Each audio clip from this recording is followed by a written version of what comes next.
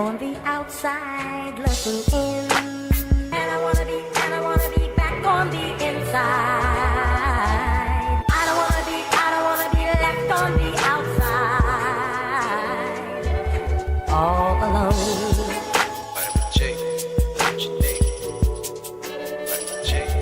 All alone.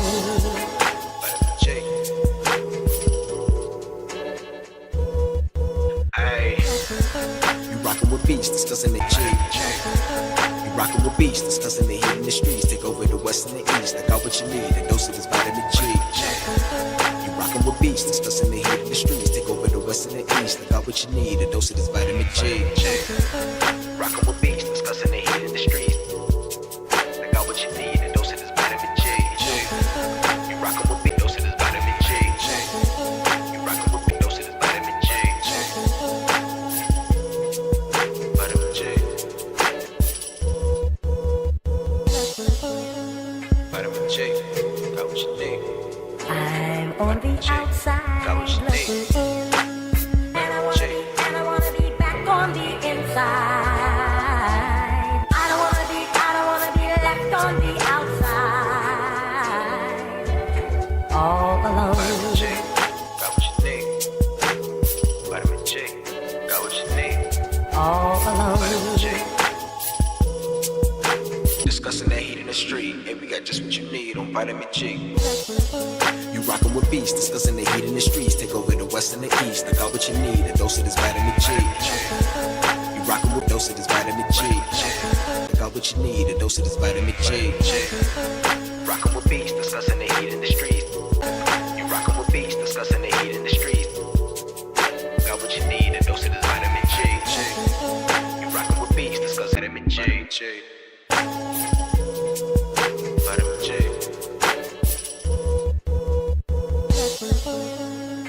Side looking in, and I wanna be I don't wanna be left on the outside,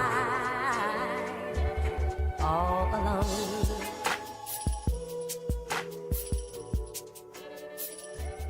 All alone.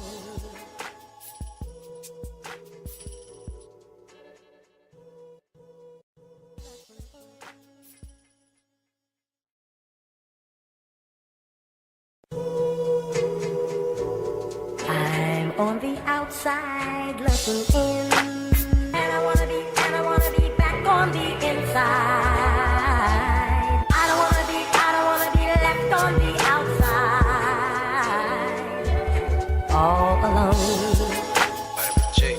Got what you need. Vitamin G. Got All what you need. alone. Vitamin G. Hey. You rockin' with beats, discussing the heat in the streets. Take over the west and the east. I got what you need, a dose of this vitamin G. You rockin' with beats, discussing the heat in the streets. Take over the west and the east. I got what you need, a dose of this vitamin G. You rockin' with beats, discussing the heat in the streets. Take over the west and the east. I got what you need, a dose of this vitamin G. Rockin' with beats, discussing the heat in the streets. I got what you need, a dose of this vitamin G. You rockin' with beats, discussing the heat in the streets. I got what you need, a dose of this vitamin G. You rockin' with beats, discussing the heat in the streets. Take over the west and the east. I got what you need, a dose of this vitamin G. Vitamin G. Vitamin G. Got what you need. I'm on the outside looking in, and I wanna be back on the inside. I don't wanna be left on the outside, all alone. Vitamin G. Got what you need. Vitamin G. Got what you need. All alone. Vitamin G. Hey. Final round. I already know how I'm coming, man. Yeah. Try run the town. Tell no duck when they hear that sound. How they gon' come up now? Heavy as the head that'll wear that crown. I'm going pound for pound. And if it's about smoke, they'll be told all of that.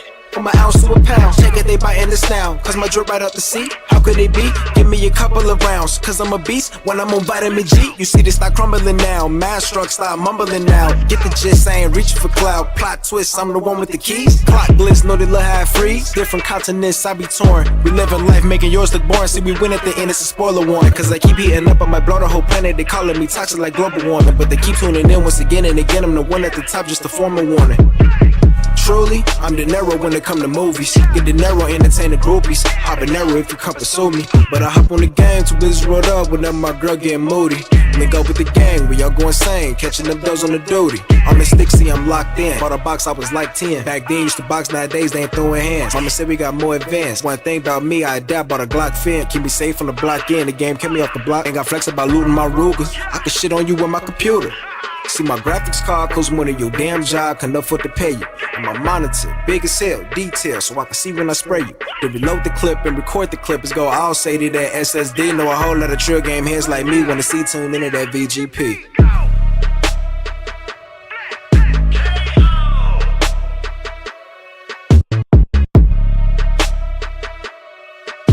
Take over the west and the east, and we got just what you need on vitamin G.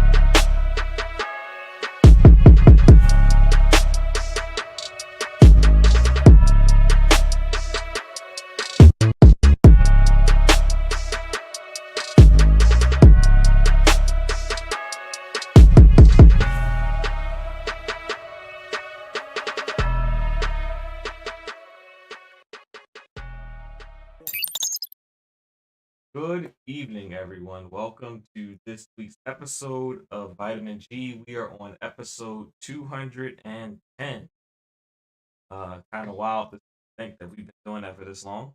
But hey, it's great to be with you guys for another day and have my esteemed panel here. And we're gonna see what everyone's been up to. Let's kick it off with the controller god himself, Nappy. What have you been up to? What is going on, gamers? This is Nappy Senshi here, and I've been having a good week so far. I have been playing a lot of X Primal, which is surprisingly, when that shocked me that the cast said they thought it was a bad game. It's actually really good, and it turns out the more you play, the more modes you unlock, which is a very interesting twist. And honestly, after playing it for a long periods of time, I realized that the gamer reviews kind of don't do the game as much justice because you have to play it more to unlock more of the story and gameplay modes, which was very interesting step that they decided to take. But overall I've been enjoying X Primal a lot. As far as controller reviews, you already got the controller behind me. I've already finished reviewing. That's fully up on my channel.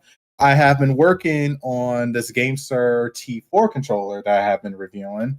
That's for PC and also for Nintendo Switch. What's unique about this controller has Hall effect joysticks, which mechanical keys, and the fact that you can actually overclock this controller to a pulling rate of less than 1 millisecond, which is really, really good and make this a really good controller for competitive gaming, especially with this Hall effect joysticks, which are anti-stick drift.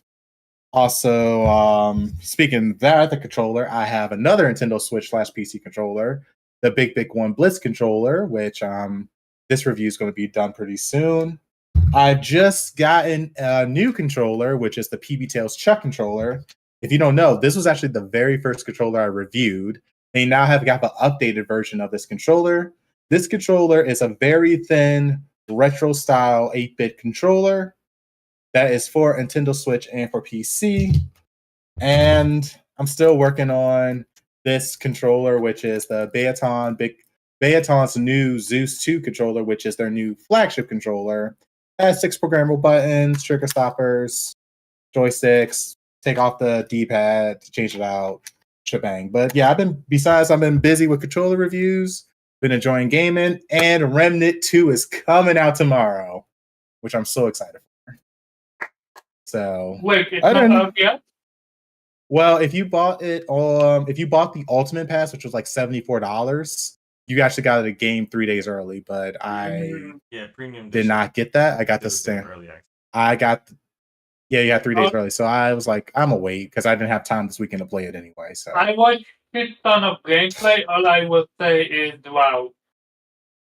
yeah, looking at the game, it looks like they have now tightened up on all of the games from the original from the asset, and they just made it better. And from hearing from two people, that they are saying that this may be one of the sequels of the generations, with the godly sequels with Halo 2, Portal 2, Half-Life Alyx 2. I'm sorry, Half-Life 2, Left 4 Dead 2. Yeah, all of the twos, all the sequels. This might be one of those sequel godly games that may be put into the realms of best sequels. The only problem that this one is facing, from what I saw, is you need to play this co-op. If you play this solo, you're not gonna have you're not gonna have good fun with it.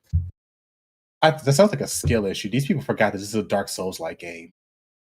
You don't be complaining about difficulty in Dark Souls-like games, but we'll see. Because I played majority of the first story by myself without help. Well, so I once I get my hands on it, I will see. But yeah, we'll see about the difficulty. But overall, other than that, yes, I just, as you see, got a crap ton of controllers to review. I've just been playing X Primal, about to finish Monster Hunter Rise, and Remnant 2 is coming out, so that's going to take up my time, and I'm excited for it. Well, since Omar interjected, what you been up to? Yeah. So I played Hi-Fi Rush. Okay. Okay. So it does a lot of good and some bad. The music is not memorable, I think, for me. When the game tells you that you get your skill point, your skill meter, you better use it, because at the end of each battle, it disappears. But the problem arise when some battles have 3 phases, and you don't know if a battle has 3 phases or not. So you're out here saving your meter only to get wasted, because you should have healed, but because you didn't know if it's going to be another phase, you didn't heal. You were gonna use it for damage. Yeah. So other than that, mm, this game has the same issue that Final Fantasy 16 has, which is the main character walks very slow. Why is there no run button? Yeah, I said the same thing when that was my biggest gripe with Hi-Fi Rush, was the not being able to sprint through. But that irritated me more in Hi-Fi Rush than it did 16. I mean, 16 was bad too. I don't know why. Sprint. Well, 16 had an auto but sprint. yeah, exactly. There was a certain point where you could finally sprint, but in Hi-Fi Rush, it was like, stop walking to the beat, just go. Yeah. But as far as like the boss having different phases, I mean, see that in a lot of games. No, not the bosses, but just a combat that you fight, and instead of it ending, it goes into, and every time that you defeat an enemy, he does you this mean like little. when the enemies like come in waves, like when they lock you in a room? Yeah, like, there's certain parts where precisely. they lock you in a room. Precisely. So I wish like there was something that notify you this combat room is gonna have three waves or 2 waves. I don't This think any way. game does that though. I don't think any game does that. Like when they just send the waves at you. Most games allow you. I was just doing Final Fantasy 7 Remake Integrate on the hard move, and right before you fight Nero, they lock you in that combat simulator. and they send Um, like 3-4 different but waves of enemy at you. They don't necessarily tell you that they're going to do that, but that's kind of how. the difference with it is they don't take away your meter. They don't bring it back to 0. That's why, and You're that's talking about what irked me. like The one your that you special can do, move. yeah, and also because it's also tied to either damage dealing or also healing. So that's another issue. But going away from that, the humor is what making this game fun for me. It's the humor of the character. Other than that, I do think that all your side character skills are literally the same. I really wish they did something different with that. But all by all, I'm having more time with it. Unfortunately, I had to put it down because I am playing Soldier. I'm level 45. I am at the final boss. I want to beat this game so I can get to the next game, which is going to be finishing Hi-Fi and then starting Oxen Free. Very quick, I played The Case of Benedict Fox, and it has an interesting setting, but combat is very boring, so I dropped it.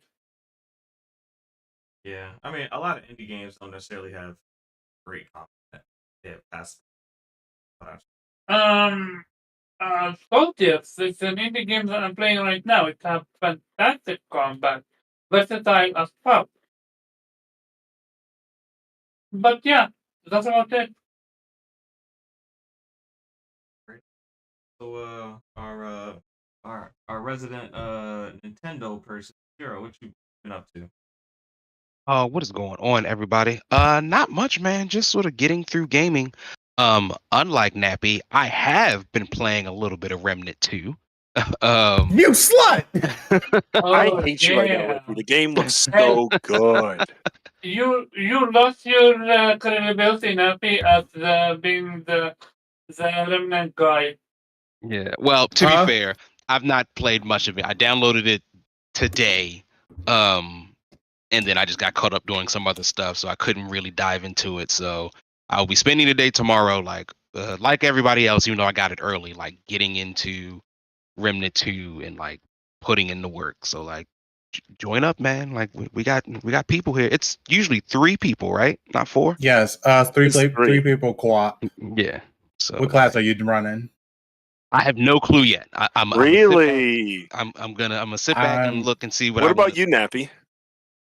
So for me, I had the because my last build was a crit build, so I'm going to go with the I'm going to probably do a crit the long range shooter because he's the one that has the gear that's more towards crit, even though that the outfit doesn't, but the guns that they use kind of fit my play style from the previous ones.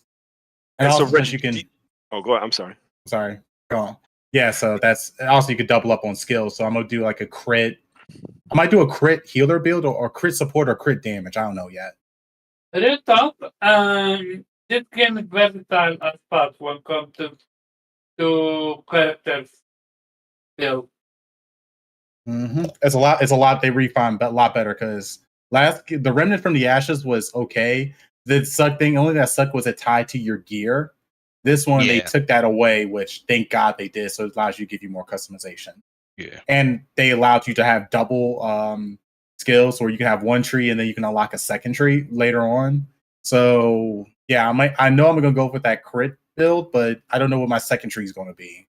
It might be damage or it might be support. Well, I'm really curious what you're going to end up doing, Reggie. Since I don't know if there's crossplay yet, so I know for sure Reggie will most likely be crossing paths. Also, I will say I talked to our mutual friend who lives in Owings. No, yeah, he still lives in Owings Mills. Yeah. So he is very excited and also will be joining us. But I know he was getting Remnant. Nice. Okay. Yeah, he already pre-ordered it and everything. Actually, I just spoke to him on the phone like yesterday. Oh wait, no, not Nemesis. Kenshiro. Oh, okay. Oh, Yeah. okay. Gotcha. even though I think I'm trying to think of Nemesis. I think he liked it because he likes that berserker carry the chainsaw weapon. I did talk to Nemesis like 2 weeks ago about it. He was like, no, that build looked kind of good, but he's going to get it on PC. So until we know if this crossplay, we're kind of stuck. But yeah, Kenshiro, he's all about it. But I also will run a build very similar to Nappy. I definitely running range. Though the pet class looks cool to me. And I The like hunter class does look cool. yeah, That's the the hunter hunter class is class. pretty cool. So yeah, that's me.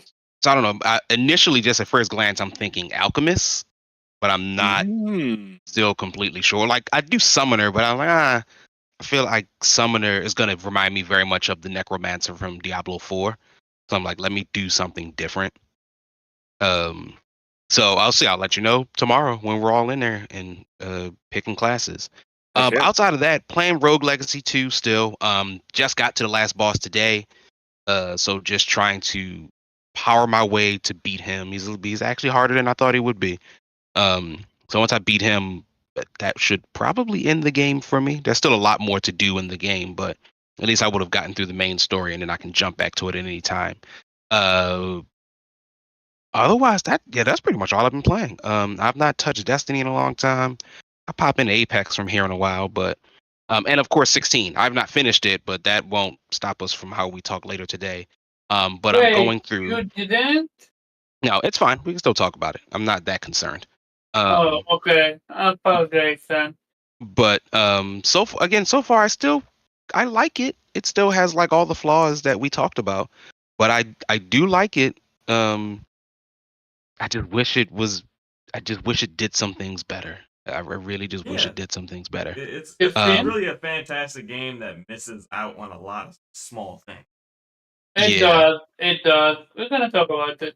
Yeah. And patiently waiting because the hours, days, seconds, and minutes are ticking by till Mario RPG and Star Ocean Second Story. So that's where I'll be until then.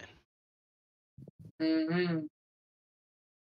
All right, and last but not, Kofi, why don't you tell us about the 46 games you're playing in 7 different languages? Yeah, well, I wanted to first say I did miss a lot of gaming time because I went out of town. My wife just finished her commencement with her master's, so we flew out of state for that. So yeah, shout out to my wife if she does come and hear this episode. There's like online classes? Yeah, yep, all online classes over the last. I think it took go like the fastest, obviously because of life. So yeah, before I left, I don't know if I talked to Reggie, is Circuit. Okay. And this is the Mega Man clone. I know I talked about it, but I don't think I had played it much when I last talked about it. Boss, I don't think you mentioned the game. So I was just, Gravity Circuit is like something serious. Like, I'm going through the first level, and I'm like, these clones, they're not gonna like really ramp up the difficulty. But I should probably link the gameplay to my first boss fight. Like the thing is serious. You're basically fighting like this drill guy who is trying to collapse the mines in the city, causing terrorism, basically. And every time you stand still, blocks fall from the ceiling and hit you. So you're constantly going left and right.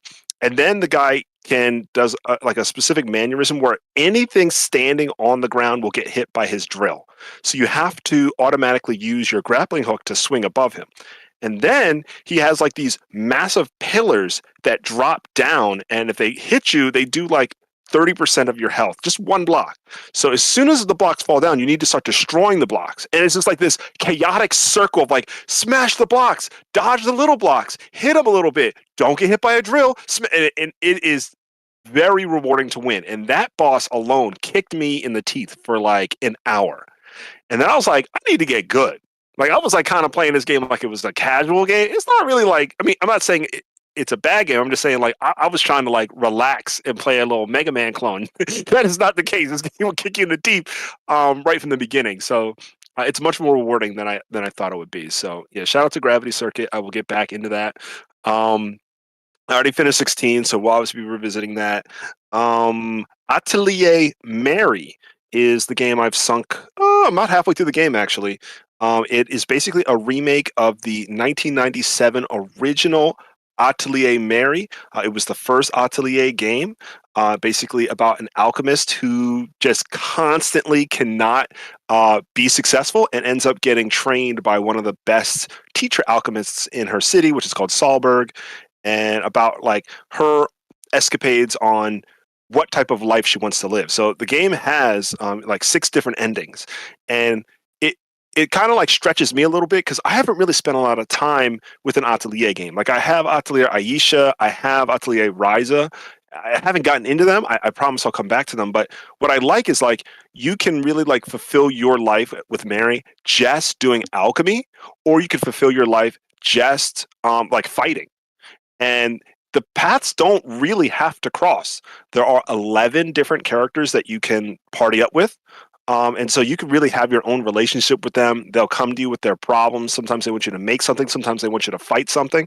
But like if you don't feel, shoehorned into what you might call the typical stereotype, like go fight God, save the world. Like literally you could like just stay and collect items and just like create some of the more difficult items in the town. There are other like story spoiler things that are the other 3 endings. So I really am enjoying that, and I'm actually kind of doing a little bit of everything. I'm getting pretty strong. I'm like getting close. Did I just drop out? Can you guys hear me? Oh, okay. I heard somebody. Oh, Jube. Okay. So yeah, I really do enjoy that switch up with the spread out options for my story, and that's basically it. I mean, Remnant 2 drops tomorrow. I did not get that $70 upgrade, even though it did interest me. But a lot of my timeline has been like I'm just seeing little clips of like bosses. I don't really want to look at it, and I'm just like, this game look hot. So I'm very excited for tomorrow.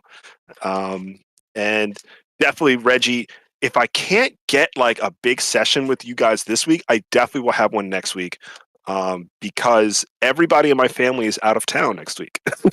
It'll just be me and my dog. So that'll be really fun. And yeah, looking forward to it.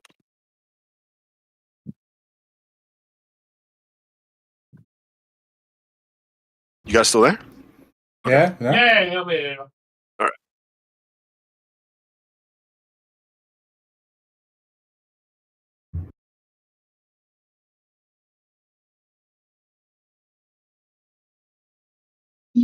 All right. Hey everybody. I've been playing indies this past week. I finished Toem, Toem. I don't know how to say it. I'm gonna say Toem.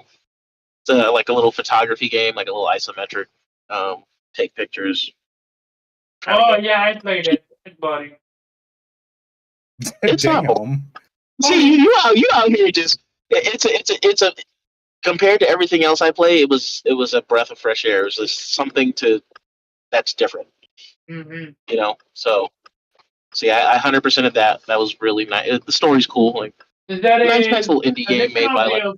There's additional DLC in case you didn't know. Yeah. Oh, I finished that too. Yes, it was all okay. Wow, cool. package. I beat all of it. Yeah. 16, Jube? Yeah, I finished. Huh? You finished 16, you said? Oh, Tome. I'm sorry. Oh yeah, no. Yeah, Tome. Just I finished that. I'm still I'm still working on 16. Because I still have stuff to talk about in spoiler cast. Like you can't spoil a game for me. I'm good. But yeah. I can't wait to talk about that when we get to that point. But I am enjoying what I'm playing, but I definitely have, negatives for that. What else? Oh, I checked out Rashid in a Street Fighter 6 a little bit. Well, kind of broke. Kind of definitely broke. Super broke. But yeah, he has like a tornado move where if he's touching it, it won't spawn out. Like it'll stay there. So if you're playing against somebody that doesn't know how to react to that, and they sit there and block, you can kill them just walking towards.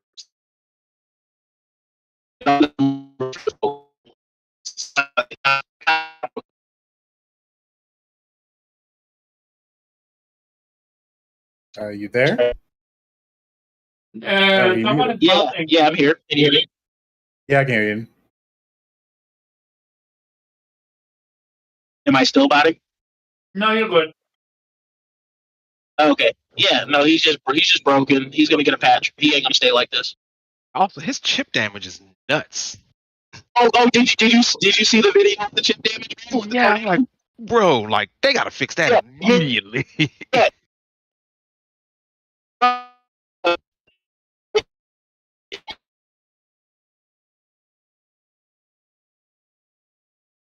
He called you out. I think he was botting the whole time. You what? Like he couldn't even hear us. Wow. That sucked.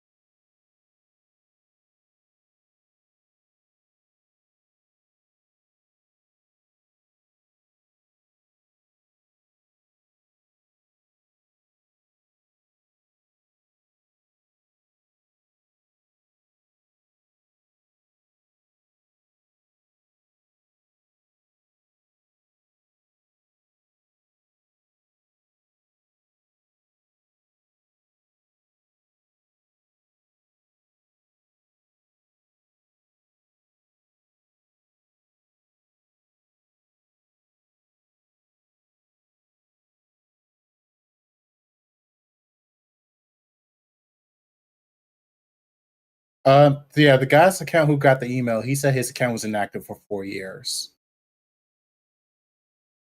Mhm. It's bad regardless. He had accounts, he had games under his title when he received the email. I mean, they did come out and say like you're not going to get games in. They did come out afterwards. Yes, they did. Because I'm like that. The PR nightmare and the lawsuit, they had no choice to say but to say that. Like, bro, like I'd sue the fuck out of them if I paid for games and I lost them. Yeah, I'm not saying I don't care how. I'm sorry, go on.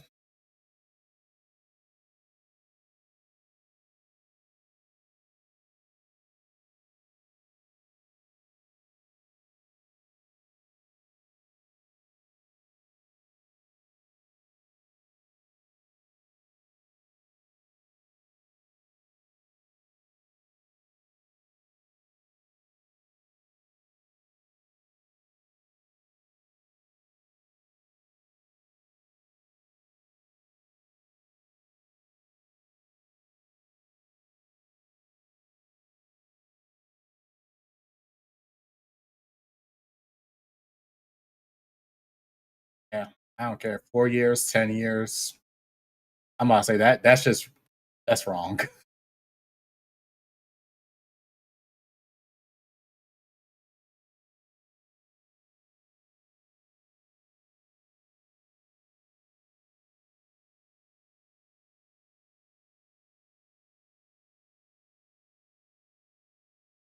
Ubisoft is wrong. Yeah, That's go it. ahead, Nappy. And I'll say, even I don't there. Like I said, I haven't logged into my Ubisoft account or played any Ubisoft title. It's been like a good year now. I can honestly say, like my Assassin's Creed, I haven't touched none of those. My the South Park games I haven't touched in a long time. God Program versus the World I didn't touch, and this is what makes people want to like crack games and download crack version of games, because I can't have access to the games, then I might as well just download them, make crack versions, and play them that way. It's like one of those things where game preservation is something that a lot of people don't talk about, or a lot of people do talk about sometimes, but it's important. And there's actually not too many laws that protect game preservation as far as digital media. I know the United States has some laws. I don't know about the rest of the world. Some parts of the world have no laws whatsoever, which is very unfortunate. But yeah, we honestly data for all these digital goods, there needs to be some type of like security, knowing that you will have access to your digital goods no matter what happens.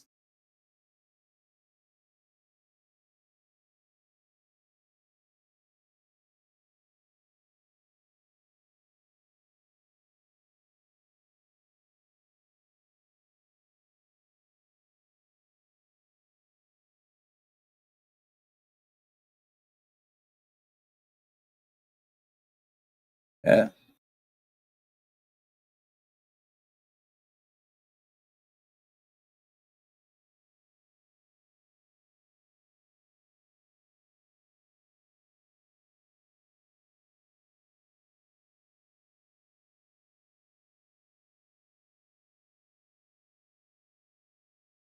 Yeah, if you buy them physical, like it doesn't matter if it's 20, 30, 50 years, you own them. I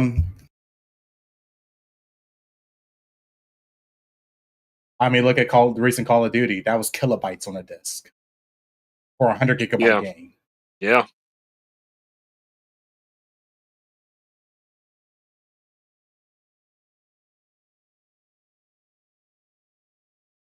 But they fixed that.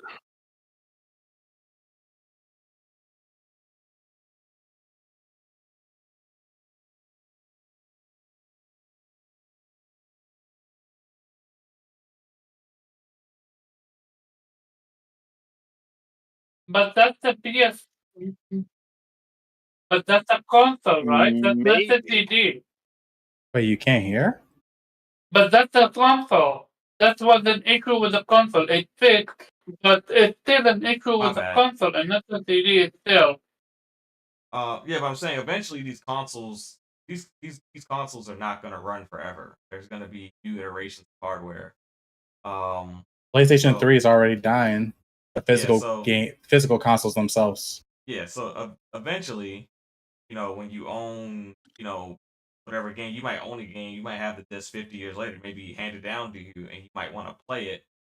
You pop that into a PlayStation 8 or a PC, it's not going to, most likely, it's not going to read directly off of that specific disc, because that game originally was made to read off of, that specific, APU, whatever they were using at the time.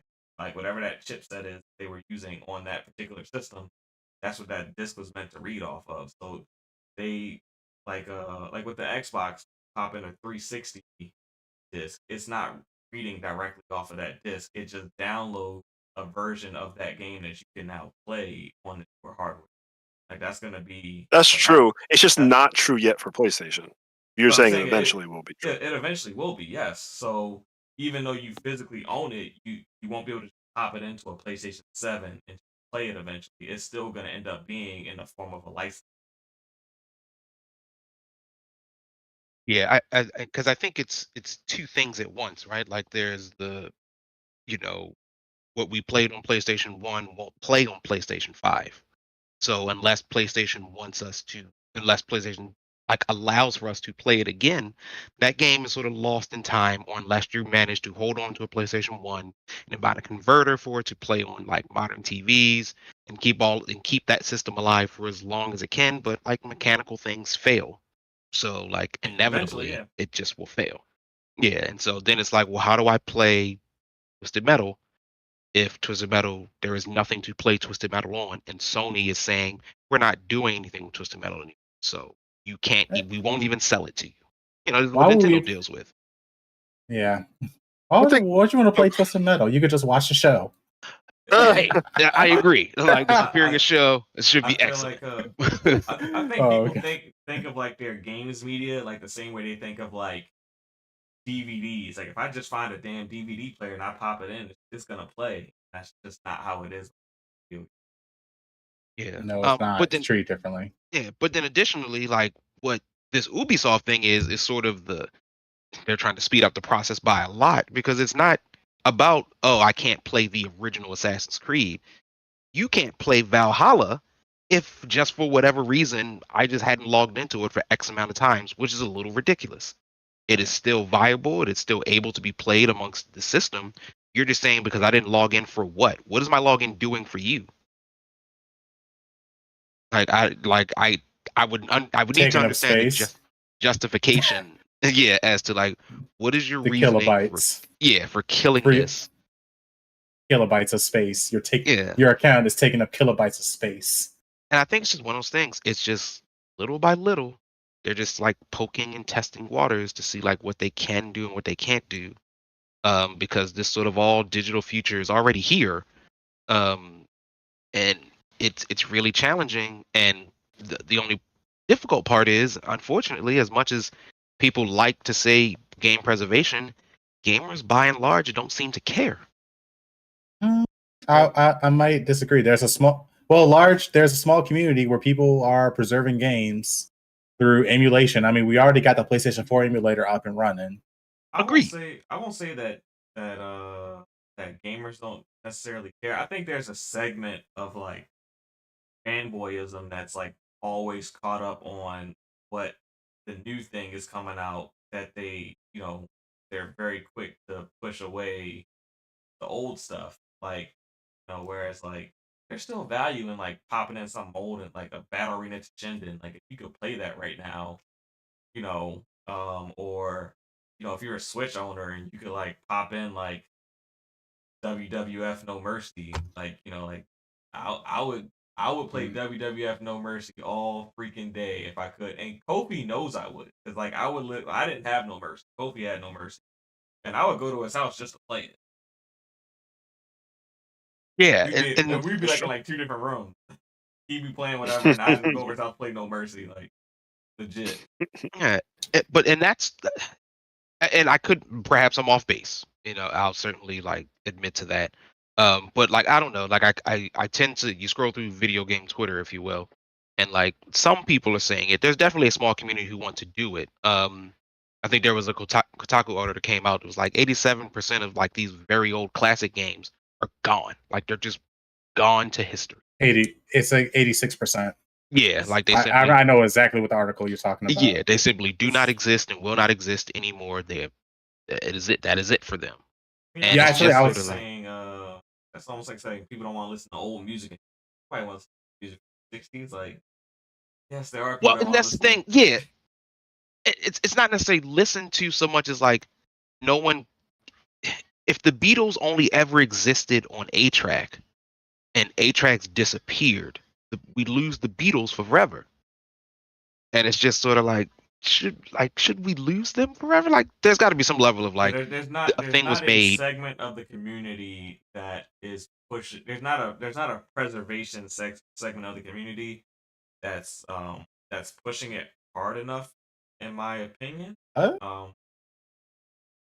And I think we there's need not one of the big necessarily three. regulators across the world who are keeping an eye on digital media and preservation of things like that. They just kind of expect it to happen. I will say for preservation, communities, I mean, they can't push against politicians, but they are doing everything they can. Heck, they just made like a website to archive all of the Flash games because the Adobe Flash player is no longer supported. Right. Yeah, And you can literally download all the whole archive of Flash games, from Super Smash Flash to Thing to Big Head. It's Blockhead. Oh. It's Yeah, but at the same they have time, everything. like for instance, iTunes, right? I'll just switch to Mhm. something else. iTunes, every song that you buy through iTunes, you own the license to it. You own the license of it through the rest of your life. When you pass, technically via their user policy, you cannot will that music onto the next person. They get to reclaim your whole library, and your family would have to purchase that music all over. Like there's Yeah. nothing that necessarily protects digital media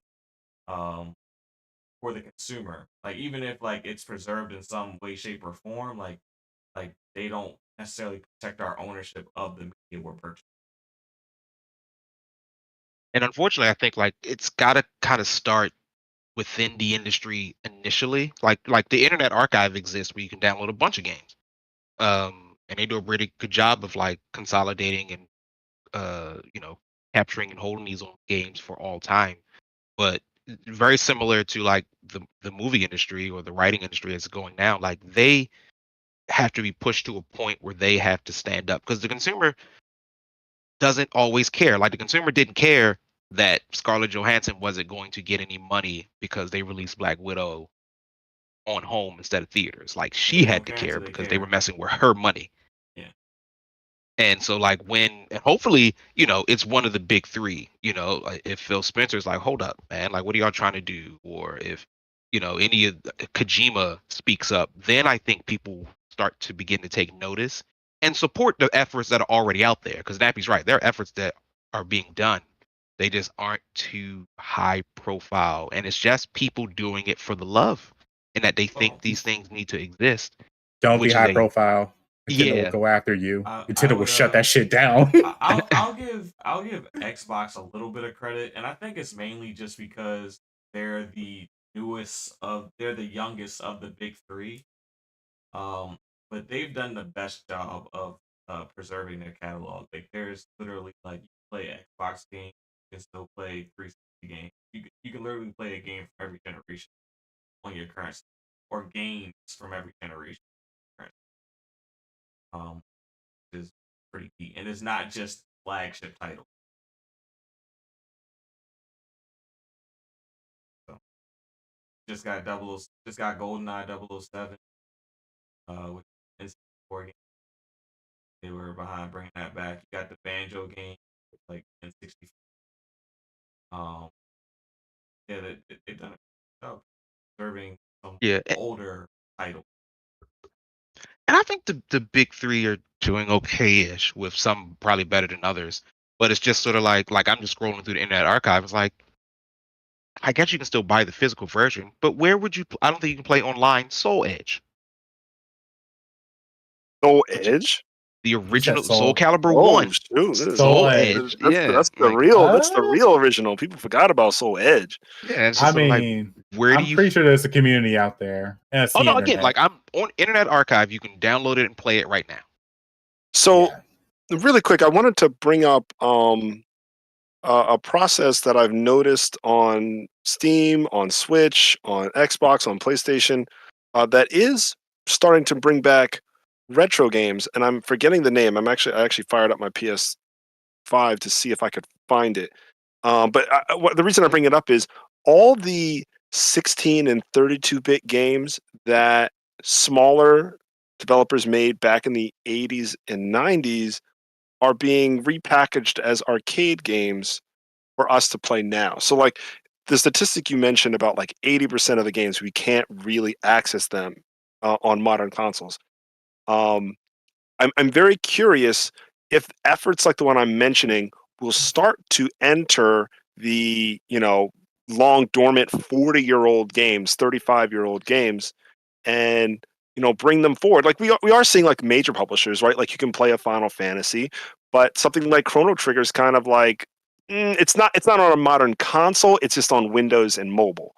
So I think even though like there's for example, there's another example against that process is like Vita games. There's some really good, or PSP games. There's some lost PSP games that we're starting to see on the PlayStation Store. but because they're like this in this weird third-party contract, nobody wants to pay the license to revive them. And there's one I'm playing right now called Last Ranker, which is so good. It's like backlog from last year, but I'll bring that up later when I guess I finish it. But I just feel like the process of archiving games and refreshing them to make them available on modern console is slow. But I wanted to just mention that it is happening, not nearly as fast as it needs to, because some of these publishers are like, oh no, like that game is so good, we want to do it just like I almost feel like Reggie, like Star Ocean 2 finally coming out with a remaster. Square Enix knows that's a banger, or the community is galvanized by seeing that, so they did it right. They got a physical release, as a collector's edition. They got advertisements that they have out already. And so I feel like Chrono Trigger, or if Xenogears ever comes back, they're going to treat those games a little bit more sensitively than something like Valkyria. But also, do you remember how Chrono Cross came? That shit was atrocious. You're right. They did fix it. I will say they did fix it, but you're totally right. That was it wasn't good at all. You know what I'm saying? And maybe you could say Chrono Cross wasn't as lauded as Trigger. I don't really have an answer other than that. Chrono Cross is a really cool game, but yeah, it is a cool game. But people just when it came out, it just wasn't as big in people's minds as Chrono Trigger. Like, people didn't necessarily associate the two titles with each other. Like, in my mind, I agree. A lot of people considered Chrono Trigger to be a successor to Chrono Cross. Be right back, y'all. Chrono Cross to be a successor to Chrono Trigger. Yeah, and another thing when it comes to game preservation that we do not talk about is that a lot of these studios that made these don't exist anymore, and the ownership of who owns this particular game kind of gets murky, and it's hard for these platform holders to necessarily look them up and then get the rights to put it on their platform. So that's what I was thinking when you mentioned No Mercy. THQ doesn't exist anymore. Yeah, but they're a part and of, let alone but they are a part of Embracer. Okay. So Embracer owns those IPs. They own but then let alone all those IPs and licenses and stuff like that. I mean, they probably still have to get in contact with WWE. That's and so let alone whatever WWE's doing with their weird licensing. Yeah. But I mean, you had licenses falling. What was THQ got absorbed into Embracer. Okay. Yeah. I'm about to say that brought up the funny one with the Sonic remake games where they had to change the music on some of the map boards because Michael Jackson owned the music right to Sonic. Yeah, that's right. Well, Grand Theft Auto's constantly dealing with it because they put very real music in all of their games. And like, hey man, like you can't play this Biggie song no more. Like the license is over. Like you either got to pay up or you just because San Andreas had songs removed, right? Because I think they just didn't have the license. They had some of the songs were removed. I mean, that's the best part about playing those Grand Theft Auto games, like driving around, Biggie Smalls, Tupac, man. It was Ice Cube. It was all the good music.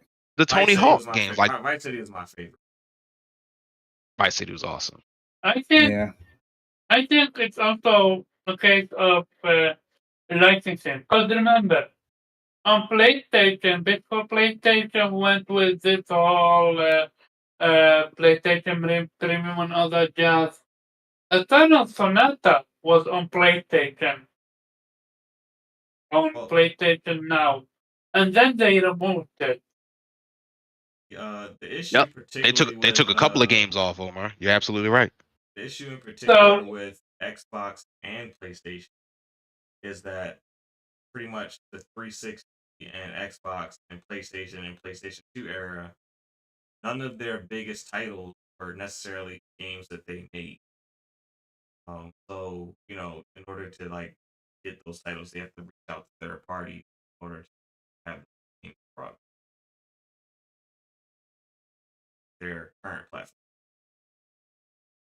It just and this is why I say it's got to come from them, because you're right. From a business perspective, it makes sense that Legend of Dragoon probably do numbers, but Jump, which is actually on PlayStation now, but Jumping Flash or Toomba or Never heard Tobal of number that. 1 probably not going to do numbers. So if I don't Mm. own that, I think like Toomba, I think is Squaresoft. It's like, why would I pay Square for this game that's not going to really do anything for me? Well, funny thing is, Legend of Dragoon has actually done very well. Um, to the point where like the creator of it, like he feels vindicated by the success that current Legend Dragoon is currently having. Because if you remember, Legend Dragoon was like a massive failure to the point where like basically like Sony execs basically like bid on him and told him never to come back. So I do think that the current success may lead to at least a remake or a really good remaster. I think so. No, I a think remake. A remake. Remakes I are think we might. a remake is tough, man. Like they don't necessarily have an It's not. RPG It's not. studio in house, Look, and look what they're doing with that option. Like that. You can yeah, absolutely that's not a full blown remake. Like you've seen the Wait, full I blown thought it remake did. treatment. I thought it was No. remaster. Yeah, It's more of like a 2.5 make. Yeah, it's not doing what yeah. Final Fantasy did. It's not doing Like, Final Fantasy. it's what literally about the same that? studio. Like you see Final Fantasy VII remake and you see Star Ocean 2. Like there's a difference. Yeah, there's What a about bit of a difference. what about what can we call it? Is that Mario RPG? That Is that one, a full-blown remake? That one I'm is surprised. yeah, that one is a full blown.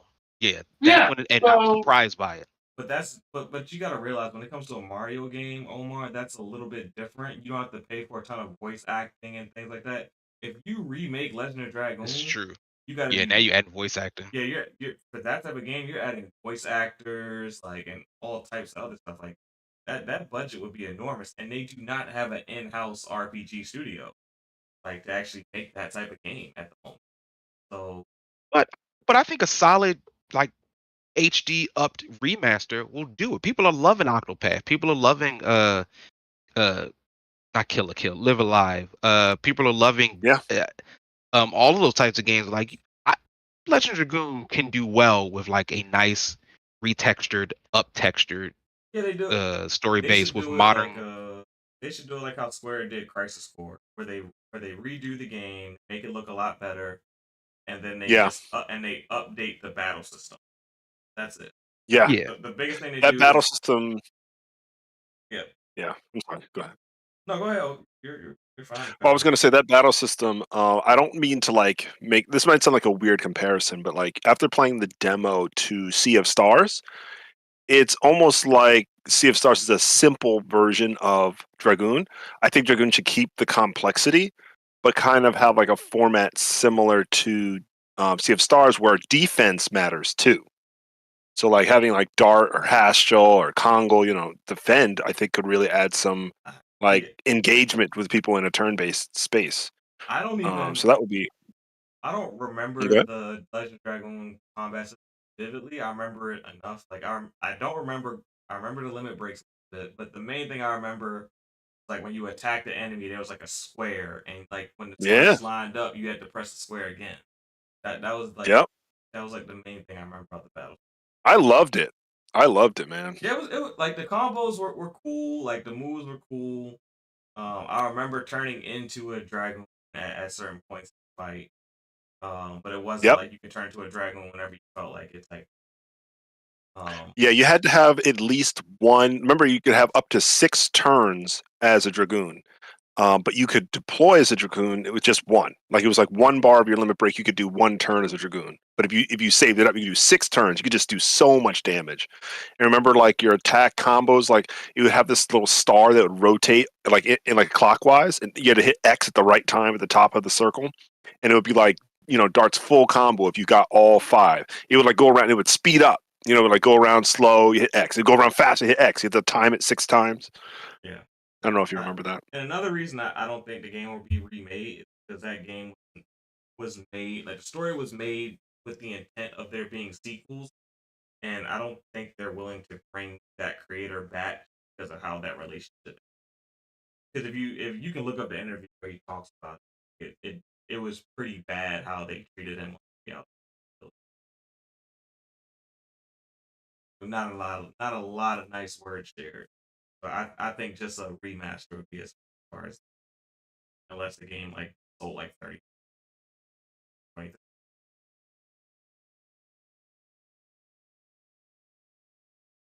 Hmm. Is that all we I got really for hope the we get a remake. It it deserves it, especially now that more people are way more open to JRPG than beforehand, especially turn-based now. I don't know. You know, I JRPGs was the thing back back in the PS1 era. Like yeah, they JRPGs Yeah. were it was it. Like I don't think JRPGs ever had a bigger moment than in that PS1 era, early PS2. Like yeah, they were kings. They were yeah, kings. I can't think of I mean, any. it's what made SquareSoft the company that it is. Yeah, I literally Yeah, can't remember an era where JRPGs were more prevalent. Yeah, the 90 like pretty much like what 1994 to let's say 2003 2004 JRPGs were it. Maybe even. Yeah. I guess that's reasonably fair to say. Like JRPG started dying like as far as popularity they started like the popularity started declining like pretty much after Final Fantasy X is like kind of when they started to Wait, 10 did well, right? yeah 10 did Oh 10 yeah, did very absolutely. well but I'm just saying like as far as Tender. like the entire market of JRPGs I feel like kind of decline started happening around then. That's like when like your Baldur's Gates and your Elder Scrolls and your World of Warcraft started like kind of dominating the news cycle um as far as games are concerned that were like long story based. Mm-hmm. Right. Yeah, that was our uh games preservation Ubisoft non-topic topic to open Oh the shoot, show. there was one thing I wanted to mention about Hey, the hey, spit Ubisoft it. part. Get it out your system. Okay, yeah, really quick. So, I hate the idea of that being, a 4-year period. That definitely pisses me off because there are obviously some publishers that I may not play. Like, I'm spending a lot of time playing JRPGs, or I might go play an MMO, or I might go play a different popular publisher like EA. But it brings me up to another soapbox I wanted to say. This is me putting my conspiracy hat on. I wouldn't be surprised if EA has some sort of similar policy with removing your rights from access to a game. And why do I say that? Because I've experienced something that reminds me of this Ubisoft controversy. And I won't say I have evidence that EA does this. But currently, with my current PSN account, I cannot play EA games. When Battlefield 5, wasn't it Battlefield? What's the new? No, Battlefield 2042 came to PlayStation Plus. I said, you know what? I'll finally give it a chance. Launched the game, and I couldn't get to play the game. It was like, oh, your email account hasn't been linked properly to your your PSN hasn't been linked to your EA account. And I go, all right, whatever. So I go to the website. It says, oh, reset your password. I reset it a few times. Maybe I made a mistake. Will not let me log in. I'm like, what is going on? I can't even play 20. I can't play an EA game. So I find out that for Xbox and PlayStation accounts that have been linked, sometimes they get put into a status called disabled. And typically, if it gets disabled, you can just reset it. But there is a whole forum collection of people who cannot get their account re-enabled without intervention from the EA support team. And in many cases, they are never helped. I encourage you to go look it up. It's crazy. And so, to this day, I still cannot play an EA game because my PSN is considered, it's literally tied to a disabled EA like domain. I think I could get it changed, but because I don't care that much, I haven't done all the yelling and screaming that I will eventually do, because I do want to go and play some EA game at some point. But I just want to throw that out there, that I do my think it's PSN became ridiculous associated with a disabled domain. because, like, as a publisher, if you suck so bad that it takes me like 6-7 years to play your game, like my account shouldn't be disabled because you suck at what you do. Because Hold if on. you were good Yeah. at what you would do, I would be playing your games. What I don't understand is this. If I buy a game physical, it doesn't matter if it's 10, 20 years, 30 years. I It does. still have the ability to play them. Not necessarily. Not Not- in my case. Yeah, they're My cheating case, it you now. requires an internet connection. Yeah. Yeah. Like if I wanted to play Battlefield 2042, there was nothing. It was like, you must be online. I'm like, what? And then you Mhm. must have an enabled. Well, I could Yeah, technically. yeah. You're right. I could technically Battlefield- make another PSN account. But like, what Yeah. if I had DLC? Right? What if I had paid for a season pass? Yeah, if you bought a game online, if you bought, is this a multiplayer game or single player game? That Battlefield matter. 2042 is always online, always online Yeah, if it's multiplayer always game. if it's always online, then you by definition, you're not gonna have access to it. Right. Crazy. But a game like, let's say, Sonic, It can still Still now, revoke I- your access. It's still a license even on that disc. That license can Yeah. be revoked at a certain point in time. Or like Nappy and Darryl said earlier, like with Call of Duty, they just sold you a disc, but nothing's on there. Yeah, that's a big offender. Big Yeah. offender. Like, and Yeah. I think, like, I agree with you, Omar, but I think they're trying to, like, I won't be surprised when they do the day where they will sell you the Sonic game. Once again, nothing's on the disc. Yeah. You still got to download from online, which means, like, do I Or really the own this license is game? on the disc. That's It's on, so, like, that's on the but disc with the license. And really quick, like to Omar's point, as of right now, almost like it's like 99% of PlayStation 4 games do not require an internet connection to install them or to play the offline version. Like if you want the patches, yes, you need an online version. But PlayStation is in the, oh, I guess Switch does it too, unless you get those streaming. I know like GTA has like a streaming version on Switch. Yeah, But most for the Switch games majority, are forever. those two Yeah. systems still do have like a majority of their install base offline compatible, because there's that whole community. Does it play offline? Like they're obsessed with tracking every individual SKU release and making sure it's noted as, can you play it without any updates? So far, PlayStation's done well, but Pharaoh's point isn't that. Pharaoh's point is 20 years from now, what will the status be? So Well, I can understand. those licenses have, even on a physical disc, even if you don't have to connect to the internet, some of those licenses still have expiration date. So like if you keep your system with the date current and then it hits that date, it'll register to the disc like, oh, this license is no longer valid. You get to connect to the internet in order to establish a license. I don't know if that's the case for PlayStation right now, but for PlayStation Plus, it is. That's true. I'm not For saying PlayStation it's Plus. for PlayStation. It's based on who developed the game and what the license, what's the language in the license. Interesting. Yeah, I don't know. I've never really had discussion I'm around the not physical telling you game. it's a PlayStation thing or Xbox. It's a developer thing. They're the ones that write the law on their license, and when that license expires, they're the one that set if that license is indefinite or not. So the game can be fully on that disc, and it can have a 100-year license. But when year 100 hits, like, oh nope, you gotta connect to the internet now to reestablish the license. Like they have those type of contingencies. Like that's why that was the whole thing with the whole DRM movement when Xbox One and PS4 launched. Like when they started. It was. Yeah, Introducing that was. DRM that's the whole point of DRM. Like the DRM is still on there no matter what. Like it's just a matter of how restrictive it is. Yeah, that's true. Right. But I do have one thing outside of this whole the whole game preservation thing. I do have Right. something I do general want to share with discussion people. just got expanded. What you got for us, Snappy? It's just one thing. Xbox players, rejoice.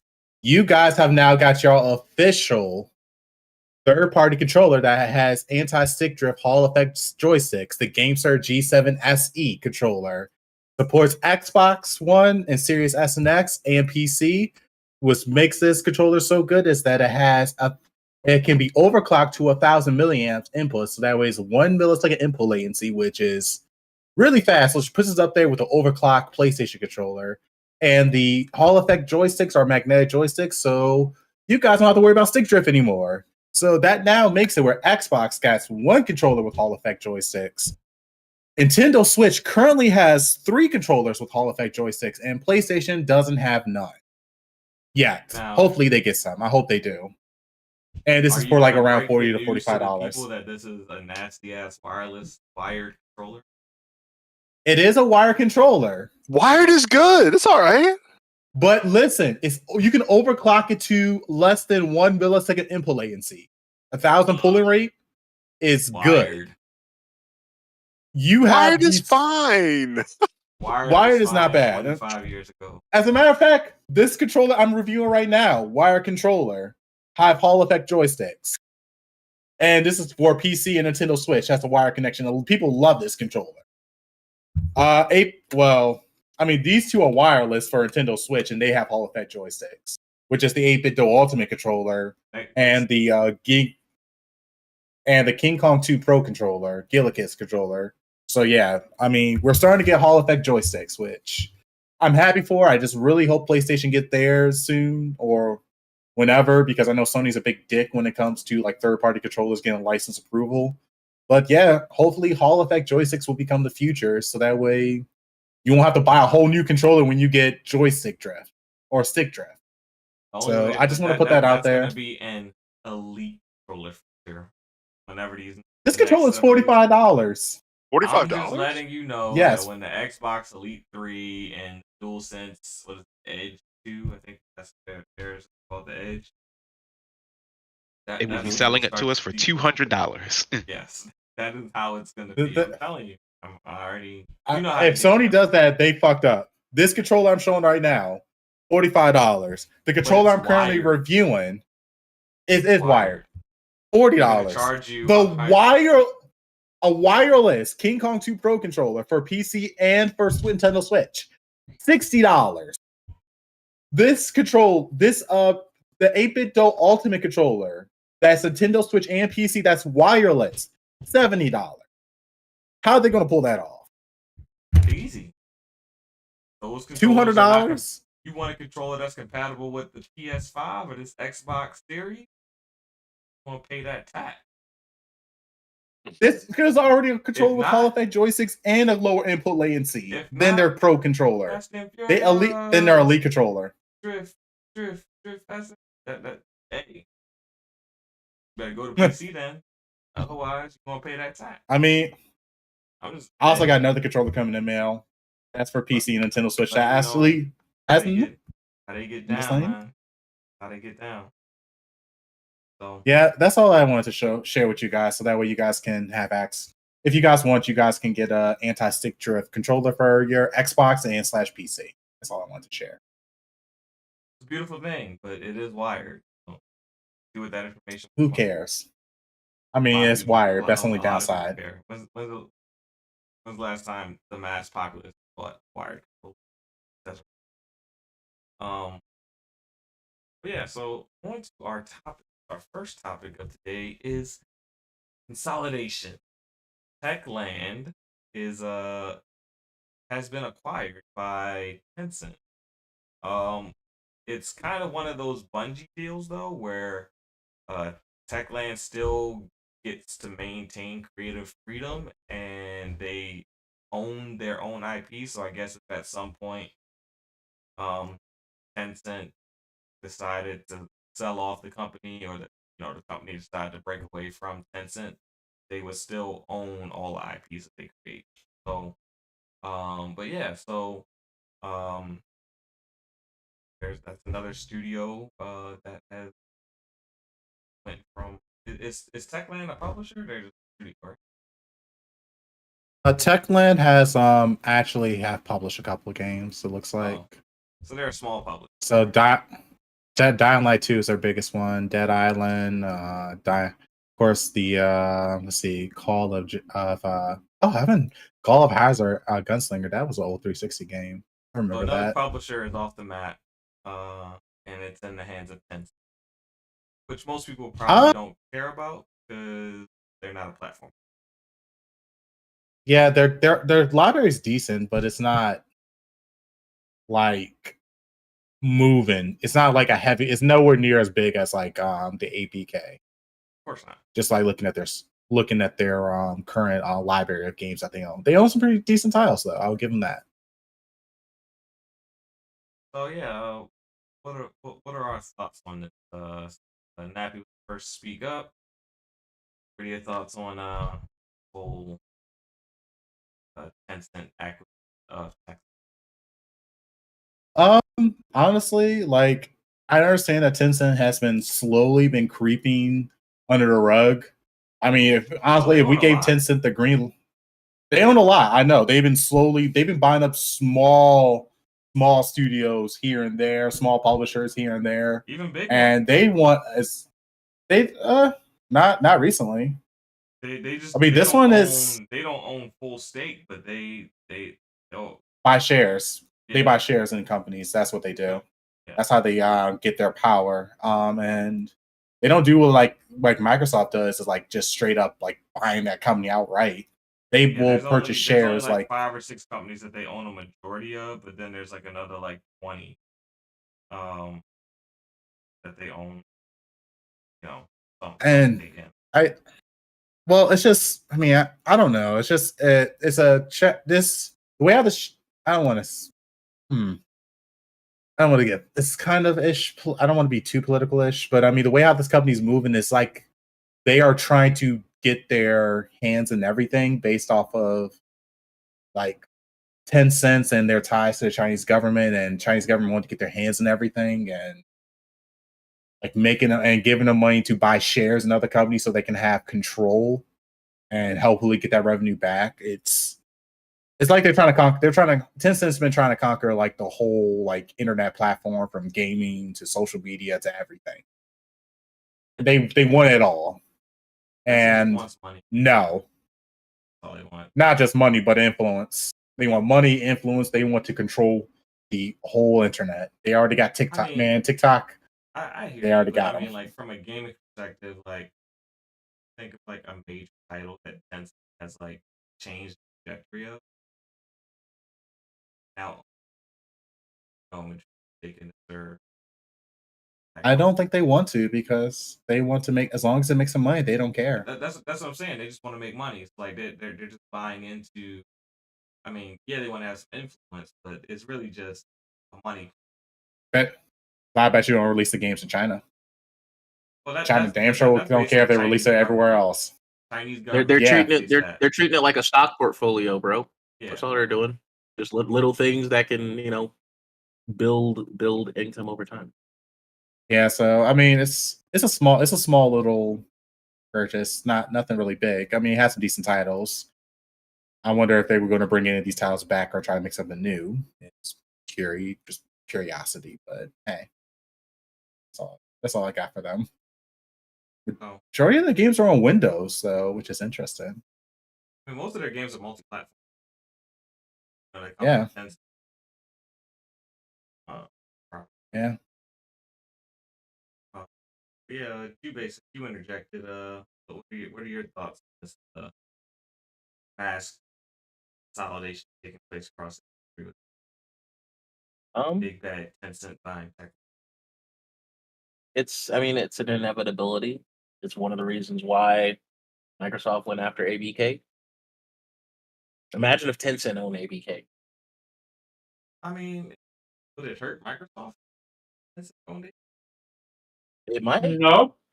We don't know. We honestly do not know. No, we do know, because Tencent doesn't own a console. I mean, doesn't matter. They don't own a console, so you could say it wouldn't necessarily hurt their console business, but Microsoft does have mobile aspirations. King makes more money than console and PC. Yep. Mobile is the biggest market right now that a Like lot of King, people like sleep King on. makes more money than Activision or Blizzard. So I mean, Yes, it does. could That Candy argue Crush paying. that yes, it would hurt Microsoft because they have a Gotta buy them 5 hearts. Was it $5 for 5 hearts? And then you buy like 30 hearts for like $20. How many times have you bought hearts to continue your Candy Crush adventure on level 600 something? Candy Crush meets Solitaire coming.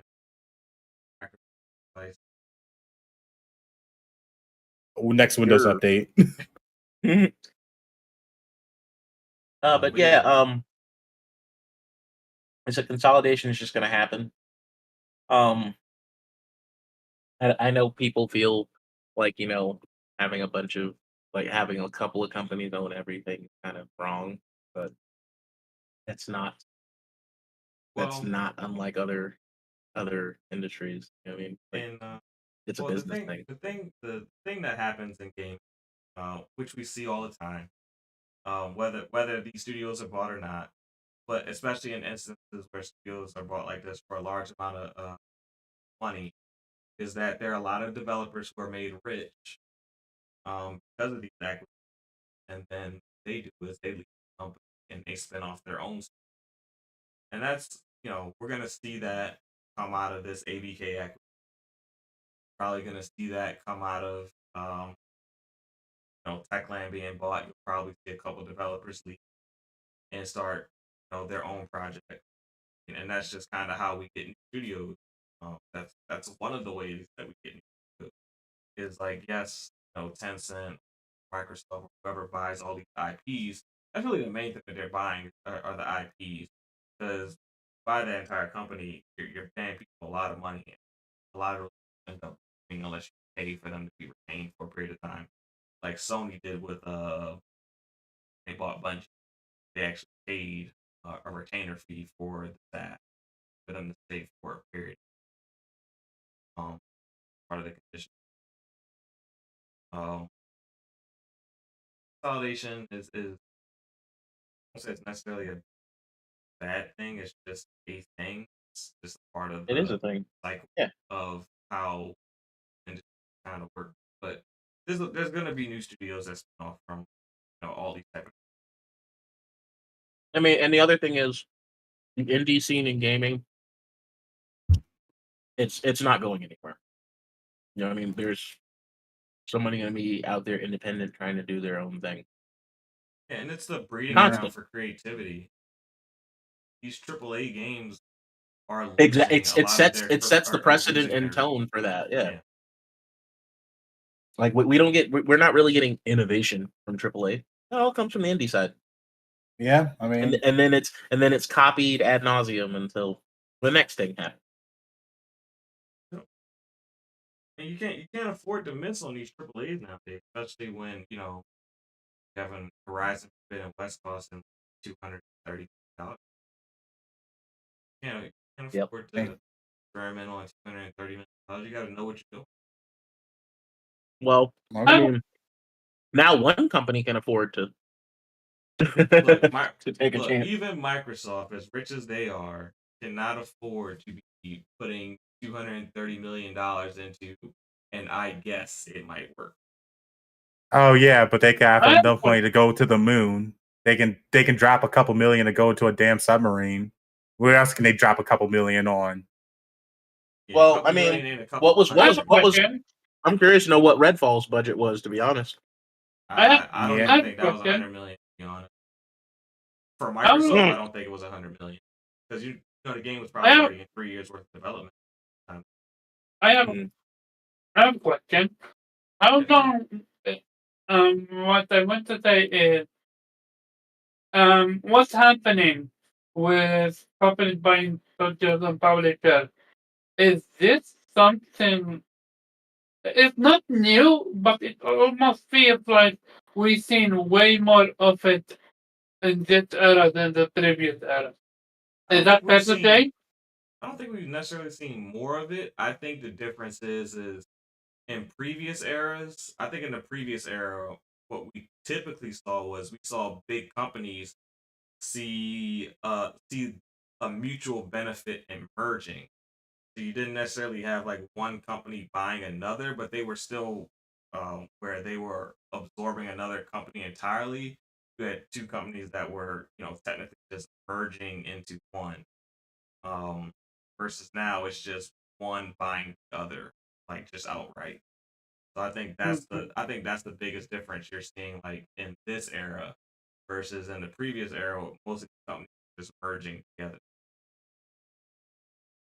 And I also think just sort of like everything else in our modern day, like the news cycle is different. Like you just hear about these things more often. Like we were all alive and like old enough to like know when Square and Enix merged, and SquareSoft was massive. But like on my side, unless you had a GameStop or Game Informer magazine, like I don't really know. Bro, I Like didn't know who there was Enix nothing on was TV until that was telling me SquareSoft like, announced they were merging. Like yeah, like there was no Twitter, there was no Facebook, there was nobody informing me that remember- this happened outside of like a magazine that I had to pay for. Yeah, like Yeah. I agree. Like right around the time that it started like happening, I remember thinking, well, what does Enix make? But of course they make, they made like Star Ocean. So I was like kind of like excited. I was like, oh, this is a good I only thought positive things because I thought, oh, like games I care about are just joining another big company and they'll make more games I care about. But obviously it's a double-edged sword. But I agree with Pharaoh. We scrutinize this way less. Way less. And it makes me think of like all the bugs that used to be in games that we love. Like I'm sure you guys have seen, this is totally random, but there is an entire mission that you can skip in the original Final Fantasy VII because the game is broken. And if you play it right, you literally like the mission that you could skip is Hojo. Like the showdown with Hojo and jumping out of the high wind, you can completely skip that sequence of the game if you do one thing in one cutscene.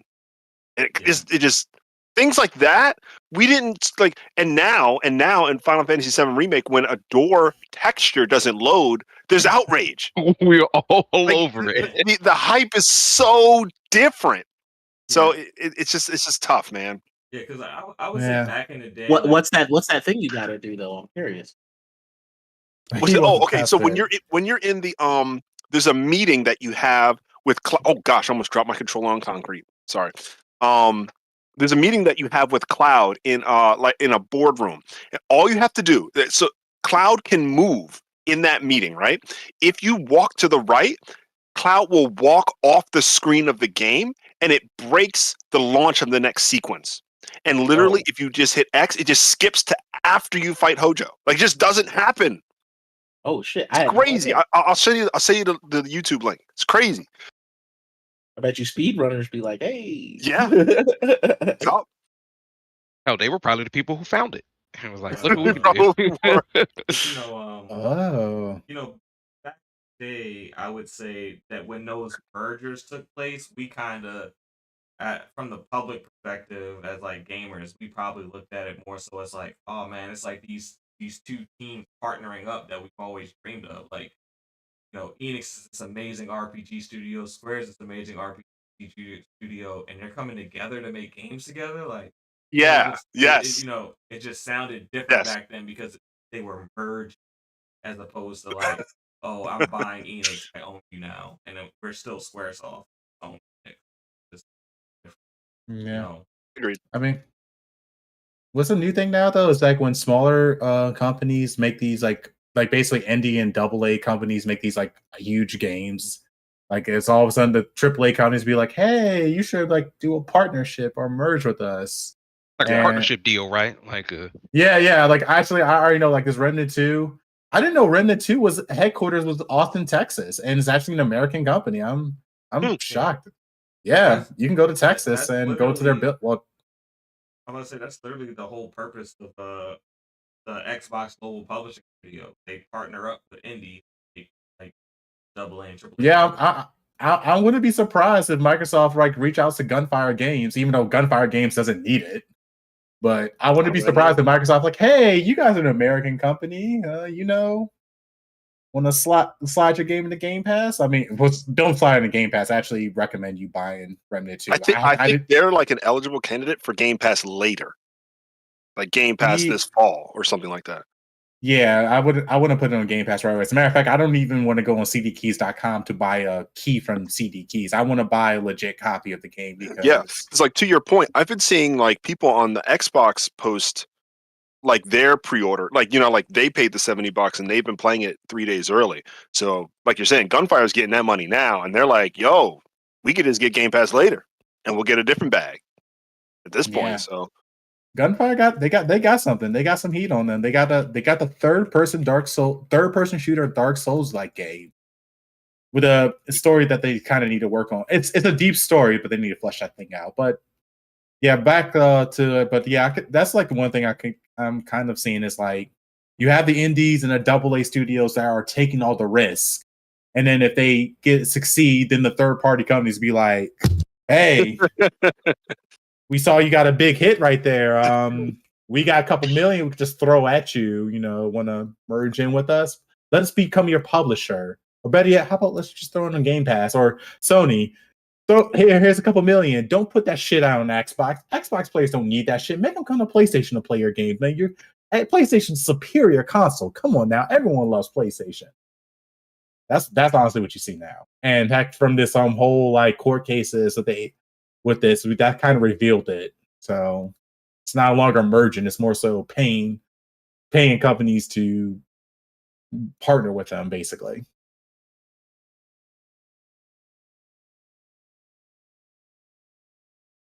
But yeah, so Omar, what are your thoughts on Tencent making? Yeah, they're not stopping it. not a fan of it, but what can you do? I'm just now hoping that they don't create their own console, or they do something like with Luna. As long they keep it to themselves, it's not that I'm okay with it. It's the lesser of the two evil in a sense, because no matter which console you own, you still have access to it. Yeah. Also, I'm curious if they actually need to watch out now. Because remember, we covered Embracer Group. They are almost done, to be frank about that. Embracer Group, the situation with Embracer Group is a little bit different. They made a bad business that tanked their company. So I don't. They didn't have an agreement in writing, for whatever amount of money they were supposed to receive, and the deal fell through, and they didn't get. I think it was like $2 billion they were supposed to get, like fun stuff. So they were operating as if they were going to have that $2 billion. So that's something. They did that. Yeah. Something happened. I'm genuinely curious who was that company that they were doing deal with. But all your deals are supposed to have paper and done with lawyers and all types of other stuff. Especially when you're talking about that type of money. So they just fucked up. It wasn't the game side that messed up Embracer Group that has them where they are right now. It was purely the business side and them not doing in a proper manner. But yeah, as for Tencent,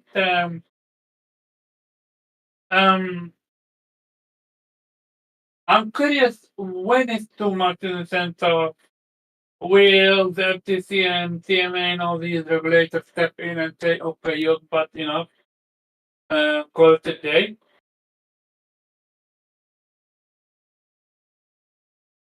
Well,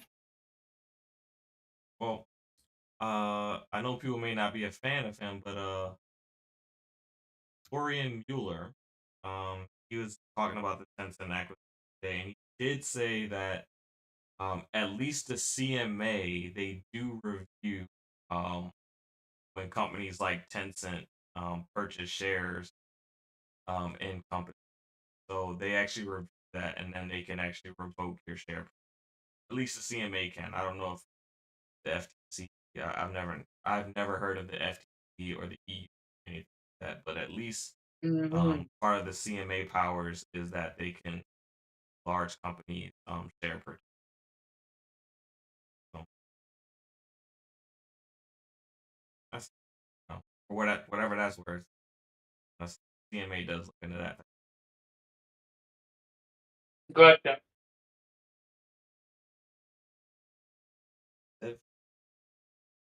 Um.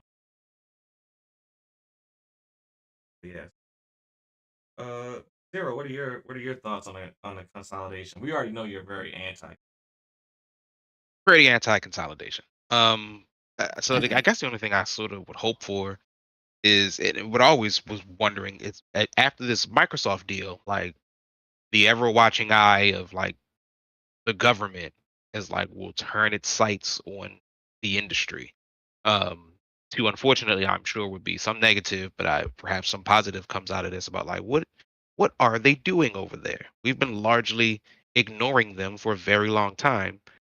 But like they can drop billion-dollar deals and do this. Like, oh, what's that all about? And it takes one upstart congressman or governor or senator just be like, what's going on with China and their interference in American uh video games, which like in government speaks means what is China trying to tell our children and what information are they trying to take from our children? Like we just dealt with this with TikTok, where they sat up there and asked the owner of TikTok the most asinine questions of all time. But like they grilled this man as if like he shot 20 people. I think it's only a matter of time before they begin to set their sights on the other folks in the industry. Like they understand and know Microsoft, but like Tencent, the foreign company buying up a lot of assets of what is frankly a very popular American product or Japanese export, if you will, depending on where you land on it. Um, that they're going to begin to look and see what's happening, what these people are doing, and I don't necessarily know what comes of it. And I'm not necessarily saying this is what I want to happen because too much government interference is not a good thing. Um, but I just I don't know, something to slow the train down. Like as everybody said, like this train is left the station, so it's moving. Yeah. I don't know where it ends up. I don't know what the like inevitable future of this all is, and I could very much be absolutely wrong on this. Perhaps it makes gaming better. I don't know, or it just creates a better landscape for uh indies and AA developers to like shine because I think that's what all of us have been looking for a very long time. Like it's fun to have Uncharted, God of War, Halo, and so forth and so on. But like, if you treat it like a meal, that's the fancy meal you do on the weekend. What am I eating throughout the week? That's that's Remnant 2, that's Star Ocean, that's Pathfinder, that's Apex, that's all these sort of middle ground games that we can enjoy and talk about and have a good time with and like share those fun memories with. So perhaps the consolidation will lead to that, where now all the indies pop up out of nowhere. Hades is getting a sequel. Ori got a sequel. I'm playing Rogue Legacy 2. Hollow Knight is inevitably coming at some point. Like these are all top tier indie games. And What about Hades? Is Hades considered indie? Yes, it's an indie. The first one most definitely had to be because it was in early access on Steam forever. And I Okay. think, and Yeah, that's I guess I see what you're saying, Kofi, because their caliber of game, they Bastion is popular, Transistor is popular. Yeah. I think it's Hades such is definitely their most popular. yeah. Well, if we're being technical, if you are an independent developer, or you're an indie. Like if you're not owned by a publisher, you're an indie. That is, I think that's Hmm. the correct technical explanation. It's personally not mine, but if anybody says that, like you said, Farrah, I'm not going to disagree because, like, on paper, that's literally what you would have. All right, so I mean, I think that I say I think that we've given the stigmatism that indie correlates with single A or double A game. Like indie and budget don't correlate necessarily. Like in a lot of times, most indies are single A and double A games, but an indie developer, independent developer, if they have the budget, is capable of making. They just happen to be Remnant independent. 2 Yes. is Like, independent. so like, technically, for they're example, indie. like for example, Falcom, they're 40 years old, but they're independent. So technically, they fit the category that you describe. And I think what I go through in my head is I want to make sure in the words I use, like my speaking about them, I want to be able to describe newer developers with less experience that are doing something great, kind of like Chained Echoes. Chained Echoes had no history; they're brand new. This is like one guy who made a game, and right now we don't have like a one-word category for them. If we're saying Falcom is also indie, but I don't disagree with you, Pharaoh. I definitely don't. I just when I want to talk about Chained Echoes and I want to exclude Falcom because we know they know how to make games. They literally like designed some of like the most original dungeon exploration games 40 years ago. Yeah. But I want to talk about like who is making their first game or like their second game and like they could barely scrap together like $200,000 and 2 people are working on it. Yeah, but Things at like the same that. time, you don't want to down the studio that is also independent, but is capable of making larger games as well. Yeah. You know? Yeah. We should praise I independence. agree. I think there's some like weird middle ground that has to exist because like you talk about the Cuphead guys who like had to mortgage their home. Yeah. Where like Falcom's not doing that. Like Yeah. they don't gotta mortgage their home to make the next Trials or anything that they're doing. Like Small we understand that. small indie studio that makes double. Yeah. Or we have a large indie studio like Falcom, who partners with a publisher. Yeah, because you get that sort of that nice middle ground of like understanding who they are, and like with that understood and hearing you, Kofi, like there is something to be said about I guess the way I envision it, and I might be always looking back at rose-colored glasses with this, but like the way I see it, when we were younger, like there were so many very companies, 989 Studios, Acclaim, THQ, Midway, Nintendo, Sony, and so forth and so on. Squaresoft, Enix, all these people existed. They were all out doing their own things, making their games, and we all loved them and joined them. A lot of these companies up and died, or got absorbed, or merged, or just like disappeared, or still around and making things. Right. I'm hoping that we go back to that. If consolidation forces all the like big fish to just be in one pond, then a bunch of medium to little sized fish begin to spawn, and we go back to what we used to be, where there was all those companies I just named again. Yeah, that's what I kind of that's gonna be the cycle that I think we see. And I think double A games will just become more popular. Me personally, not my turn. Kofi, so that's something that we're inputting. Oh, are we still on Reggie? I'm done. You done? I'm done. Yeah, I think what were we talking about? I'm sorry. Consolidation. Yeah. We were talking about Tencent, but then we went on about. Yeah, you started talking about Falcom, so. Right. But consolidation in general, sometimes it can be really great. Like Bandai Namco, that's also another merger. And when I think about like IPs that they've made, whether I love them or not, they're pretty well celebrated today. I think of like Ace Combat, I think of Tekken, I think of even games that they've like helped publish, like Elden Ring. They're like associated with a lot of cool things. Did you see Gundam Evolution? Their things I think is about to shut down.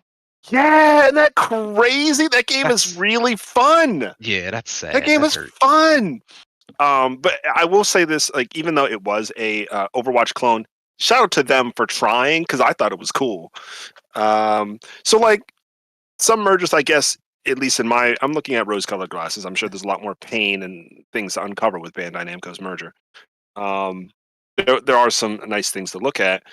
But I think, fair. I think you did have a good take that companies getting very large and then having, unfortunately, people leave and create their own studios sometimes is very positive. That's happened with Capcom. That's happened with Platinum Games. That's happened with Bokeh Studio. So it is inevitable in some ways. I just hope that people can continue to deliver IPs, at least spiritually, if they do die. With as many employees that are at Activision Blizzard, and some of their stock holdings, like they're gonna be like literal like billionaires out of this acquisition. For a lot of developers at Activision Blizzard. Not saying it's gonna be like 10,000 of them, but it's gonna be quite a few that become very well off as a result of this transaction that's gonna take place in the next months. And some of them are very passionate about games. They're gonna spin off and do their own thing. Like that's just it's what's gonna happen. That's it. Um, but I mean, for me, when it comes to I'm not necessarily a fan of like Tencent buying anything because, like I said, they just kind of do it as like a money play. Um, and everything. I mean, the one benefit of Tencent buying stuff is that it does stay multi-platform. So, while it is a money play for them, for us as a consumer, we know when Tencent buys something that their games are pretty much going to be multi-platform. We'll be able to play them on whatever platform our choosing. That is a positive. Um, but for me, at this point in time, I am kind of a fan of consolidation. I'm not necessarily not for one particular company or for another particular company, but as far as the gaming industry is concerned, I feel like there are a lot of outside eyes that want gaming money, but are not necessarily committed to gaming. And the more the thinner the landscape gets as far as publishers and stuff is concerned at this like a typical moment, I don't see like a Amazon or a Apple or Google really deciding to commit a ton of money into like just buying up stuff and restricting it from a platform that's only going to be around. So um, I would hate to see like Apple get into gaming and not really be all in on it, cash grab. So Yeah. So at the moment, like I don't want to the point where all these publishers are owned by like a platform or something like that. But I do think the current consolidation that has taken place has in a way insulated the industry from these outside giants that kind of want to get in just for the money play, but don't really that we know aren't going to really take the industry seriously as they're just going to make technology that they think is going to work, but they're not going to be invested in like the UI and online play. Like they just you know like we've seen it with Apple and this damn headset they're coming out with. They just made it and they thought, hey, if it's cool, people are gonna buy it. But then you know we can see that even before it releases, that nobody's paying 3,500 for that device. Like even like when they announced it, everyone was like, "Oh," at the event. So I don't kind of want that same thing to happen in the gaming industry. So I'm kind of cool with the consolidation taking place right now, as long as it doesn't get too crazy. You know, like if Take Two gets bought, Ubisoft gets bought, then we start side eyeing. But as long as a couple of them are still out there and still viable, you still got your Bandai, your Namco, your Capcoms, your Segas. I'm cool with it. I'm not too worried.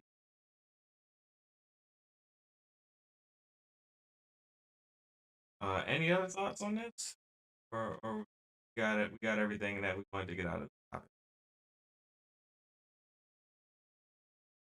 All right, going once, going twice. On to topic two. Um, apparently it's come out over the past couple days that Insomniac is working on a third title, and based on some job posting that we've seen, and there's a lady who is one of the lead developers on a title. Her background was purely in esports and live service. It looks like it's a multiplayer live service game that Insomniac is working for their third title. Um, since Insomniac has been a part of Sony, they have yet to make their own original IP. So how do you guys feel about the possibility that Insomniac's first original IP be a live service multiplayer game? I'm gonna kick this off with Kofi, our most level-headed place. So on the surface level, when I hear live service, it makes me cringe. Just because anything that the live service has been involved with has been a frown for me, with the exception of Megaton Musashi. I will give a shout out to level 5. I think they Well, you love originally level making 5, it. so that's not.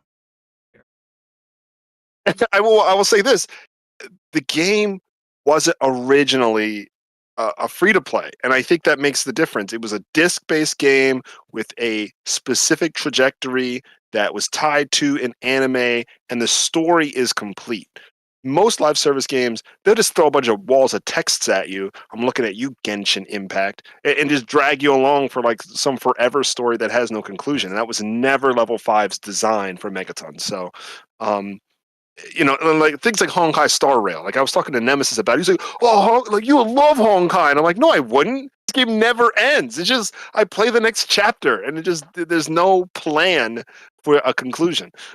Anyway, um, the exception for Insomniac for me is very similar to the exception for Level 5. Can they have a live service based model with an IP and mechanics and the near completeness of something like a Resistance? Can they release a Resistance game that has 80% of the content that we would expect from a $60 release, and not string us along with here's one map.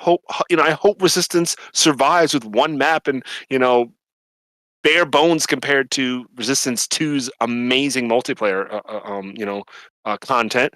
I don't think that'll work. But I do think that they're gonna. I'll say this: it doesn't necessarily have to be Resistance. It could be a brand new IP, or like they could actually have like a game that's like loosely in the world that Resistance built. Because I felt like there was a lot of cool lore that they had in that world. But I'm more interested in how well they can execute the service-based model when in my experience, we're experiencing this a fatigue of really popular live service, based games. Like the last one I could think of that came out of nowhere and people really loved it was Apex. And it was almost kind of like because nobody knew about it and took a dump on it socially, it just came out and people were like, you know what, it's kind of good. Like I don't think there's a Respawn fatigue for Rip current live Titanfall service. I 3. think there's a fatigue for new live service. Like no one's hating that. Like Fortnite is Well, strong. okay, so that's a good point. I guess I'm thinking first-person shooter or third-person shooter based live service, because you're totally right. Like Honkai Star Rail has made so much money, Yeah, and I cannot discount that. I think the existing live service people are very happy with. I think people are just very cautious of new entrants into live service. And I'd also say I guess some demographics are going to appeal to things like Honkai, right? Like Honkai is not massive in the U.S. It's massive overseas. Yeah. So knowing your market, knowing like if it, you're right. I'm assuming too much. It may not be a third or first person shooter. It could be something completely different, right? They can go in a direction like Guerrilla did with Horizon. Just make sure that you could be competitive with your execution in the creation of your content. And I think that's I think it may be too much to assume that what Naughty Dog was encountering. But I will say something like Bungie had that issue with Destiny 2, because I was there day one with Destiny 2. Then I started to realize, like, hey, they really just did Destiny 1 with a whole bunch of just like different colors. and some extra guns, and it was like, When I bought it's not Destiny enough 2 going and on. I first played it, I was disappointed. When I first played it, I was like, I love the shooting mechanics, but then Me I too. I finished the campaign. I did actually finish the non-existent campaign. I just realized that there's like nothing else. It's just like you just pop down a bunch of eyeballs, eyeball robots that's looking at you, and I'm like, yo, this is not what I want. I'm not a PvP person, so then I'm only looking at the PvE components. But yeah, I was overall disappointed. I think with you, Farrell. But yeah, I think that's overall my thoughts. I think if it is definitely going to be what she was hired for and makes the most sense, that we can only assume that to be true. I do know that, shout out to Zubitech over on Twitter. He did tweet out about this job availability. I think it was maybe at least a year ago, maybe 2 years ago, for Insomniac hiring for some, AAA project that they weren't talking about even back then. So we know it's been in development for a while. So yeah, we'll see how that works. Insomniac, as much as I want Insomniac to make their own IP, I don't know if I'd love it to be service based for that matter. But I'm not solely counting on Insomniac to be the IP originator in the PlayStation stable. So No, I agree with you. we'll see how Like, that goes. I kind of like where Insomniac kind of sit. They don't Yeah, necessarily have to create a new IP. They just have to imagine an existing IP. yeah, They seem to do really good at that. And I yeah, mean, if you have other studios that are more creative as far as creating character stories, that's great. But if you have a studio that no matter what story you throw at them, they can kind of reimagine it and deliver it in a kind of digestible way for the audience. yeah. And I also think, last thing I'll say is, I think Sony will need to continue to keep their ears to the street on how the developer feels as an individual studio. Like, for example, there's rumors of Last of Us 3 coming, right? If I was Jim Ryan, Jim Ryan probably doesn't do this, I would definitely go to Naughty Dog, like, look, y'all been making Last of Us for a while. Sometimes people don't want to spend their whole career making one IP. What is the positive negative on this? Because if y'all all really excited to create something completely different, I'd rather reinvigorate you morally that way. But that's just me. Maybe that's weird. I So think Jim Ryan is more the money man. I think Herman Holtz would be your guy to actually care about, what you're. that's true. I think that's a good take. He is the one who. Well, he actually wasn't super involved with Horizon, but he was there when Horizon was being made, and that was a complete departure from Killzone. Yeah, I'm just So talking yeah, about their current roles. So he, like, as the CEO, I think Jim Ryan is more of a traditional. I don't think just dollars and cents with them for the most part.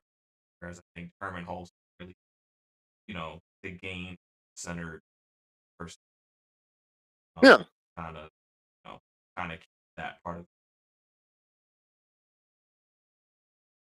yeah, for Um, sure.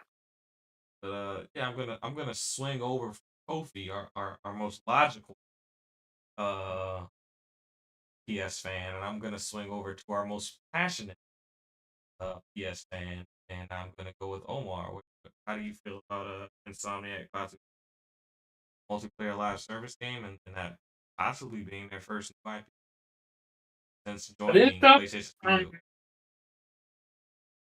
real talk, I don't care about it. Mostly because it's multiplayer, but also mostly because that I don't know anything about it yet. I'm in the type of wait and see. Knowing what the Insomnia portfolio is, I'm curious how far they are with it. Because not only are they making Spider-Man 2, they're also working on Wolverine. Yeah, It's so like, they probably expanded the staff and they probably have 3 teams now. Probably all at it. So Yeah, but this game is the minimum 2028, 2030. Like, when you gonna announce this game? If Spider-Man's about to be released this year, we have yet to see any gameplay for Wolverine that's gonna come after Spider-Man. I don't think they're far with it. And also, just because you're hiring someone doesn't mean it's gonna be what it's gonna be. Plans can change, games can shift direction. So it's a wait and see with this one. As for Insomniac, that new IP on the PlayStation, but it is true. Insomniac have always done what they wanted. So if they want to venture and do something else, I don't think PlayStation can say no to them. Especially after they proven themselves with not only Spider-Man, but also Ratchet and Clank. And yeah, I'll create what it's going to be, but as of right now, I don't care. Give me Spider-Man 2, and then show me what Wolverine is about. And then, after that, talk to me about your new project.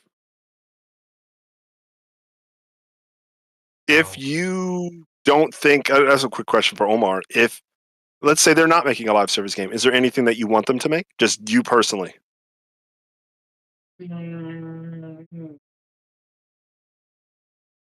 I, I would love to see Insomniac's take on a JRPG. Imagine that, because we all talk about it, how, at least I talk about it, I don't know about others. Ratchet and Clank is a Pixar movie. It is. Now, what if you turn that into a JRPG? Anime game. It would be gorgeous from production standpoint. Not only that, it will be funny. That's Also, a good point. it would have creative weapons, unique weapons that you can fuck around with. That's a really good point. I think that would be very interesting. That would be the total shift that Insomniac needs. The a left field that Sucker Punch did with Ghost of Tsushima after making all the time what do you call it, Infamous, and then all of a sudden Ghost of Tsushima is the thing. Kind of like what Gorilla did. Departure. Yeah. Kills them, and then all of a sudden Horizon. Like, and this is like, as much as I love The Last of Us 2 and 1, I don't want 3 right now.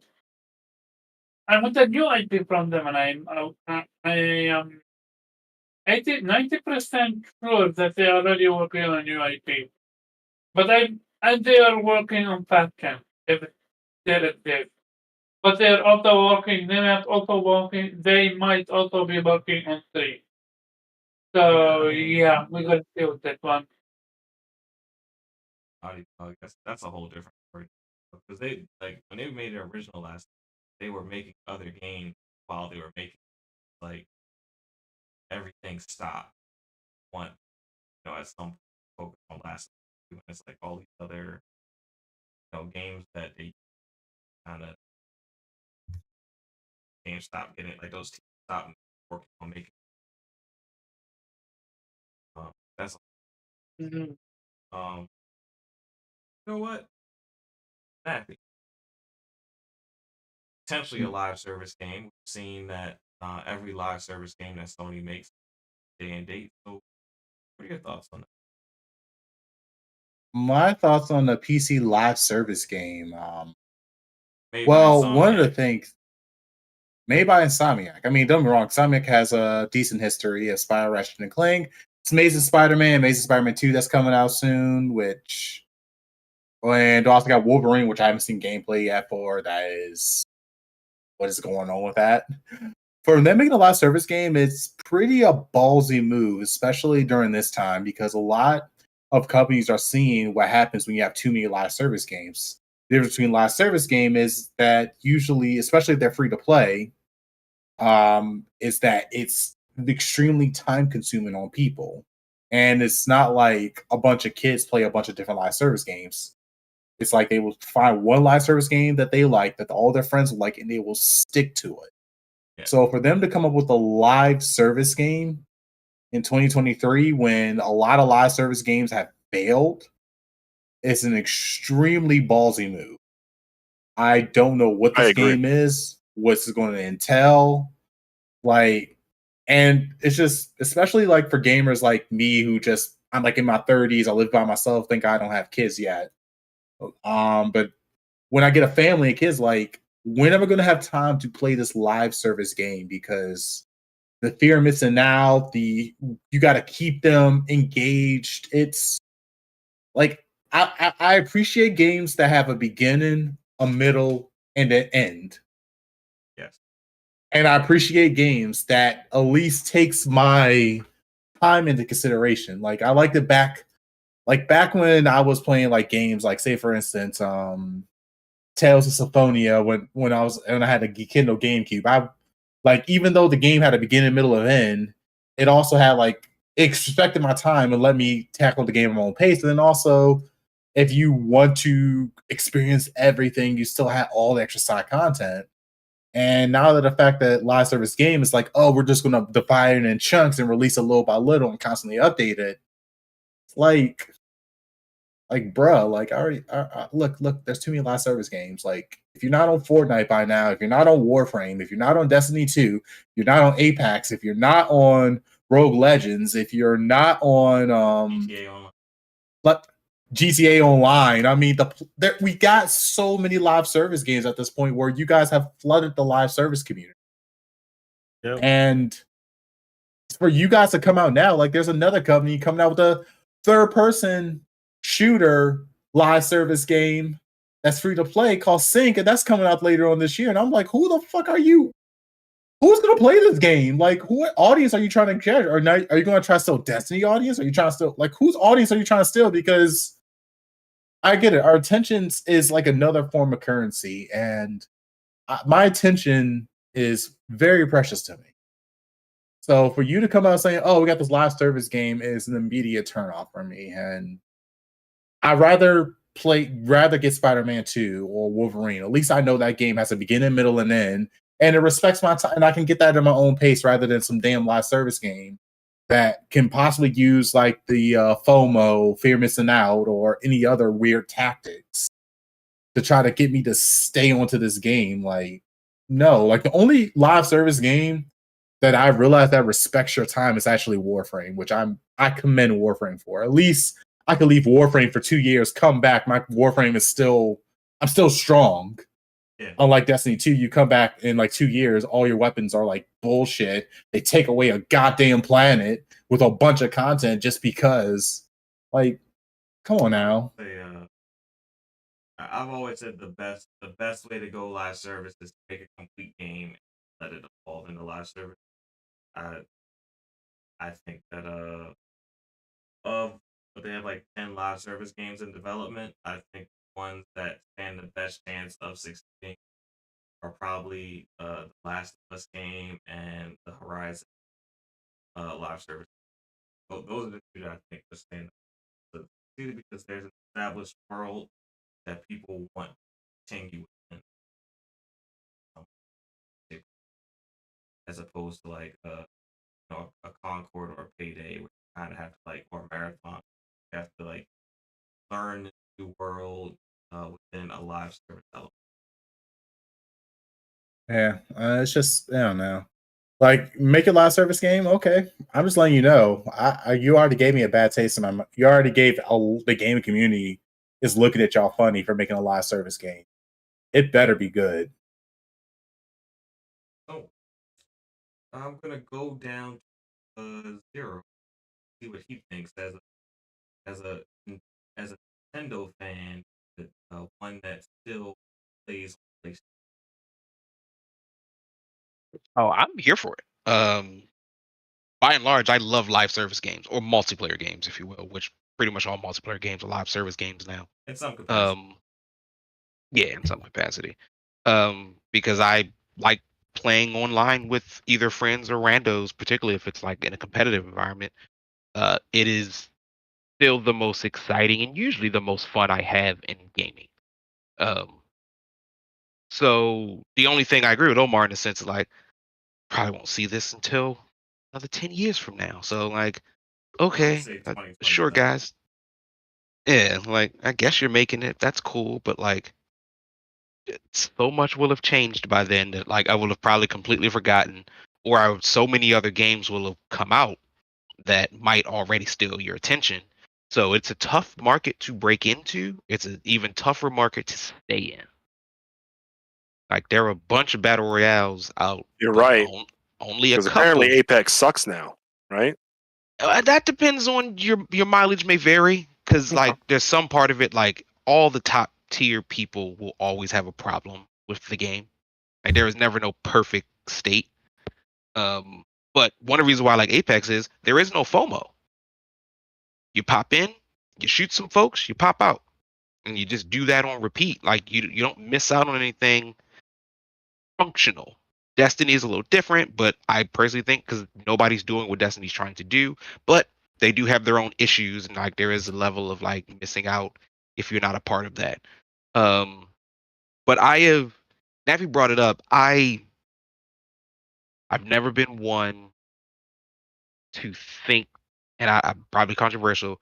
I never want to think that a game needs to respect your time. A game really wants all of your time, as much as it can. A developer like Yoshi P will say it's okay to take a break from Final Fantasy 14. That's fine, but like realistically, I'm back. I want you on Final Fantasy 14 all the time. I want you buying the new stuff. I want you doing all this stuff within like healthy reason.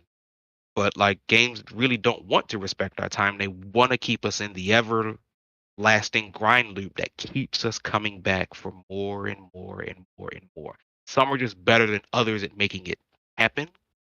Like I don't have FOMO with Monster Hunter. I don't have FOMO with Apex. So those type of things can work just fine. So for Insomniac to do it, they're certainly talented enough, right? So like I don't think I have any question of will the game be good.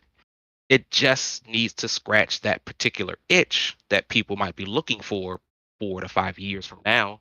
And I don't know what that itch is going to be. Like a whole new genre could pop up and arise, which will change the landscape again.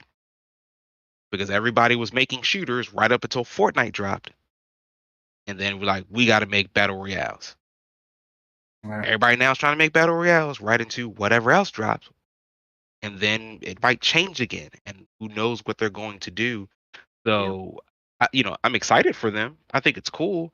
If it's an original IP, I'd be very interested to see what they do. But I agree with sort of Kofi and Pharaoh.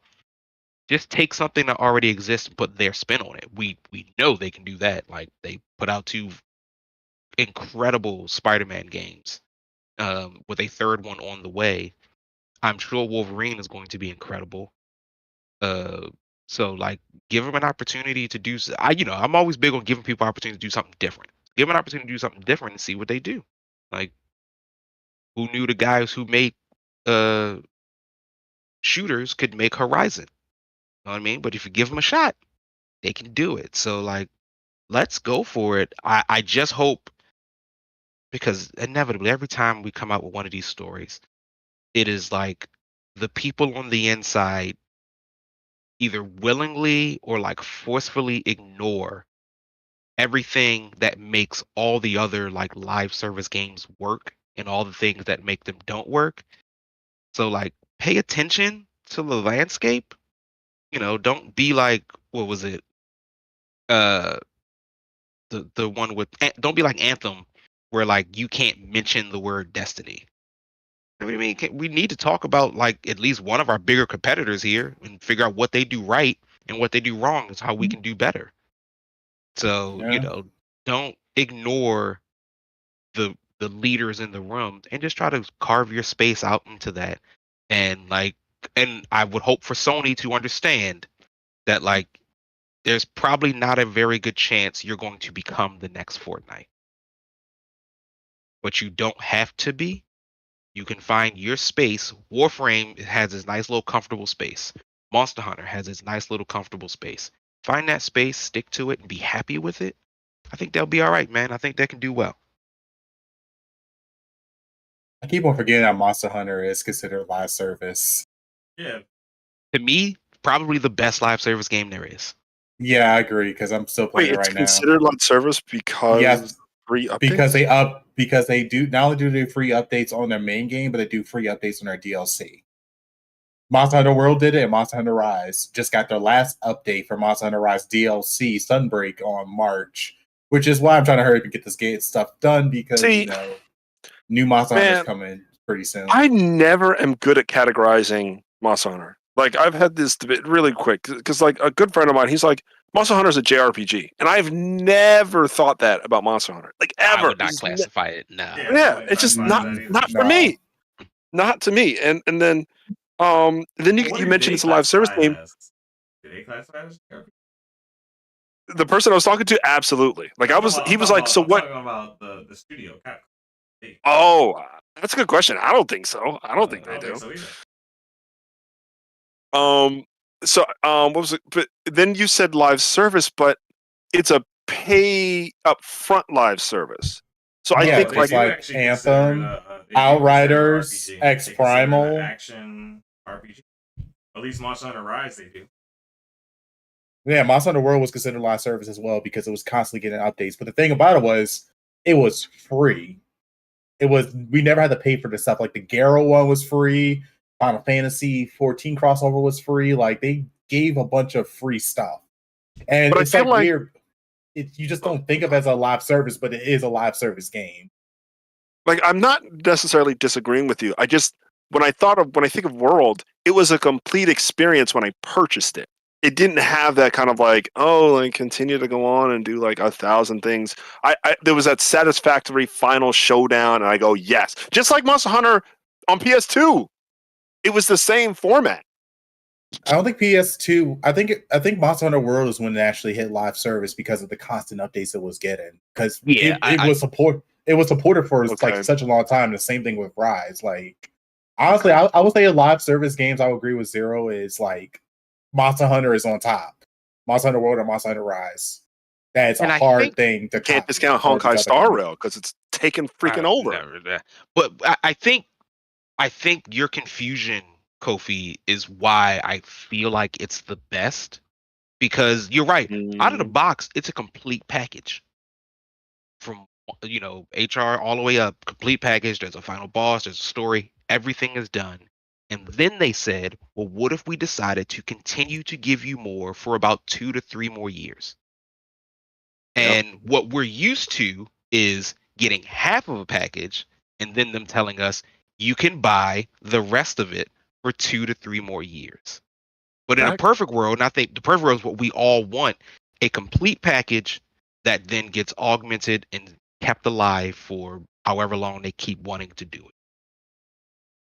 And like, even if it has a nice endpoint like World did and how Rise has, like, I think that is the most perfect way for a consumer to have a live service game where you give me a complete package, not half, not a quarter, a complete package, and then you keep giving me more, and maybe I can pay for it, maybe I don't. Like that's how it used to be. Like, Halo dropped, it was a complete package, and then they said, would you like more maps? Got some more maps for you. Like, you don't have to buy them, but I got some maps right here. That's how I fall on it. Like, I know, I guess live service is supposed to be a very specific thing, but I don't know how else I would classify Monster Hunter if not that. It is. You're not the first person that said that. Like I remember a couple people that are Monster Hunter people were like, yeah, Monster Hunter's a live service game. I'm like, no, the fuck it thing is. And is, then I was like, wait, live service just speaks to the delivery style of the content. It doesn't necessarily speak to the genre. So yeah, you can be it's just any genre and still be a live service. It's the way how they deliver the content, though. Yeah. The live, like I like it completely. Like went over a lot of people's heads that the fact that they actually had like a roadmap that is a very vague roadmap, but they do have a roadmap of we're going to release this, we're going to release that. Mind you, this was on a base game, had the roadmap, and then when they did the Sunbreak DLC, they had a whole nother roadmap that had like years worth of content added on. So I was like, it just completely like over my head, and I was like, damn, this is really is a live service game, but it's so good. Damn, Capcom, you don't miss for some reason. You've been killing it. Yep. Oh. Except Exo Prime. Exo Primal actually, I think, is doing a decent job so far. I just wish they would introduce the rest of their content a little bit earlier. I mean, it has a decent pace, but like I said before, the reviewers can't do the game justice because you have to play the game to get the full experience. You don't get the full experience of day one. Maybe live service games shouldn't be reviewed in the same format for the game. It doesn't That's really true. work until you can actually see like how the live service pans out and you can actually participate in the roadmap. Like your review doesn't matter shit. Like I look at Sea of Thieves as a perfect example of that. Like so many people shitted on that game. Game's great. And it's still getting content like that. That new people are really excited and are enjoying that Monkey's Island DLC. Plus, it didn't cost them anything. Like they're doing all this shit for free. All you had to do was pay, the $60 or get Game Pass. You're getting all this content for fucking free. So you guys know what another game that might be considered live service? No Man's Sky. Stop! It's not live service. It's not live service. So I do. They I technically. do have to get Captain Xbox's opinion on this. Being that Xbox is now the king of live service. If you look at the portfolio now. How do you feel about Sony expanding or growing? I won't say expanding, growing their live service. If they're not going to make Mag 2, I really don't give a shit. And that's me just being real with it. Dang, Mag 2? I ain't heard that in a minute. Yeah. If they're going to go into live service, like Mag would make sense, right? Like they don't got to do nothing crazy or reinvent the fucking wheel. They had an IP that can fit that criteria. I was so. Could you imagine a live service for SOCOM? I'd buy it. Oh, yeah, they need to bring back SOCOM. That was. I'd buy it. SOCOM is dope. I'd buy it. I'd fucking buy it in a second. I was expecting something, insightful from Captain Xbox. What do you mean insightful? Can't seem to get that. From We may have king of no live more service worries. over Like the deal went through. Life is good. Like the sun shines a bit brighter. My man's waiting for his. My man got Crash Bandicoot on his left shoulder. I'm in here waiting for all these old ass Call of Duty games to be in Game Pass so I can not buy them. Oh my god, World of War servers. Oh my god, zombie mode is back. I'm looking. Well, speaking of Xbox, is not just bringing back Call of Duty. They are fully invested on being a shooter box. They brought back Gears of War lobby. All the Gears of War they lobbies fixed the lobbies. They fixed them. Yeah. Like there was 1 through 4. Really, nope. Yep. All the lobbies are up. Yep. All the lobbies are up. You can play right now. And the lobbies for the first 3 were really shitty lately. Like you couldn't find a match. You're sitting there looking for like 20 minutes, even though there's people playing the game. It just wasn't matchmaking. Yeah. Well, so all they gotta do just fully get functional and go play Gears right now. Your buddies or. I can finally go back and get Seriously 1.0. Yeah, I could do that. New Gears. Ooh. Great story. They fucked it up with 4 was okay. They fucked it up with 5. No, they didn't. 4 was trash. I mean, I'd flip those. 4 and 5 have the opposite thing that Halo had going on.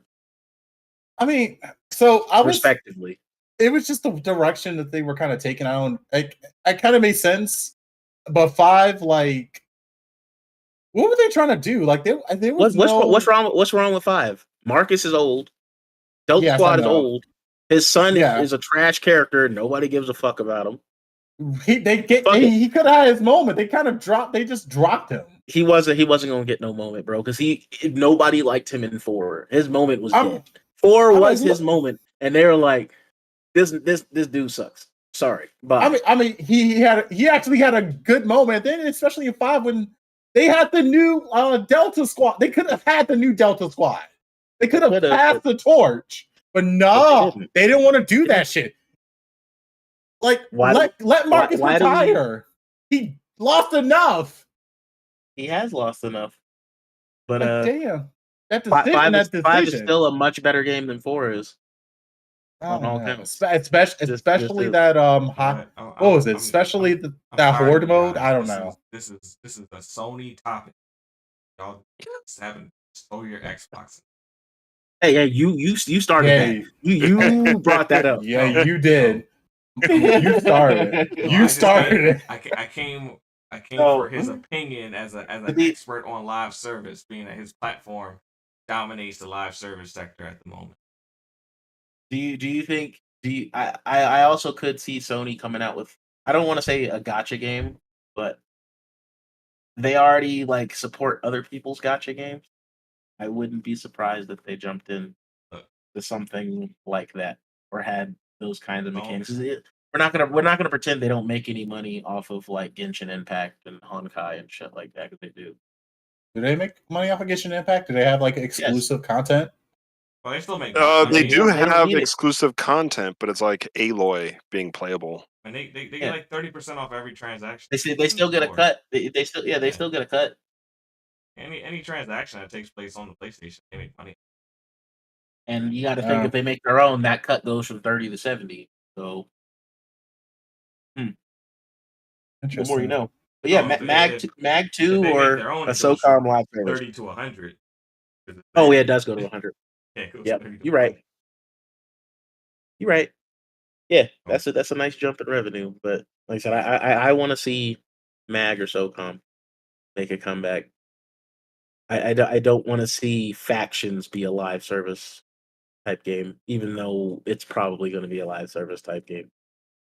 And I would say if Kofi asked Omar this question, but if Insomniac is going to continue to make other IP stories, kind of tell them in their own way, I would like to do a young Professor X game. I also don't trust Insomniac to make a live service game, to be honest. Well, I think they're making all their studios do it, honestly. Because 12 of them. So yeah, that's I look at some of these. I look at some of these Spider-Man skins. Not some of these skins are bad. Like I'm not going to cap. Some of these skins I will never equip in a game ever because they're bad. You look at Spider-Man skins in the Amazing Spider-Man game. Do you know if they are from the comic or We're not? talking about Spider-Man and Miles, huh? Do you know if they are from the comic or not? Not all of them, no. Yeah, no, some of them are custom. Some of them are Insomniac products, and I'm pretty sure those are the ones I dislike because I know the comic suits.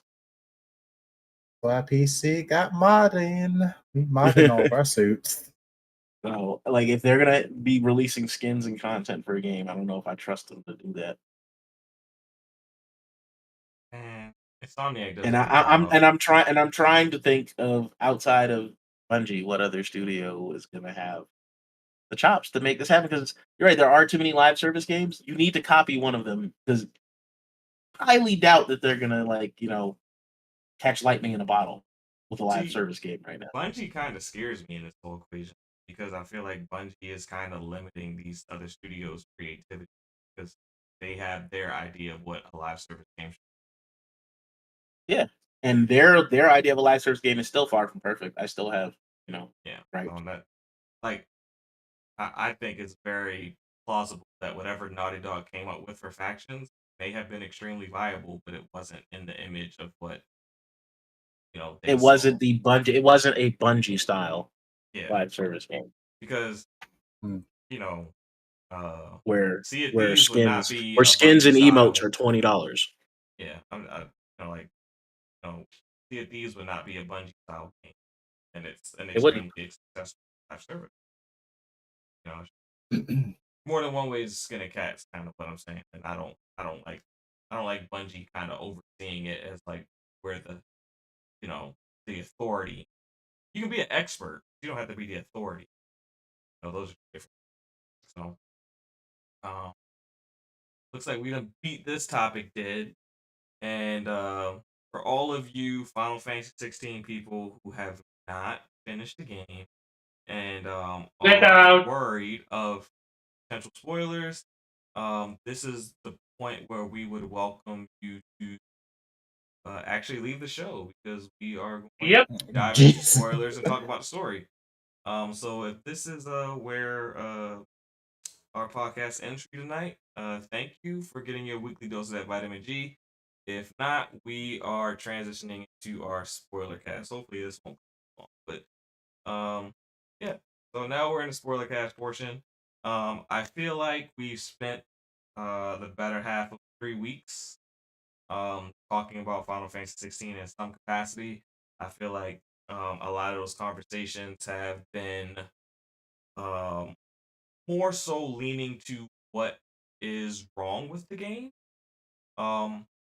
So I kind of want to guide this spoiler cast into being more so the things that were right with it and more just focusing on the story and not necessarily the gameplay mechanic aspect.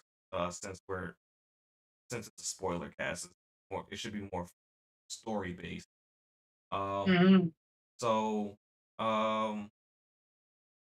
Omar's had the most to say about it, so I'm gonna let him kick off. Kind of talk about what he loved the most, and kind of, I'll kind of let him navigate this and see where the other opinions come in. Okay, so music. Amazing. The way they mixed up a new themes and old themes and combined them all the way together. Some of the best music I've ever listened to. Memorable and interesting, and all the way all, I love every single one.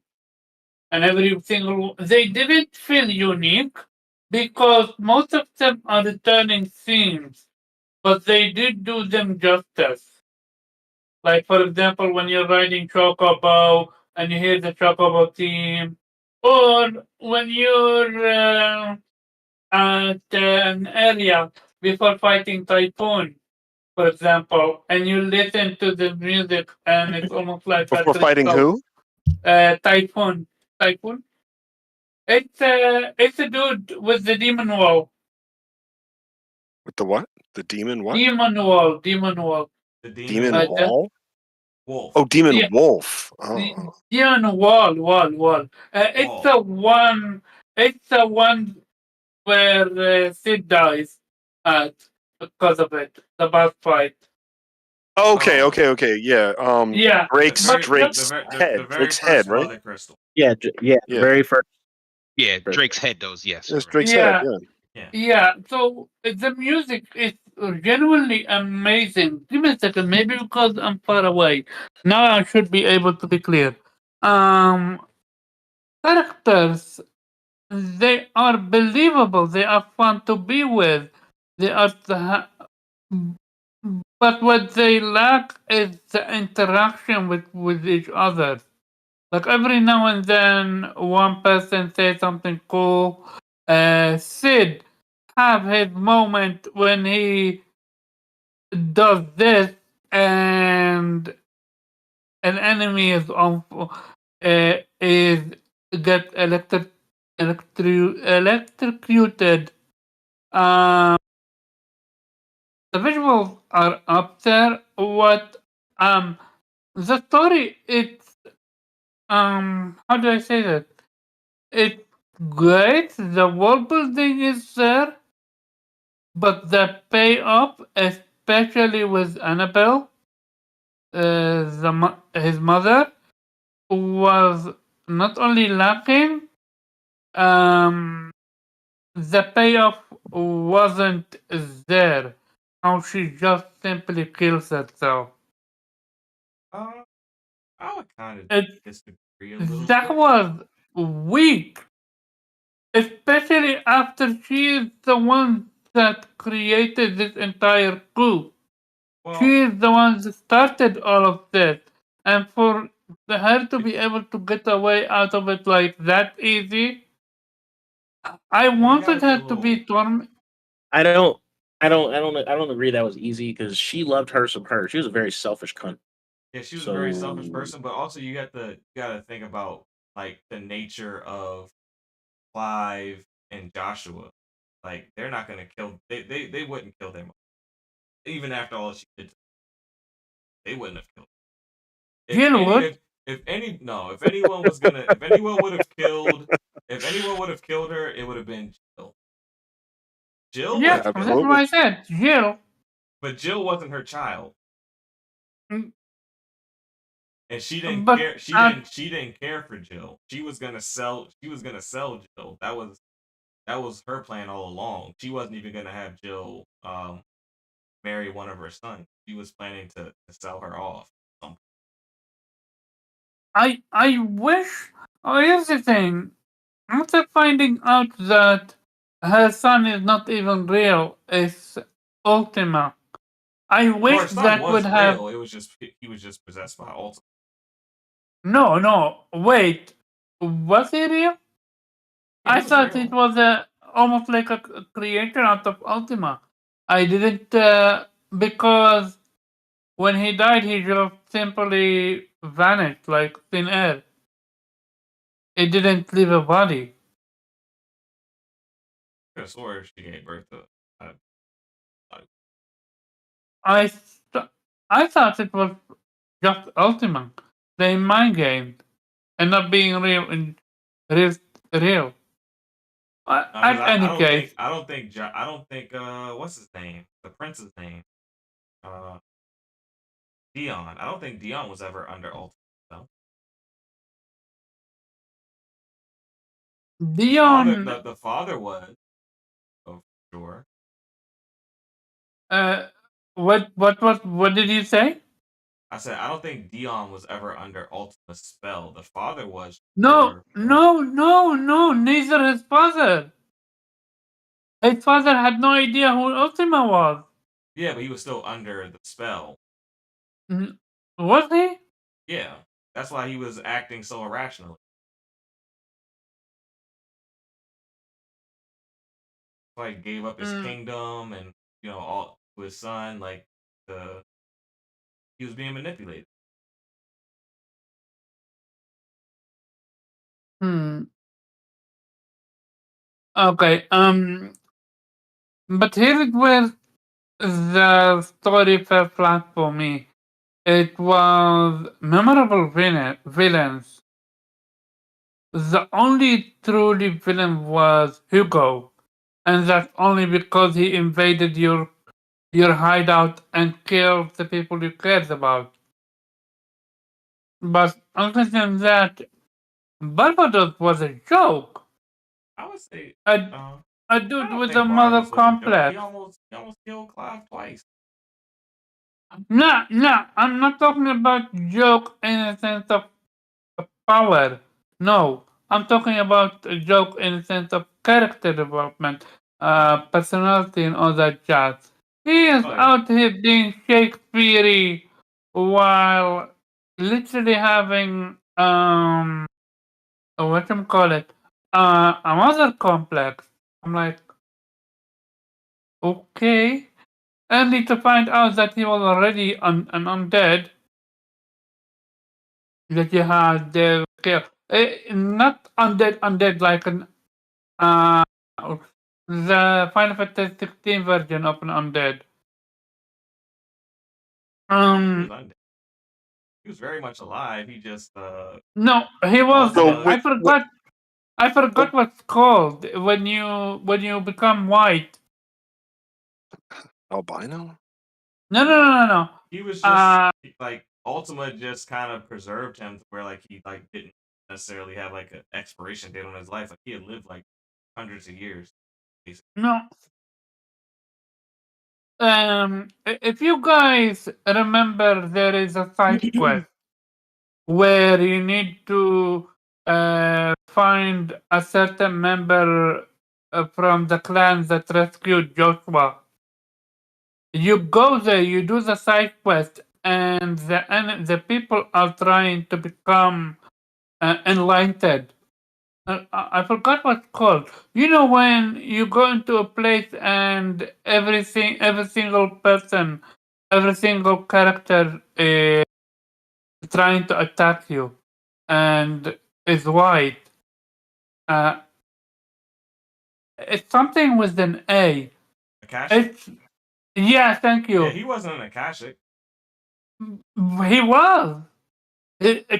Clyde said it at the end. He wasn't a candidate that already accepted by. He was already in. He was. After you kill him, He didn't have any of the traits of the You're talking Akashic. about you don't need to. Apparently, he was special because Clyde said it. He was one. Clyde said it after when he was talking to them that he killed him. They said it that he was one of them. We both need to go look it up at the end of the day. But at the end, Final Fantasy 16, it's yeah, the story is up there. It's great story. I have seen that you guys are not fan of the ending because it's not a happy ending. It's not. oh. So, well, go ahead, Vero. I'm not necessarily not a fan of it, but it's kind of like certain fatigue attached to it, just because it's just become the cliche ending lately, To be especially fair in with the this medieval. one, it was difficult to achieve. The reason why, okay, so here's the thing. Maybe And it was very wide open. It was very open, and it was very open not ended. only Left to interpretation. Not only is it very open, a lot of characters.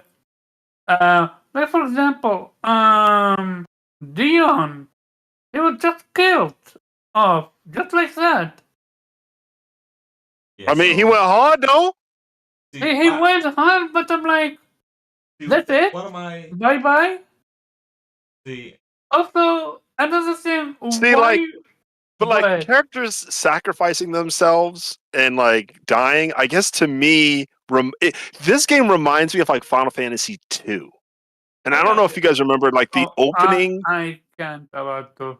I don't know anything about. Okay, it's my least favorite Final Fantasy. I'm not saying anything in relation to 16, but in the beginning, you get all these like cool like characters from all these different backgrounds, and they literally like are getting killed left and right. I lie to you not. This is character 2. He gets run over by a boulder. It is. It's just like, gosh, these guys are just dying left and right. So like, but then I started to think more about like Final Fantasy and how many characters might die through your journey. Through like 1, 2, 3, 4. I can't speak for 5. I never played it. Like, I guess what I'm trying to say is between 7 and 9, most of your characters survive. But like the general story for Final Fantasy, there's a lot of death. It's just kind of normal. Yeah, there is a lot of death but most of that it's yeah, people you know, not actual party member. But with this one also, Jill, why the fuck was Dion the only person that? No, he wasn't the only person. The woman with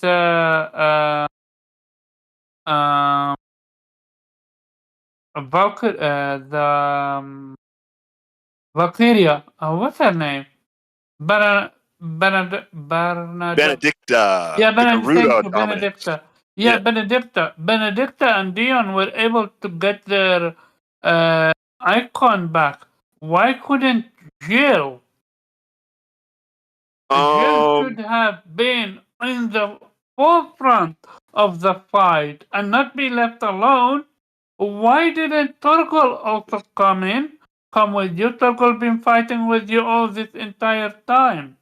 I give you some credit for Torgal. I think Torgal could have had another good moment. He had some good moments in the game. He did. We should because he did. Should have been part of the final ending. I don't. And I don't know if was left unanswered. Like, does she have her powers? And real talk, the final ending, I don't even understand. Was this entire thing a I think I do story? understand. Or did they move so much It's forward the that final magic ending is no longer a thing? It's very left to interpretation. All right, so basically, the ending is basically showing that like Joshua's legacy lived on, but it doesn't necessarily makes it clear who his legacy lived on through. Did Joshua survive, and did his legacy live on through his particular writing? Wait, I don't think he survived. He died. But I'm telling So I'm they're explaining the final ending to you because in the final ending, there's a book on the table and it's written by him and it covers all the events. Yeah, you saw that, right, Omar? Even the events. Oh yeah, I did. The book is by him. Yeah, the book is by him, and it even covers the events that take place after, Clive Ultima's death. It takes the moments after Ultima's death. So it covers the moments after Ultima's death, which means that his legacy, the book is by him. So basically, the book is his legacy. He survived. It doesn't necessarily mean it doesn't necessarily mean that he survived. So it's very open ended. It just means that his legacy lives on that book and he is credited with it. But it doesn't necessarily mean that he wrote it. It's up into interpretation because just like when Sid go ahead, died, Fair, yeah. But shouldn't it have been Clive's legacy then? Well, he just answered your question. So just how Clive took on Sid's name, he may have taken on his brother's name as an author of this story. Because that's what he did. Because remember, he had the Phoenix pen or whatever, that little Phoenix writing tool. Okay. Oh, yeah.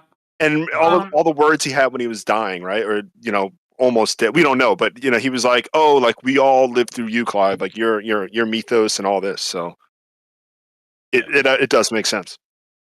So I mean, and there's no confirmation that Clive died. No, there is.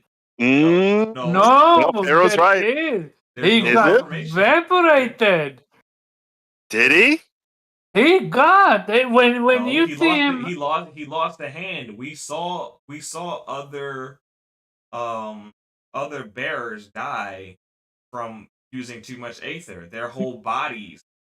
Yes, that's what happened to him. No, only his hand. He only lost a hand. It stopped at his hand. They left it open, man. His hand, but he became a stone, like petrified. We did not. Not his whole body. We didn't see that, so it's left to interpret. That's why I said they left it very open. Because somebody wrote that book, right? Somebody must have survived, Omar. Somebody wrote that book, so it's either Josh or Clive. Somebody lived. That's so fucking weird, dude. Right? So that's the thing. It makes you think. All we know for sure is that Clive killed off all the icons and he killed off magic. He killed it off for everyone. So he sealed off he sealed off everyone's access to magic and everyone's access to icons. That's all we know for sure. We know that he lost a hand. We don't know that he died. We know that the star that represented Ifrit that faded away, which symbolized the death of the icon. But being that we saw the book, it didn't necessarily symbolize his death. So he could have lived. Hypothetically. Is that them setting themselves up in case a DLC arrive? Well, so if there go was ahead, a DLC, if there was a DLC, he wouldn't be able to fight. He lost his hand. hypothetically. I mean, So I don't think you I can don't. always Maybe there's create a some post-credit bullshit scene for in the it. DLC. Like kind of like in Final Fantasy VII, they had the Yuffie DLC, but there was a post-credit scene with Cloud in them afterward. I guess you could kind of do something like that. But I think I think any Final Fantasy 16 DLC will revolve around the Lost Icon and getting Leviathan. That's what I. Oh yeah. That would be the final DLC. Would be getting Leviathan. That's just my. But Whether do you want to say, Kofi? So I wanted to say a lot of things. Should I stick with the story thing at the end, or should I go through the whole? You just go, talk about the story from Okay. your perspective. Yeah, I found that the pace that I'm playing a lot of these RPGs at gets me a little bit exhausted. Even with like Octopath or Megaton, and like in the last few hours, I'm like, okay, I'm ready for this game to be done, right? Like I'm ready to move on to the next game. But then so I finished 16. I did all the quests. I did all the hunts, and then I'm playing Mary. I'm halfway through, and now I'm finally relieved of the hour to hour on Final Fantasy, and I find myself thinking of it. Like, man, I actually miss the experience of 16. Just like Omar said, I did end up really enjoying the story. I will say the first 10 hours kind of dragged for me. I was like, I'm not really sure where this is going. But it really did end up picking up. What is really interesting to me is I had no idea they were going to do this 5-year jump. And I'm thinking, these dudes wearing the same clothes 5 years? Like, can they just change some clothes? I think for me, it would have like been a good storytelling moment to have Clive and Jill maybe more disguised. I know they were like wearing hoodies, and then they just had the same clothes 5 years later under it. I think they could have told the story a little bit better by saying like, hey, like we really went covert because Kupka completely destroyed not Lost Wing, but forgetting the name of it. Yeah, I guess the Previous hideout. Yeah. But I did really enjoy Clive and Jill speaking and communicating their relationship to each other. To me, that doesn't happen enough in JRPGs and in Final Fantasy. We have Cloud and Tifa, we have Squall and Renoa, we have Zidane and Garnet, we have Tidus and Yuna. All of couples I highly esteem. I would say I would give some credit to Final Fantasy VIII because spoiler alert, the end of Final Fantasy VIII is one of the most to be honest, for relationships, 8's probably towards the top, right? They're together, I think they're 8 and alive. 9 I think 8 and 9 are the only two truly happy endings I've seen in Final Fantasy. Yeah. 10 had a happy ending, but then not. got away. No, don't pretend that 10 had a happy ending, bro. Yeah, 10 did not have a happy I was ending. Our boy, it's gonna be our boy happy. did all this, and then he disappeared. Like, you're not Right. real. And Orin was gone a too. dream. I was a dream of the faith. If you do everything, if you get everything in 12, he does come back. Hey, let me have that. Yeah, you get 10. So you gotta buy a whole new game to get a happy ending. Like, yeah, it wasn't a happy. And getting Titus back in 10.2 is not easy. You not only have to get the 100%, but then you have to hit buttons in the right sequence. It's so buried under all this crap. But anyway, that's my whole soapbox with 10.2. But where was I? So so I guess I want to talk about how I felt about the ending. So I guess to give context to Jubei and Reggie, there's this crazy sequence of events where Ultima's finally defeated, but Ultima was trapped inside of Phoenix, or one of the iterations of Ultima was trapped inside of Phoenix, basically kills him and leaves him. Dion does this Bahamut ultimate blast to rock Ultima, but he kind of falls to his death. We don't really ever see his body, but I think it's safe to say he's dead. What if he is the writer? Who? Dion? Dion. The writer of the book? We never saw his body. We have confirmation that Joshua is dead. We do. And Clive can't write with his hand gone, even if he survived. His left Maybe hand? Leon? He lost His left hand? He lost his left hand. So No, he lost his right hand. Oh, he lost his right hand? Well, we Remember, don't know that's the what hand he lifted when he sent the powers. Remember, he sent the powers with his right hand when he lifted his arm Okay. Well, he up might be to the sky. left-handed. Maybe left-handed. We don't know. We don't know Well, anything that man he's writes. gonna learn. He's gonna write this freaking book. He's gonna be. Yeah. It's gonna be all chicken scratch looking, but he's gonna finish. So when I guess when I think of like the ending fatigue, I personally don't have ending fatigue. I guess because of how I think of most of the Final Fantasy endings. Oh, you know what? Here's one I didn't mention. Final Fantasy IV's ending's actually pretty solid, right? Like Cecil and forgive me guys, the love interest in Final Fantasy IV, Cecil and the girl, they get Rosa? together. Celine? Is Cecile Cecil and Rosa. Cecile and Rosa. Either Rosa or Celine. Rosa and Cecil. Yeah. And they end up having a kid in the after years, right? So like that's technically up there with like 8 and 9. And like technically 7 is pretty open ended, right? It's like, oh, well, Yeah, 1,000 years later. Ending. You gotta like read the books and see the movie, and then like play. You gotta play other games. You gotta go get other content. But like I guess what I'm looking at, like JRPGs in general, just based on like this group of JRPGs I finished, to me, 16 is kind of a good thing. Like when I first finished it, I felt a lot like how Omar just described. I was like, dang, like nothing worked out. We got Jill crying over here, Gab don't know what's going on, Torgal upset. The tone of the ending was very soft.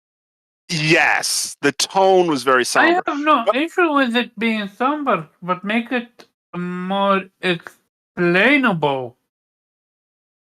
Give it more context. I guess I'm okay. Well, go ahead, Pharaoh. They left it. I believe they left it open ended for there to be conversation. Yes, I agree with you. What? Because he's saying like it was intentionally left in a way that brings up conversation. Oh. Almost like Captain America, Civil War. People are like, who do you side with, Iron Man or Captain America? And there's enough details on both sides for you to kind of justify your take, and it's just an eternal debate. So like, if you ask 100 people play Final Fantasy 16 how the game ends, there's a good chance you'll get like 60 different interpretations of the end of the game. Based on how. Like when me and Kofi first talked about it, his first thing was, Joshua lived, and I'm like, we don't know that. We don't know who lived. We just know that his legacy was carried out through the book. So that's like any of them could have lived. Honestly, like we just don't know. Honestly, Joe could have wrote the book and just carried out, but I don't think she would have done that first. I don't think she would have been concerned with carrying on Joshua's legacy. I think she would have been concerned with carrying on Clive's legacy. But that's true. But anyone could have wrote that book, basically. But like when I look at like the I don't know how to say it, like the playing field of JRPG endings, at least the ones I've finished in the last year, I don't know many somber endings. Like I guess what I'm trying to say is 16's kind of on its own in a good way. Like when I think of like Megaton Musashi or Octopath Traveler 2 or Dragon Quest X Offline or Monochrome Mobius, none of them have somber endings. Some of them have like open-ended positive endings. You guys know, well, I don't want to speak sports for Octopath Traveler. And I will give a quick shout out. Megaton Musashi has like this opposite of 16 ending. That's all I'll say. So like when I'm going through these RPGs, I'm not necessarily fatigued because it's very speckered, like it's all over the place. And I think it should be all over the place. And I didn't have a somber ending yet. I expect some might come with some of the RPG choices I have. So I'm kind of like, cool. Like I'm kind of like, I wouldn't say refreshed, but it's nice to have a high and a low. And then some other things that are all in between. So I'm gonna give y'all my I mean, I did love the story, but I'm gonna give y'all like my biggest gripe with the early part of the game, and it was just the dynamic between Jill and Clive early in the game when they were dealing with I guess the road that led them together basically, and and the atonement that they felt that each path they had to take to atone. And if you remember during that conversation, there's like all this like sadness and grief about the all the killing that they had to do to get to where they are. You know, like I had to kill all these people, and like they're all like somber and sad and like damn near crying about it.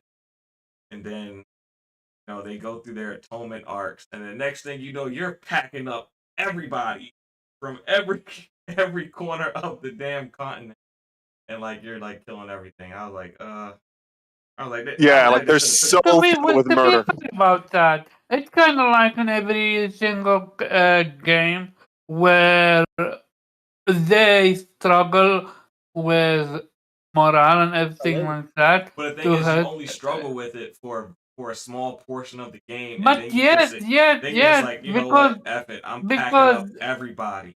because it's a video game. If It doesn't at matter some if it's a point, video game. It's a very story like they could still carry that guilt, of the weight of what they have to do. Even though they know they have to do it, they could have still carried that weight throughout the story. That's not a weight that should have just instantly disappeared. Like, oh, Josh was alive. I don't mind packing people up now. And then Jill, she got her revenge on that priest. Up, pack us. Let's go. We just packing them up. Every town we go to, we just figuring out what group of soldiers we packing up next. It don't matter if we in Rosaria, San Breck, we can be in Dalmechia. Somebody getting packed up. Anybody to get in our way. No regrets. I think it's a matter of if they are trying to attack you or not. Because remember, No, because people be like, oh, I got this side quest for you. remember the enemies that attack Clive that were with their weight. You didn't kill them. You beat them up, but you didn't kill them. You mean like when you What? fought All right, Wade? so if you remember in Dalmechia, when you're first traveling to Dalmechia, there's this two group of bandits, and they're like, oh, there's these bandits up the road that attack some people. We need you to help us and take care of them. And really, it was just two bandits going up against each other. So Jill and them go right up the road, and they kill them. They don't just beat them up. They kill them, and then the other bandits come up and like they take the spoils of what the other bandits had just stole, and then kind of go about their way. And then You're they talking about the find two out bandits, later, right? yeah. And then they find out later that, oh, those guys were bandits, and they're like, oh well, whatever. Like To be fair, I had that exact same moment with Yakuza. Yakuza have that exact same moment where you're trying to not kill, and all that jazz, trying to be the quote unquote good person, yet you actively help a Yakuza member defeat someone that scammed you, and that Yakuza members then proceed to take that person that scammed you, and the insinuation is they basically kill them. And you're like, hey, you shouldn't have you shouldn't have fucked with the Yakuza, I guess. well, I think that's So, a little that's not necessarily my issue. different. My issue is the morality stance that they took early in the story, and that it didn't the weight of what they were doing didn't carry with them throughout the story. Like it was a foundational piece of them early on, and it just instantly disappeared. You know what I'm It's the saying? Tomb Raider issue. when the Tomb Raider reboot came out, like Lara Croft is very, very like taken aback that she has to actively kill people. But like spend another hour in the game and like you as the character is just murdering people indiscriminately. Like, but they make a very big deal of showing like that she struggles. This is the first time she's ever had to take a life. And I imagine in 16 has a lot more room to give them feeling about being like, well, we do feel bad about this. Like I don't expect it to really be solved in the 10 to 20 hour game in Lara Croft. But 16 can, I guess, address those questions. I had a question. Clearly the story is not going where I think it's going. The whole concept of the branded, is that a big thing by the end of it all? Yeah. Yeah, Yeah. it's Should Yeah, we? you. Can I explain Yeah, it to you, Reggie? Or yeah. okay. So basically, the reason why I saw this one person tweet this on Twitter, and I was like, this guy's dumb. And then I thought about it. I was like, he might have a point. He said the whole story of Branded in Final Fantasy 16 is the same as Mutants.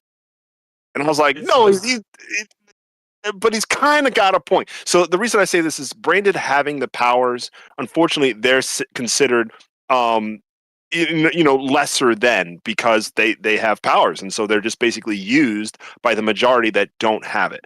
But in order to eliminate the difference in I guess being in the socio structure to even out bearers with non-bearers, Sid believes that destroying the crystals that draw power from the earth and start to turn the earth to this powerless, dustless place is the solution. So Right. without all of those, bearers then would have equal ground because there would be no ether to take or use or to be a difference from a regular human being. They would And not that's be able to use magic, basically. Yeah, Right. that's the ending to 6. Final Fantasy 6 is they've removed magic from the world completely. And so everybody's sort of back together. That basically just ending. Yep. Yeah, and I understand Sid's goal, and I actually sort of agreed with him. And like the guy you were saying, Kofi, I agree a little bit, like because there's the truth of these people, because like when it gets to mutants, it's a little difficult, but like there is some wisdom in understanding the fact that like these people are dangerous, no matter how like which way you want to slice it. No. That's not how it Wizards, started out. no. Though. They Barriers lived in- were never aggressive. I never saw in the story any sign that there was a revolt from barriers. No. All right. So if you paid attention to the history, then Final Fantasy 16, the reason that the bearers became slaves, they lived in harmony. Bearers and normal people lived in harmony up until a certain point. There was a disagreement between the two, and they went to war, and the bearers lost. And as a result of them losing that war, they started to be treated as lesser, and they got forced into like a form of slavery.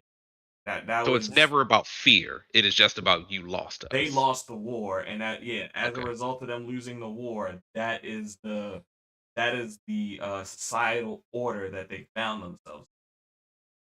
But the order is devastating. Like, for example, like if a person has a bearer child, like they'd rather just throw that thing in the trash. Like, straight up. I was absolutely floored when you do the quest with the little girl. Oh yeah.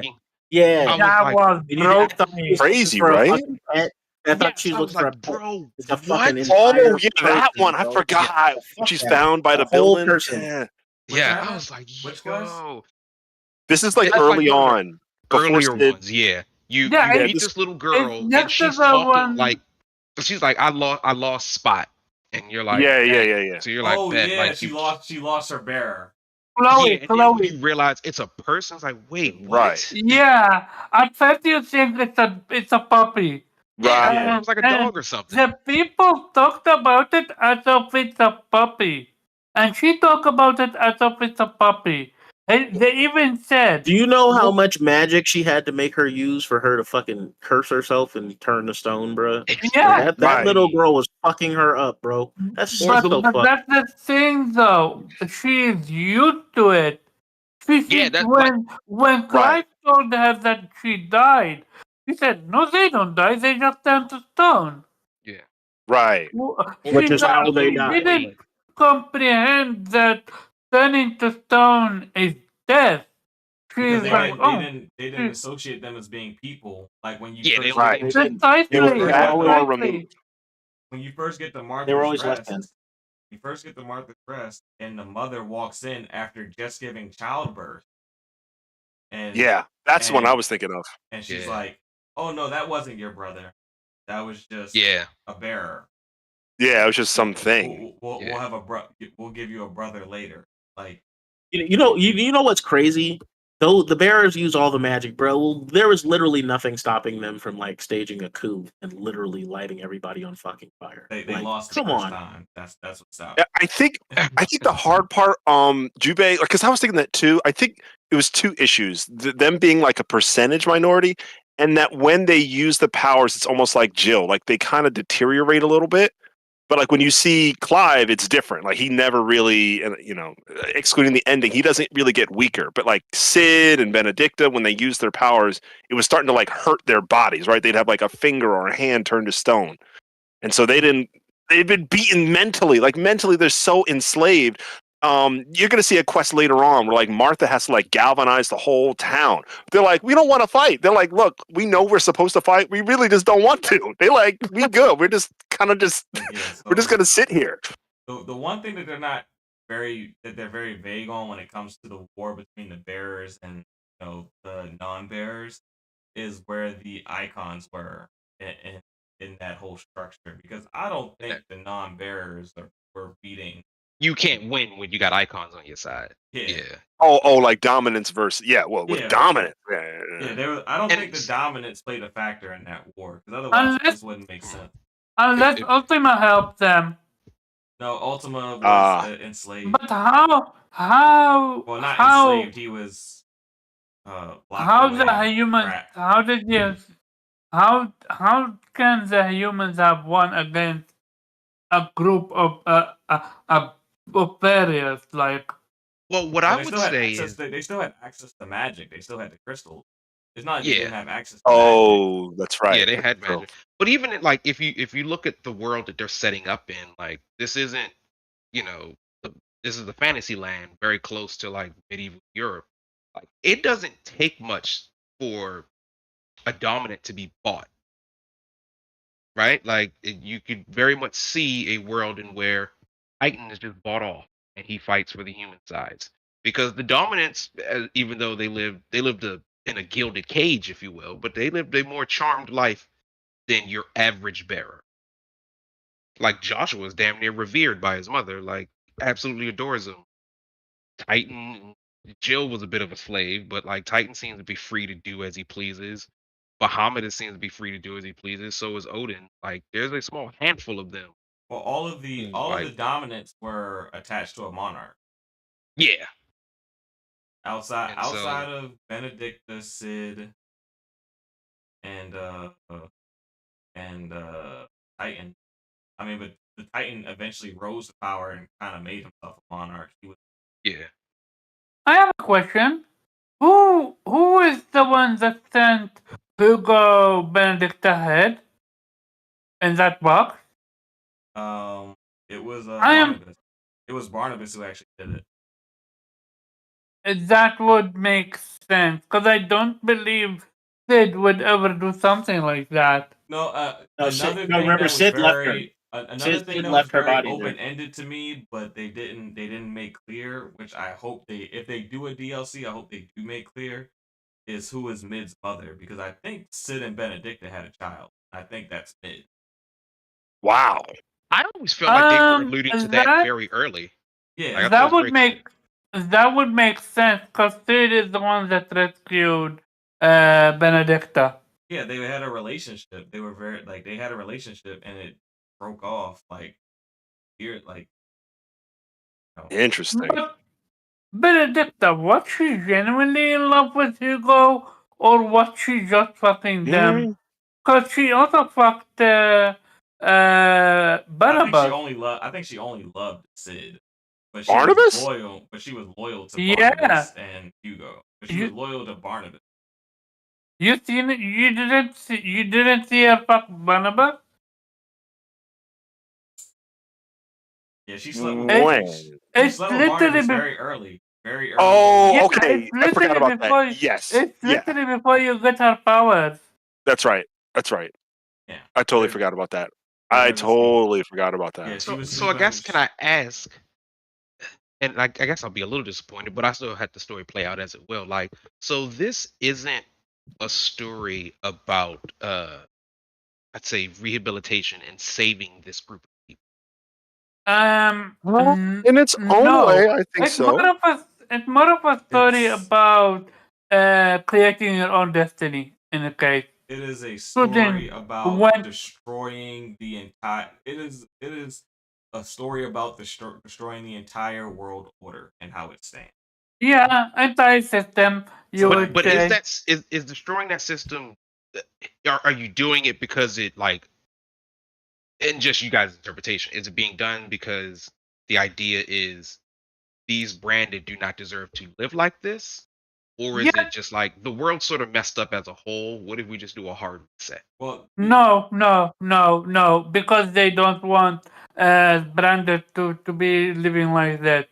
You've seen it, especially with Clive, changing his tone after seeing Martha branded. yeah, the intention of why, like the why changes. It's very fluid throughout the story. I would say that because once they gain an understanding of that there's a bigger threat in Ultima, then the reasoning, like the bigger goal starts to shift. It doesn't. Yeah, which that I necessarily get because become- like yeah. yeah, you gotta have So your big initially, bad monster. it is about that, but it evolves. The more they learn. Okay, and I just asked because I find that part of the story to be very compelling. And I Like- think who's ever doing at least the voice One- acting or acting for Clive is like really good. Because So you can see how affected he is. One aspect of it that I was like, and now you removed that entirely, which is when Clive got rid of his car, or was able to hide his car. He never got rid of. It He just got rid took- of the. He just got the brand surgically removed. Yeah. Yeah. It took away from the weight of it being a thing. It actually showed how people then would react towards you, which is totally different.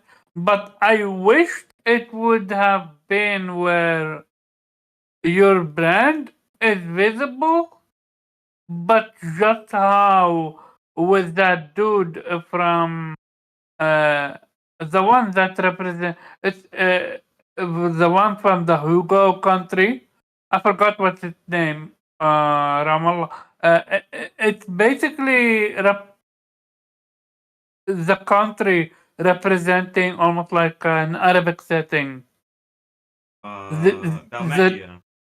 Yeah. The dude, he turned out to be branded, but Oh, he- Lubol. yeah. But he Well, he wasn't. still He wasn't. won. He wasn't a branded. He was just a bearer. He was. A bear. No, That's what he meant. That's what he He was meant. a bearer. Not He a was branded. a barrier. Sorry, Yeah. a barrier. He was turned out to be a barrier, but still, they respected him at the end, and they elected him as a mayor. I wish that Clive had that character development, and not the character development where you just flat out remove your branded and even off screen. If I didn't do the side quest, I genuinely thought that because he had facial hair. That's why they are not able to see it. But know then what? when I did the side You know quest, what I was taken Yeah, go away ahead. really quick about people not noticing the scars? Is that what you're talking about? yeah, beforehand they weren't. Beforehand like- they were, and then later afterward they weren't. But that's because the doctor with you, they basically performed an operation where they removed the scars. But Okay, I they thought did you it. were. Not only they did it off screen. If you don't talk to them about it in a side quest, you wouldn't even realize it yourself. You could have easily mistaken it for just Clive having facial hair. Well, And some because characters talked about how painful it was to get it removed. Yeah. Forget who it was. Yeah, they Was they it talk about they talk Otto about or it getting something? removed a lot in the game. Otto or Tarja? I think Tarja talked about that. Yeah.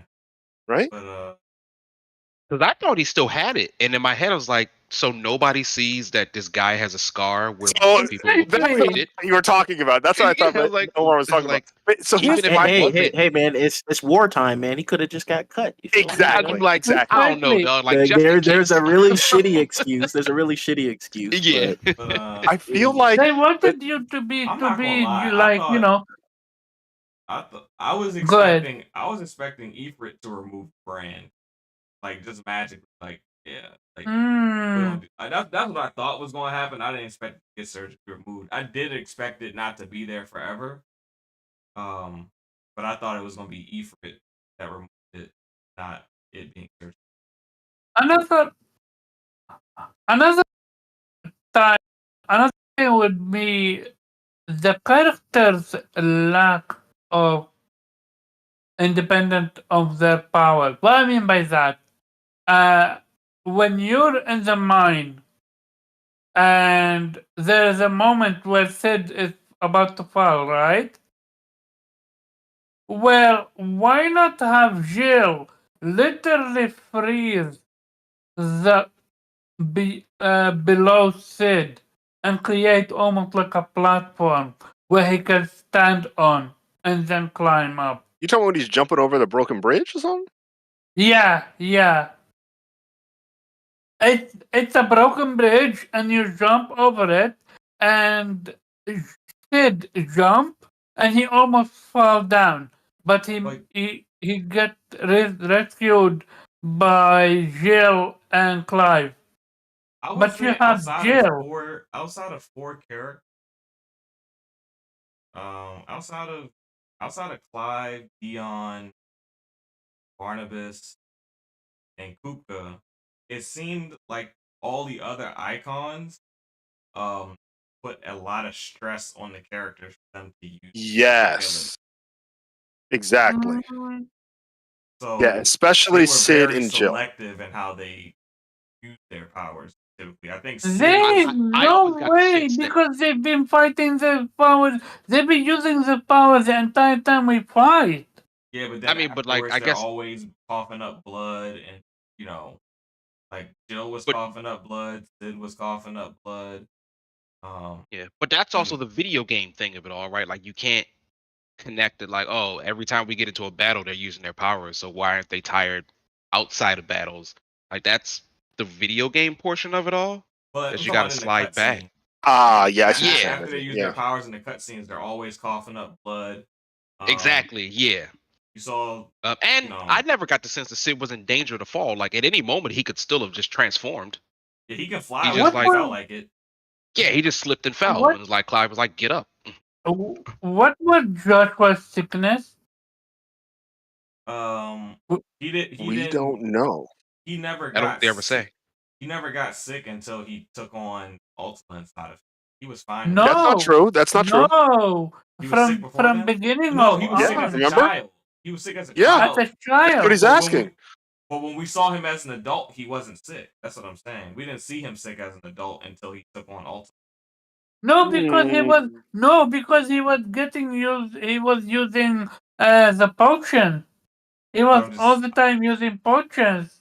But I'm saying we didn't see him visibly ill until he trapped Ultima inside of him. Like when he was at the castle of Benedicta, we didn't see him sick. When we saw him at Phoenix Gate, didn't see him sick. When he first appeared at the first Mother Crystal, we didn't see him sick. We didn't see him showing signs of sickness until they jumped 5 years ahead, and and Ultima started having growth inside of his chest. So you're saying that he was suddenly fine from his sickness as a kid?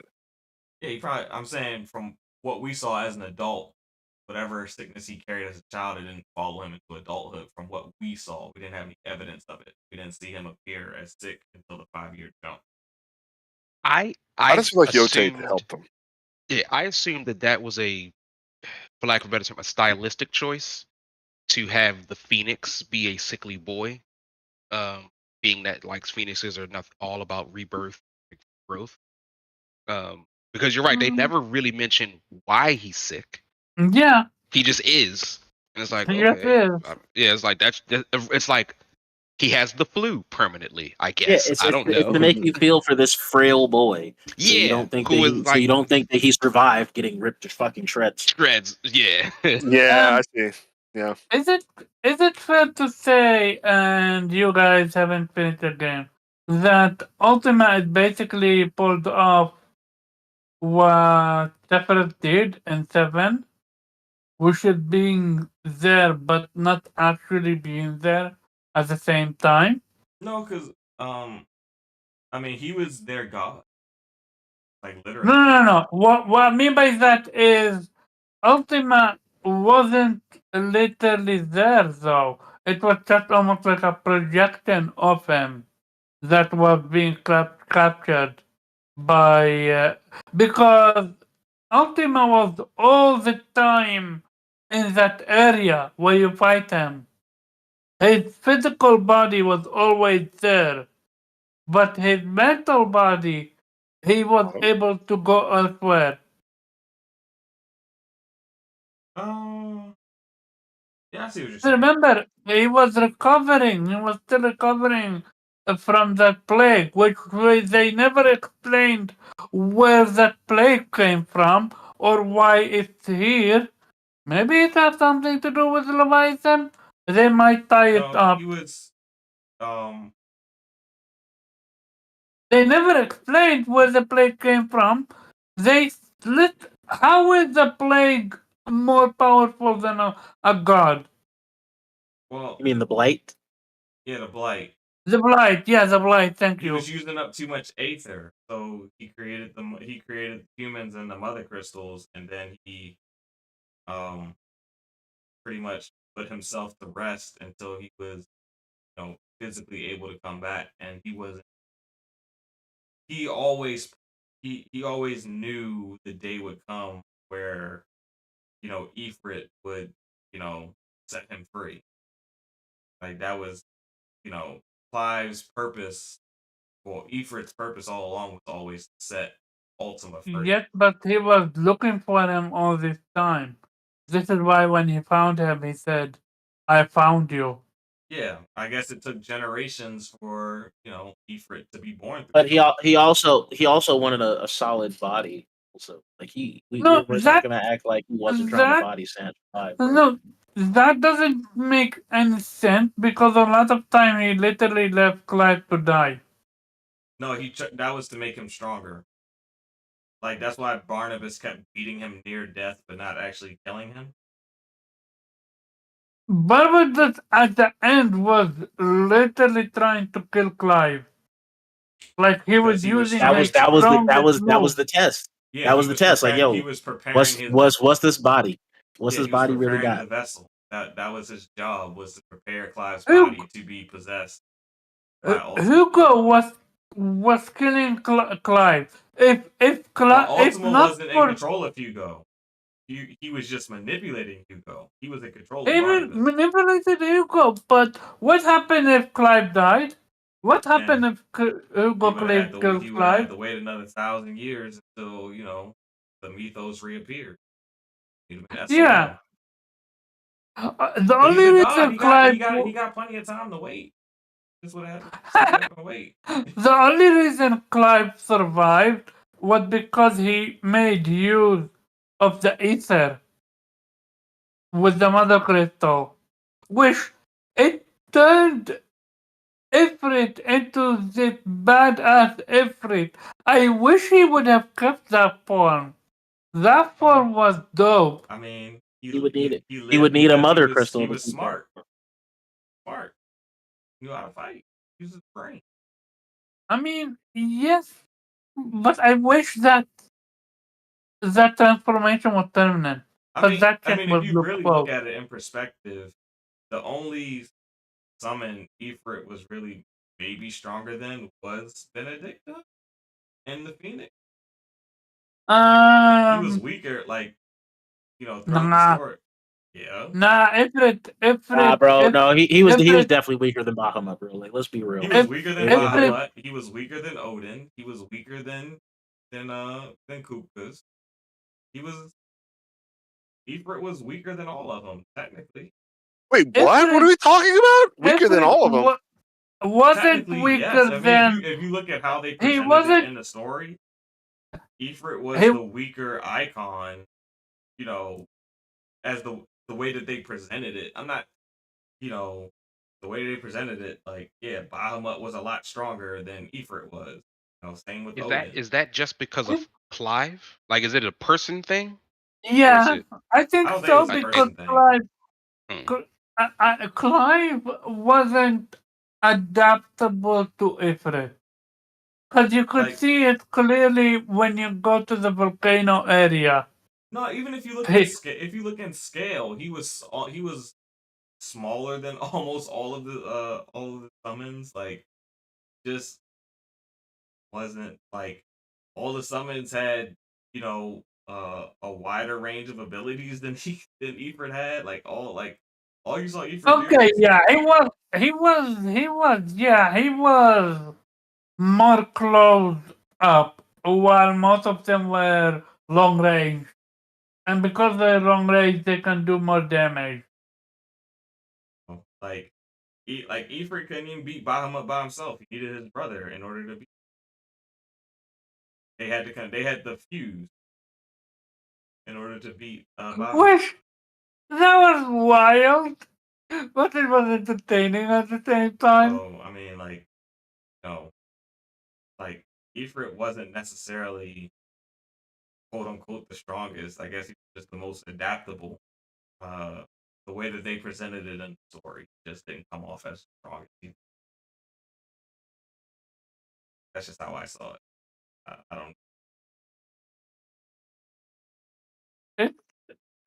As for the endings, would you guys rather have a happy ending?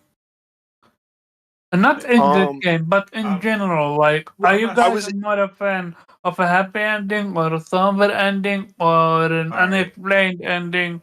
The ending that I would have liked, to me, there was no happy ending because all of the monarchs were destroyed. Like these people had no guidance on what they were supposed to do next. Like the whole entire continent was pretty much in shambles outside of Rosaria, because Rosaria had already went through their collapse. But Dalmekia, Sambrek, Waloed, they were all in shambles. Waloed was real bad. Yeah, like the world was in a horrible state. So I mean, there really was no room for a happy ending. But I do believe that there was room for an ending where Clive didn't necessarily have to sacrifice himself, for the greater good of everyone after, that's pretty much what he spent the entire story doing. I would have liked to see an ending where, because you go on all these side quests and everything with Jill towards the end, and you're planning your life with each other, kind of what y'all are gonna do next after y'all after Ultima is defeated. All right, I'm not gonna be king. I'm just gonna go on and find another continent and just live life. I would have kind of liked to see that ending where all right, Clive, Jill, we're out. Joshua, you got this. and you got this fucked up continent, figure it out, and then just ooh, like I'd have This been cool with up, that ending. To me, that wouldn't I necessarily been a wish happy ending because you like 90% of the key characters are already dead, the world's already in shambles. You know, I I would have liked to see like characters who had to sacrifice everything from the time that they were kids to get like their little slice of like peace. Not necessarily a happy ending, but I would have liked for them to have found I some would have type of felt a peace. little more complete. um, Yeah, if you had like what happened to some of the significant characters that you spent time with, like Martha or Blackthorn or Gav, or even some of the like small characters we haven't talked about. I forget the name of the guy who wanted to get revenge and he was living in Lost Wing. I thought are his you story was talking? very Are you talking about the side Quentin, quest where you help him? Quentin. I don't like. I ain't like Quentin because Quentin was like, man, yeah, I've just been chilling here all these years, waiting to get my revenge. We gonna ride out, and all my people gonna die, but that's all good because I'm gonna get my revenge. He didn't want that. He didn't want that. How He was about mad. that? He didn't And want that, no. no. But the craziest part was when he told Clive what his plan was. Clive was like, "All right," and just dipped. He was like, "Yeah, you got that fight. I'm I out." I have a I mean, question. you're right. He really did kind of be like, well, you're doing your thing, and I've got, my thing going on. I So, got crystals to take out. We'll meet No, but back the in the thing middle is, at some point. Clive was always so willing to help everyone with all their problems. When Quentin brought his, he was like, "I'm good. You got this. You made me sleep on the I floor mean, the first day I he met was you." busy. So he got a lot going on. I have a question. So funny. When you absorb Ultima power, couldn't he then have the ability to revive people? You're basically a god. I Couldn't he think then have the ability to revive his brother? he tried to. Maybe. I think we saw him try to because we Right. saw him I like think, put that light in towards Joshua's chest after he defeated yeah, um Ultima. Ultima. That's why it's very open ended. Joshua could have Yes. lived. He could have That very could well actually did. been Joshua who wrote the book. Yeah, like that's why we said the ending is very open ended. Like Joshua could have lived hypothetically. Like we just don't know. Um, but we do know that the power, whatever power he had, was too great because when he used it, he lost a hand. You know that much. Um, yeah. Other than that, uh,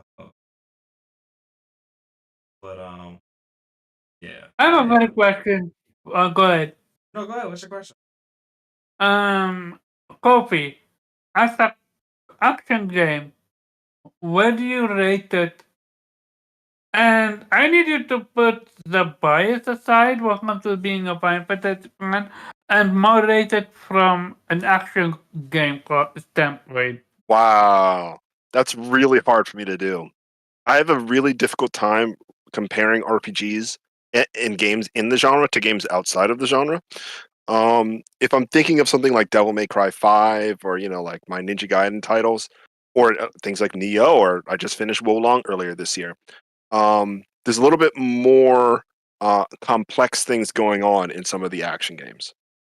So, for example, Ninja Gaiden to me has enough complexity for me to want to beat that game multiple times, and I really don't replay games to completion multiple times. So I will say that it's simple. It was simple.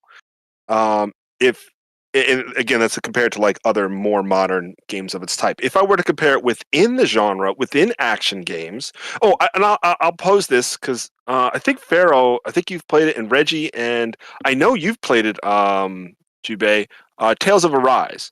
One of my friends on Twitter put a poll. He said, "Which game is better? Which is the better action JRPG, Tales of Arise or 16?" And I don't know the answer to that question. I really don't. It comes down to the immersion into the story and the involvement with the characters. I felt was more personal in 16. But when I think of the combat, Tales of Arise and the character switching that I could do, I was playing with like side characters for half of the game, and to me that Yeah. really kept it fresh. Yeah. Omar, you brought up the criticism that Clive uses a sword, and that's That's it. But with Tales of Arise, if I got bored of like one style of play with what was his name? Oh my gosh, I'm forgetting the main character's name. Alphen, right? I could switch to Dohalim, or I could switch to Kisada. So I don't know between Tales of Arise. It's very close for me. I haven't made a decision yet. But within the action RPGs, like comparing it overall, I would say it's up there. I still don't like some of the simplicity. I think that's why I also boost up Tales of Arise. Tales of Arise, you can work with individual stats to kind of perfect what your team is capable of doing, right? You could have like Dohalim team up with I don't know, almost said Winry. Team up with I'm forgetting all the names. I'm sorry. Like Kisada, so that you could have a specific type of combo. None of that really mattered in 16, right? You could just kind of get away with reacting to things.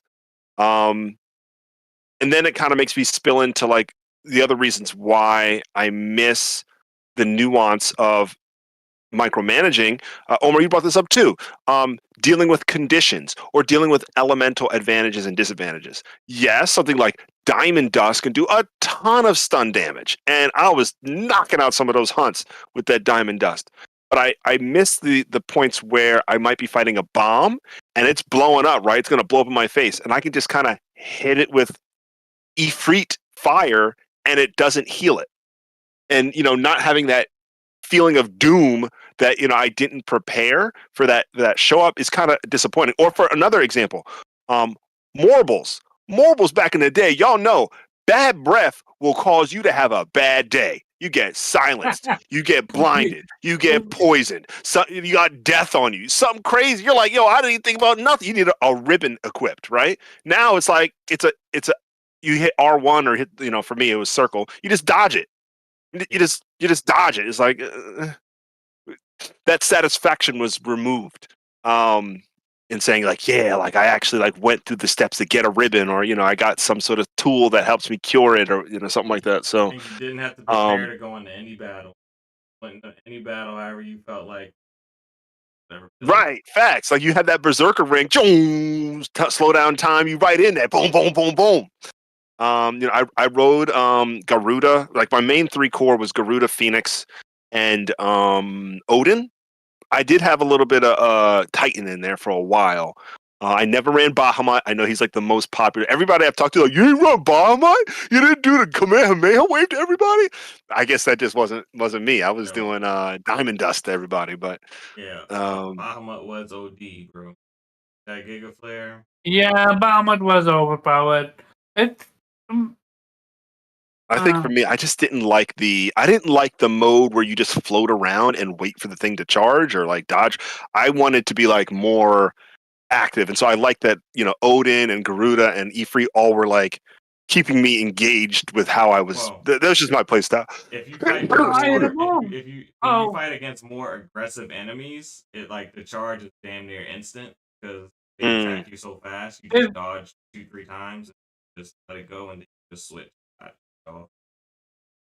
Also, if you upgrade it to full, you can remove the circle button from Bahamut. The circle button from Bahamut is pointless. You don't use it. You can replace it with anything else. But the powerful attack from Bahamut, these are handy. Especially for the damage dealing part. I did use satellite. The orb that would like help you shoot. I had satellite on a lot because I would like shoot. I tried it, but But it was combo crazy. Like for example, I would like hit one enemy and then like hit him with satellite. Satellite would be like combo, and they'd be going up in the air. Then I could switch to an enemy that's on the ground, beat it up really quick, then switch, jump back up in the air, and beat up whatever's getting juggled. It just was like I was able to cause chaos. Crowd control. That's what I'll call it. It was great crowd control for me. Mega Flare was crowd control, and that Giga Beam, that Mega Beam, like, yeah, you get staggered, it's a wrap. Yeah. True. I feel that. I mean, but it is Bahamut though. Like we acting like sum it out. He should always be the coolest of them all. Yeah, I agree. Exactly. That's true. The only thing I didn't like is that Odin was so powerful, and then when you finally got him, when you switched to using his sword, it just didn't do the type of damage. Did it not? Yeah. I haven't got there yet. Does he not do one hit kills? He does have that Xanax. What is it? Like his ability is very OP. Like Yeah, but the you level got- 5 version does, Jubei. Yeah, the level 5 version of his attack, once you master it, it is very strong. But when you're actually building up the gauge and you're using the sword, it's not in the complementary attacks aren't that strong either. So like none of his I never actual, really used it. ability attacks are that strong. That once you build up that gauge and you unleash it, that is the powerful thing. Whereas like Bahamut has two very powerful. The Phoenix has one very powerful. Then it has like a couple that like can take out a bunch of enemies around you at the time. Ifrit's moves Alex- are whack. Ifrit's moves are Who? not strong at all. Like he doesn't. The Wings of Rebirth was giving me heck of wins, But though. that was Phoenix's move. That's what I'm saying.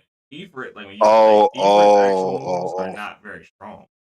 Willow Wicks. Wait, why would you wouldn't call that Phoenix's moves? No, because they have their own.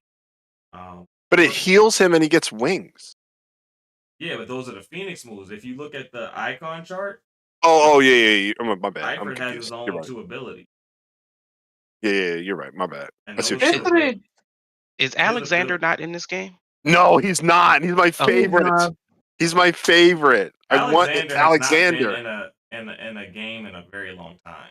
That's not true. Was he in 15? He was in 13. That's not that long ago. Yes, it is. I What a mean, decade. three. Okay, but it's like 3 Final Fantasies. Okay, it's not that bad. It's a That long was time. 2 whole PlayStations ago. It's a whole decade. Like, yeah, it's a while. That's what I'm saying. It's been around a long time. If you missed basically 3, it wasn't in remake, wasn't in 15, wasn't in 16. Basically, Alexander was in 7, so technically I'm he saying should he's be not back in in remake. remake. I'm just saying he's not. Yeah. in remake yet. Yeah. Well, So technically you didn't get him in remake in Midgar, so he could still Yeah, be back. Hopefully he should be coming technically back. you didn't yeah. get Bahamut in remake in Midgar, but hey, what do you? I mean, and Oh shoot, he was. That's right. Oh yeah, that's true. They did kind of. Yeah, you got hella summon. And, that's what I'm saying. I'm a fan of less popular summons. Like I love Anima or Diablo or Anima. Ark or Doom Train. There's some really good. I feel like Jumbo. 7 had like some of like the best. Jimbo, summons yeah, between- yo, Jimbo. Between like Alexander and I want to see Knights of the Round Table return. Oh, that you got to have something in the line of that. And Knights of the Round Table. Yeah, this game did miss out on introducing its own summon. Wait, so Well, I have a question. When was Garuda in Final Fantasy? Because I don't remember. I don't need. Oh, Garuda's from like Garuda was 6 and 5. Garuda was No, Okay, it is. no, It's not Typhoon's in Garuda. 8. No, Yeah. Pandemonium. Garuda was beforehand a monster you fight. Later it became a summon. Yeah, I think Garuda's like from like maybe 4. Okay. Yeah, I knew it wasn't original, but I just I do recall Rydia being able to summon either summon him or we fought There's a against Garuda in him. Final Fantasy 3. There's a Garuda in Final Fantasy 6. okay.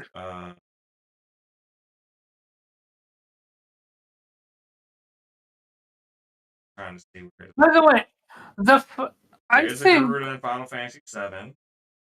There is a Garuda in 7? Yeah, but it's Because there's also.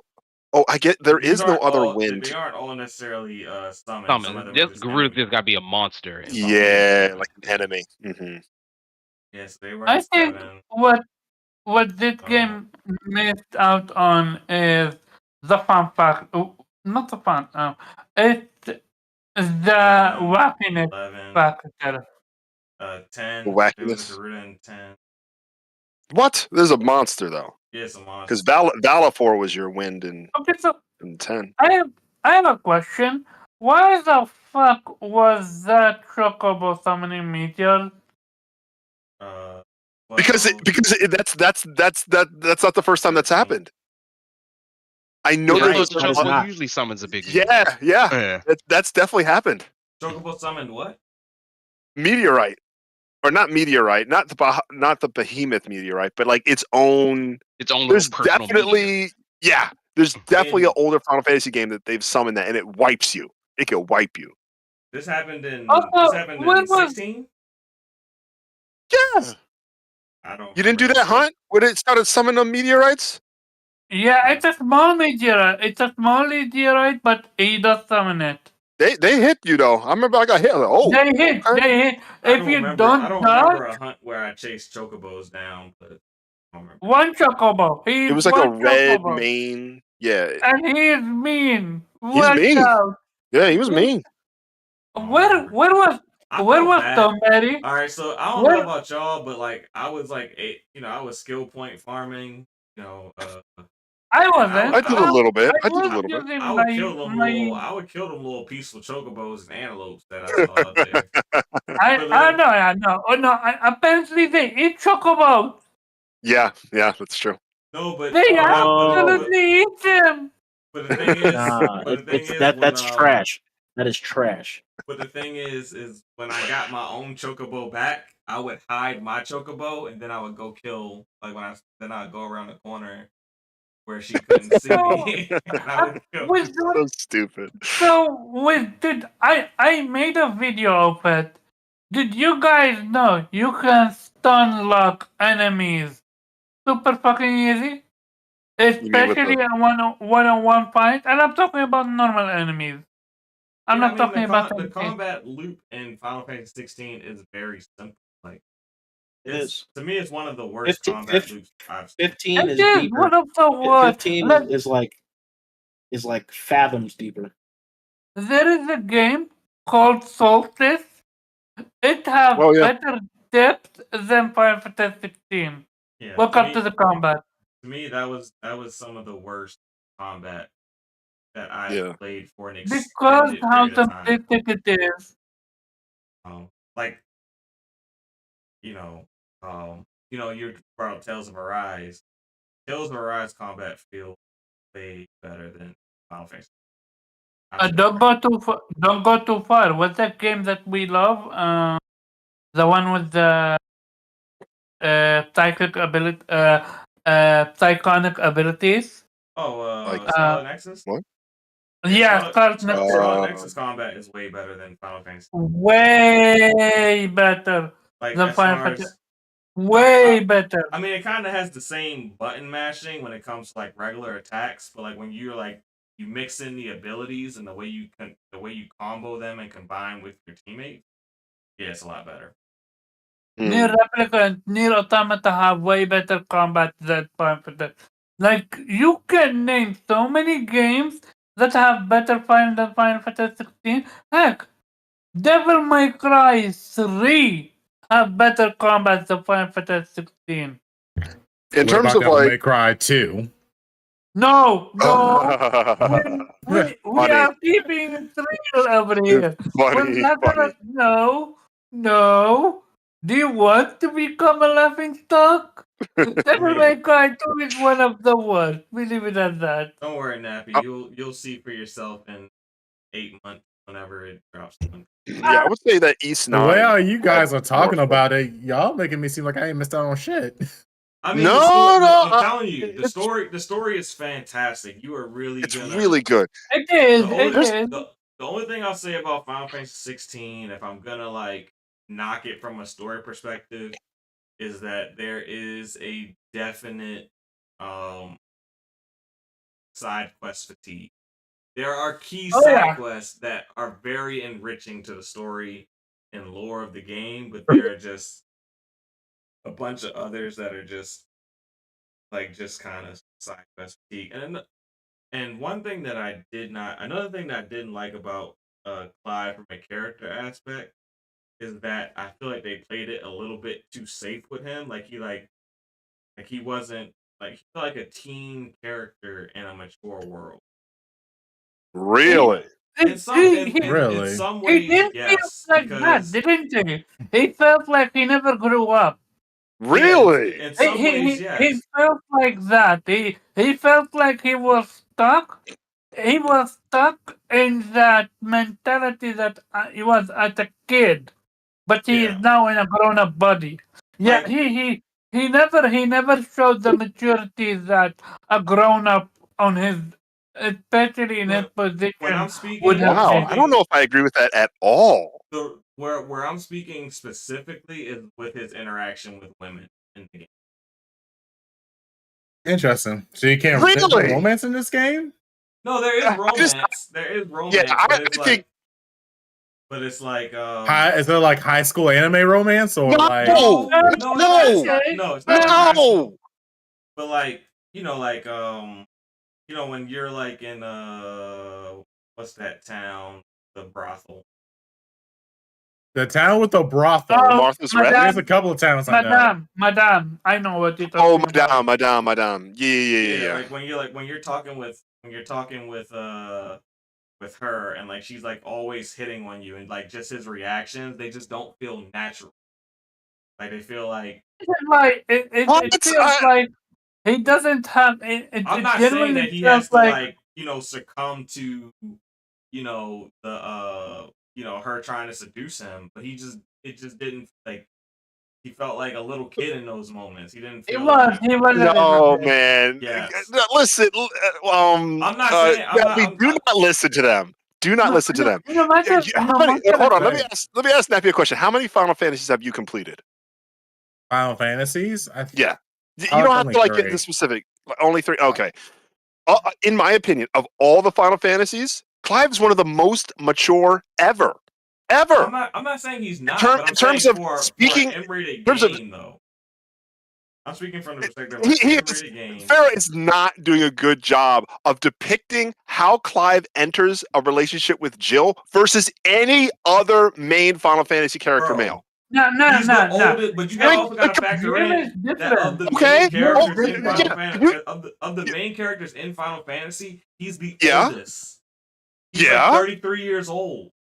Okay, and he acted as he doesn't act. He expressed his feelings. He expressed his concerns. He described how to inspire people. I understand that, but no other main character. Zidane is like one of the only other ones. I'll give Cecil some credit. He's like 17 years old though. Like I'm talking about a 33-year-old man who has like had a life of experience, and that doesn't always necessarily come through in certain moments. That's what I'm saying. In some ways, it felt like they were kind of tame with him, and like he didn't necessarily like his reactions weren't necessarily authentic to what like I would kind of expect him more to be like Jon Snow when women like hit on him, like Jon Snow. See, you always go with these Game of Thrones references. I don't know who that is, man. I don't know who Jon Snow is. I'm just going with a medieval character. Jon Snow was a medieval character. He took an oath of celibacy, and he was hit on by women a lot. And safe is a good description. Immature, I don't agree. It's not immature. With me. I said I felt like he was a rated teen character at times in an M-rated game. Yeah.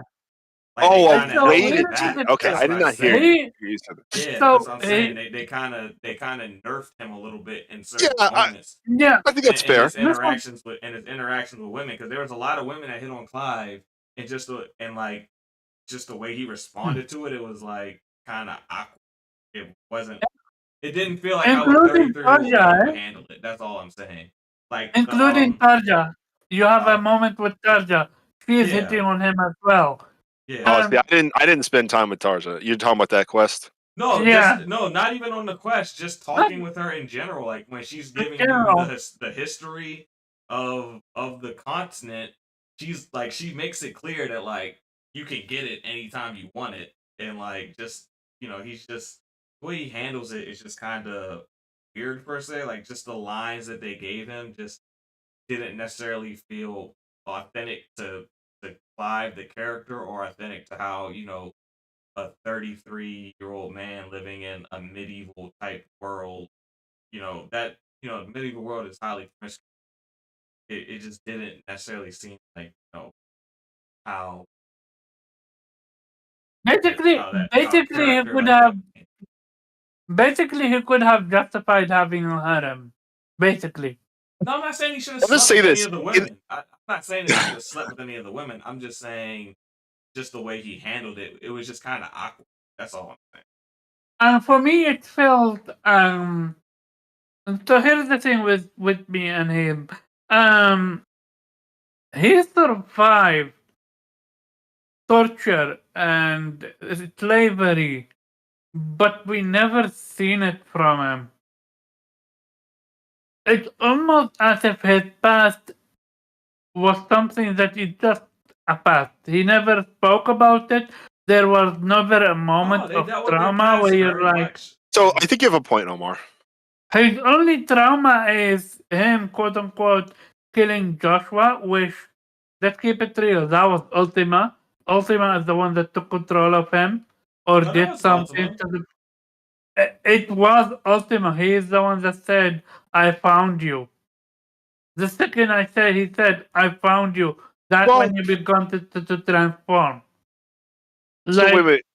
But you're just, talking about, In the but really very quick, you're saying beginning. like him being a slave is like after Phoenix Gate, right? Where he's yeah, like yeah. becomes the bearer. I think because of his background being like in royalty, he's kind of like different. You know what I mean? Like he's not fed up in the same way. Let me make a quick comparison. No, because he wears the branded mark. That means there's no longer loyalty.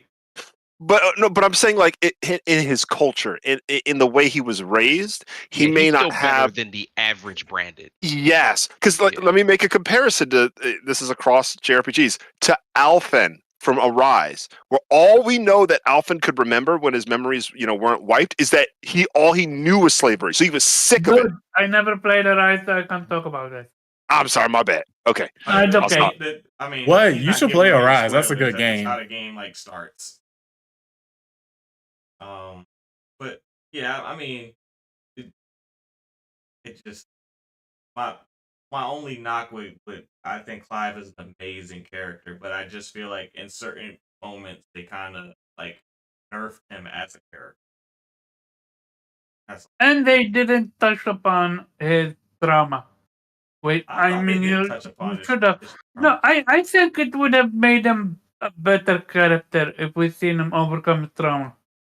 Because you are a mercenary, but you're still a branded. I mean, but he wasn't necessarily ever tortured. He was just turned into he was just made a soldier. And he talked How do you about how think he they was made him forced one? how he was forced to kill for a cause that he didn't necessarily believe in, and the only thing that kept him living was the thought of getting revenge, for his brother. So, I mean, they both like the whole beginning 5-10 hours of the game is like them dealing with the sins that led to them, being back together, basically. That was the first point that I brought up was like they kept crying about how they had to kill all these people and all this bad stuff they had to do for like causes that they didn't believe in, and then next thing you know they get to like a new next thing you know you get to a 5-year jump and they're like, oh yep, let's kill everything and not feel bad about it at all. I forgot about what they said before the jump, but yeah, the 5-year jump was jarring to me at first, but it worked out pretty cool. Oh, another thing that I just really loved was the showdown between Kupka and Clive. For me, it was like I felt Kupka's, crazy love for Benedicta, and Clive already been like, "Look, I already lost everything, so we're at an impasse." And I thought that moment was really well handled, and that boss fight was pretty cool too. I like the part where he was like, "Yeah, I packed your girl up. So what?" Right. He was like, "That was me," and like the tension in that moment was like, "Oh my gosh, these two people about to kill each other right now. Mhm. This is yeah. what I'm telling you. Barabas never had that moment with Clive. Well, there He was just there was never any animosity. Like you gotta. yeah, Barnabas yeah, was coming from yeah, a different place. yeah, That Yeah. animosity between them wouldn't have existed because yeah. He thought he Barnabas was bringing sympathy. yeah, they were coming from a different place. Yeah, With I liked Barnabas. Just in general, motivations, his style, and all that. But I think at the time I was just like playing the game really fast, so everything was just coming at me. I was like, "Wow, this is a lot." Yeah. But I enjoyed that. My biggest regret with Final Fantasy 16 is just like Clive never got anything that he like deserved. Like like I think that's how I felt when I finished it too. like he never he got small moments of happiness, but he never never got it like out of everything he sacrificed, he didn't get he never really no, got no. anything out of I it. disagree with that, and here is why. One, he got his brother back. Two, he got his chocobo back. Three, he was able to spend time with Jill. Four, he got Turgle back. So he clearly Those were got a all lot those of I'll were say all moments. five. things. I'll say five. I'll say five. His uncle came back, who is a highlight. He I is a love his highlight. uncle. He is. uncle was He is super cool. funny. Yeah, his uncle's Yeah, great. am He I got the all His, only his those uncle one? things. was legit cool. I He have got made all it at those least that things far. back Yeah. just to have it all stripped from him. Like it was Yeah. like I mean, that's what depression ending feels Everything, like. Am not I everything. everything? No, it did. It protects everything. His brother is dead. So he is no longer. We don't know what happened to him. We don't So know that yet. is But his uncle's so that is alive. that. Gav's Yeah. alive. The hideout is alive. Mid's alive. Like there's some people. Okay, a question. you don't What give a come fuck to about it no mid, man. is when a question. What come to his uncle? Am I the only one that I thought it was a glitch? When he was pretending to use a sword when there is literally no sword inside. I thought this was a glitch. Oh wait. What remind me of this scene? I'm Okay, a little so bit. it's the scene when you meet your uncle for the first time. Okay, so you come And, into the room and he's and like, "You can't yeah. be." Oh, And he said, you're talking about when Clive was pretending when he was acting in character. yeah, when he Oh. I'm like, why can't I see your sword drawn? Oh, it's a glitch. Okay. First No, time, it wasn't a I, first glitch. glitch. I He knew was he was he was Yeah. acting pretending out. to draw a sword. Yeah, he was acting out the. Yeah, it was Yeah, Whatever acting out, but exhibition that's not thing. it. yeah. It was a play that they enjoyed. Little, as of for me, I don't recall ever running through a single glitch in the entire game. Um. No glitch, no bug whatsoever. Frame rate drop, yes. Not mid combat, but after combat or before combat. I'm trying to think. I think I. I saw that SSD pushing out some slow textures on occasion. Man, only issue Nothing I Don't have blame the is that, SSD. That could have been a processor. that the story that they felt the need to deliver the story through QTE event and your boss. Yeah, I think that was a miss. That It's was too simple. that was too much because you 'Cause it know was what in you're literally doing. almost every boss fight. Almost Yeah, every yeah. boss fight was QTE driven. Hmm I mean, they were As epic, much but as you're right. they were different in gameplay, they did you do at all of them is you hitting a certain amount of damage until you do a Q to E and call it a day. Yeah. Yep. Also, sadly, Ifrit played like Clive, but only bigger. Yeah. hmm There was zero. The only thing that was new was Ifrit's ability to almost like speed blitz. That was what new about this whole gameplay. I really wish Ifrit learned more moves. Yeah, I don't I know. think I think one thing that would have made the summoning combat a little bit better is if as you picked up icon abilities, Ifrit was able to do a little bit more. He was able to mix in some of those abilities with his Yeah, attack. Like it's like you because the combat became so one tone. Yeah. It's like it maybe was weird that you know Clive as his human self could do all the icon abilities, but as a summon he couldn't. Right. also another thing is they handcuff you. What I mean by that? When they present you with four abilities, and the fifth one is the fuck off nuke.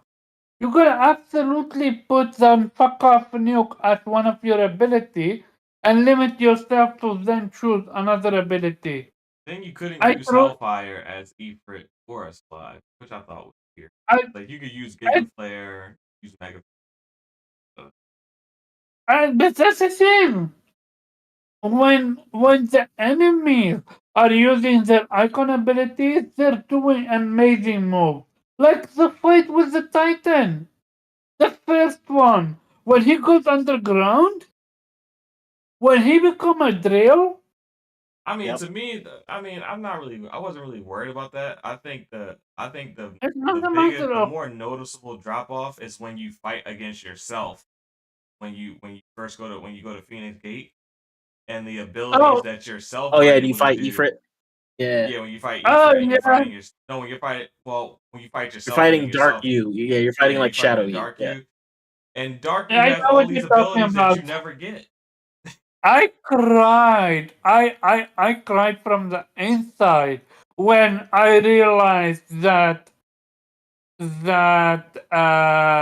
thrust move, it's a fucking skill, and it's not a move you can simply learn and use I whenever you want. I just didn't like that the While Dark You had moves that you never got in the game. I thought that was.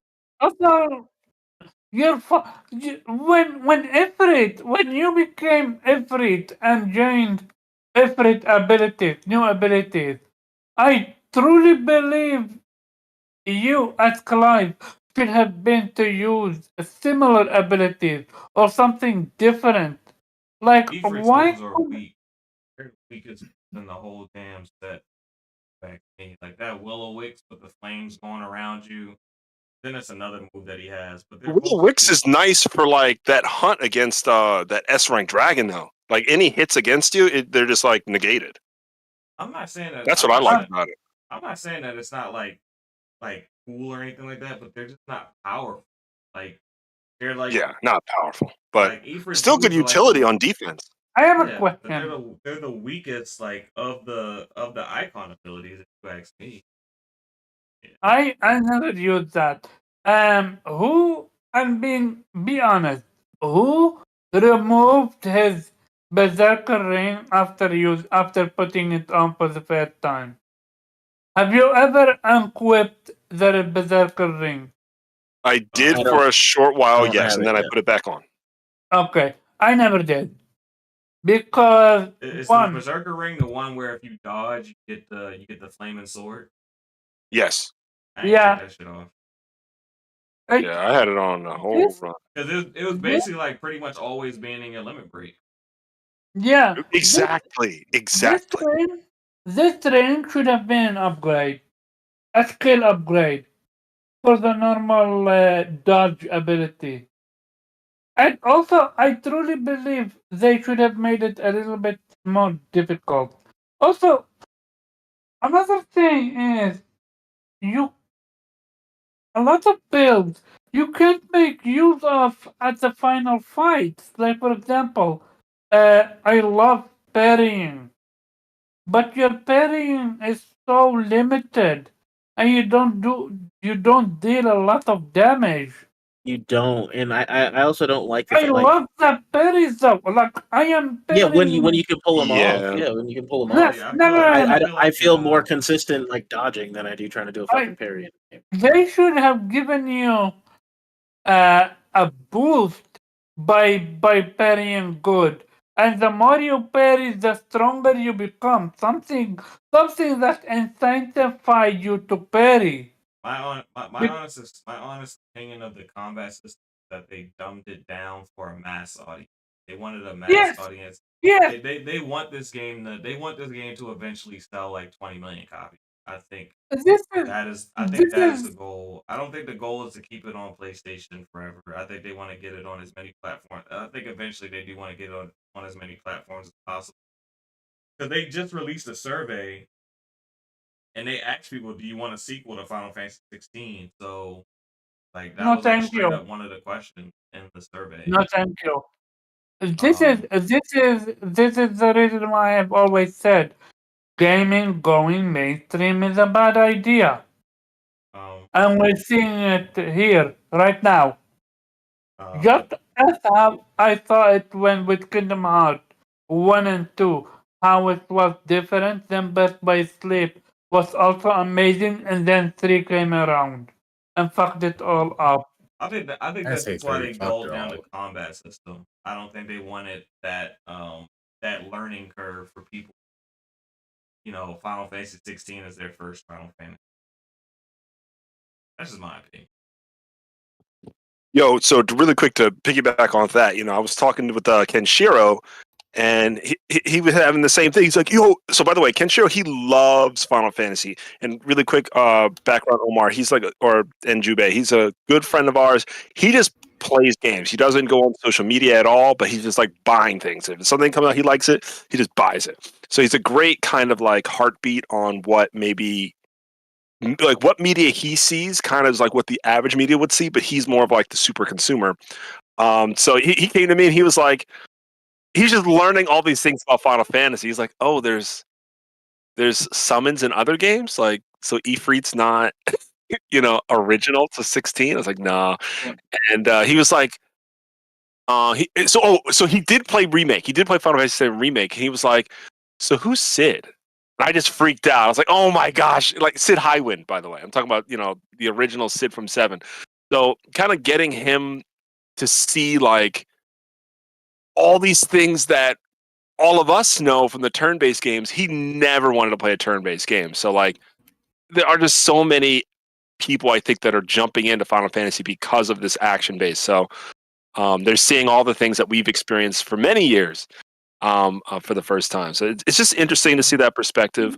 But I don't know what the next Final Fantasy will bring. One thing for sure, it's not gonna be time based. Go ahead, Phil. If Final Fantasy 16 would have had Final Fantasy 15's combat system, I think it would have been a much better game. It would have been an entirely better game. Not Interesting. having combos with your Because it's very friend. similar. The combat systems are very similar, but they're just different enough. Not- All they got to do is fix the random summoning, even though the summoning wasn't random. It just depends on like your environment. It was shit, region but- based, yeah. Yeah, it was Like the region based, and summons- you having low health. Yeah, the summons controlled a region. They didn't travel. Did you guys enjoy the summon in 13? How your summon I never become played a 13. virtual? I did. It's I did. funny. All I didn't have 13 any games are issue on with Xbox. I combat never 13. played it. You never played the first 13? I didn't play any of the 3. Yeah. Oh shoot. So to answer your question, Omar, yes, I did like 13's summons. I honestly hate the combat in 13 though. But like overall, like that's another original one, like Saz's summon, like the car. That was really Yeah. cool. Of course, I don't necessarily love Hope, but Hope was Alexander, so I'm like, that's my thing. And then of course, how Fang. did you not like the combat in 13 though? You like What the was it? combat in 13? I do. I Once you hate- figure out how all the roles work and building See, like here's my ridiculous things where you just go here's on a my loop. issue with 13, man. Like, I feel like I'm just a coach giving advice on strategy, and I like to And that's the point. micromanage. Hold up. It To be reminded me. It fair, reminded me of the though, Gambit system. You It never played But I like 12. the Gambit system. Oh, You never. I was about to say but, so. but, Well, but, it's but literally 12, that. 12 allows you to micromanage. You can say like do this, do that. For 13, it's like okay, like paradigm shift. Everybody play defense, and then everything's auto. Like, oh, we already know the weaknesses for everything, so just let the game tell you what. Like, no, Yeah. No, no, but I hate it still had so to. much. You still had to have your paradigm set up, though. That's You true. still had to have specific people and specific roles at specific times. Like I can ace that last boss fight and barely take any damage. Like Okay, that's pretty cool like, because that last boss you know what fight's I mean? pretty Like, beastly. Yeah, that yeah, last it boss fight is. was. But once you figure it out, it's like I sometimes just go back to it just so I can do it. Really? It's So just I fun. love Fang. Fang is one of my favorite. Fang is tight. Yeah, Fang is amazing, and she has Bahamut, if I can remember correctly. So that was like, oh my gosh, she's She does. amazing. Mhm. But yeah, like in general, Snow and everybody, I like them. I want to tell individual characters what to specifically do. That's where I get my bread and butter from. And I mean, the but whole you group. can. I mean, having Hope throw death, at an Adamantoise is literally the only way to beat it. Good point. I'm not gonna sit there and hit it, bro. I'm gonna cast death until it works, and if it doesn't work, I wipe and we try it again. By the way, not gonna lie though, no pun intended. The magic, Ultima, and Holy were a sight to behold when you see them in the boss.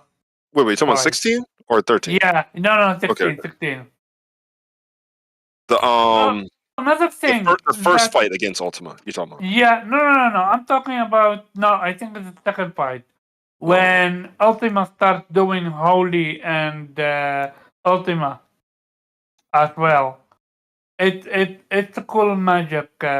Also, the try move that you do with Bahamut and Ifrit and Phoenix.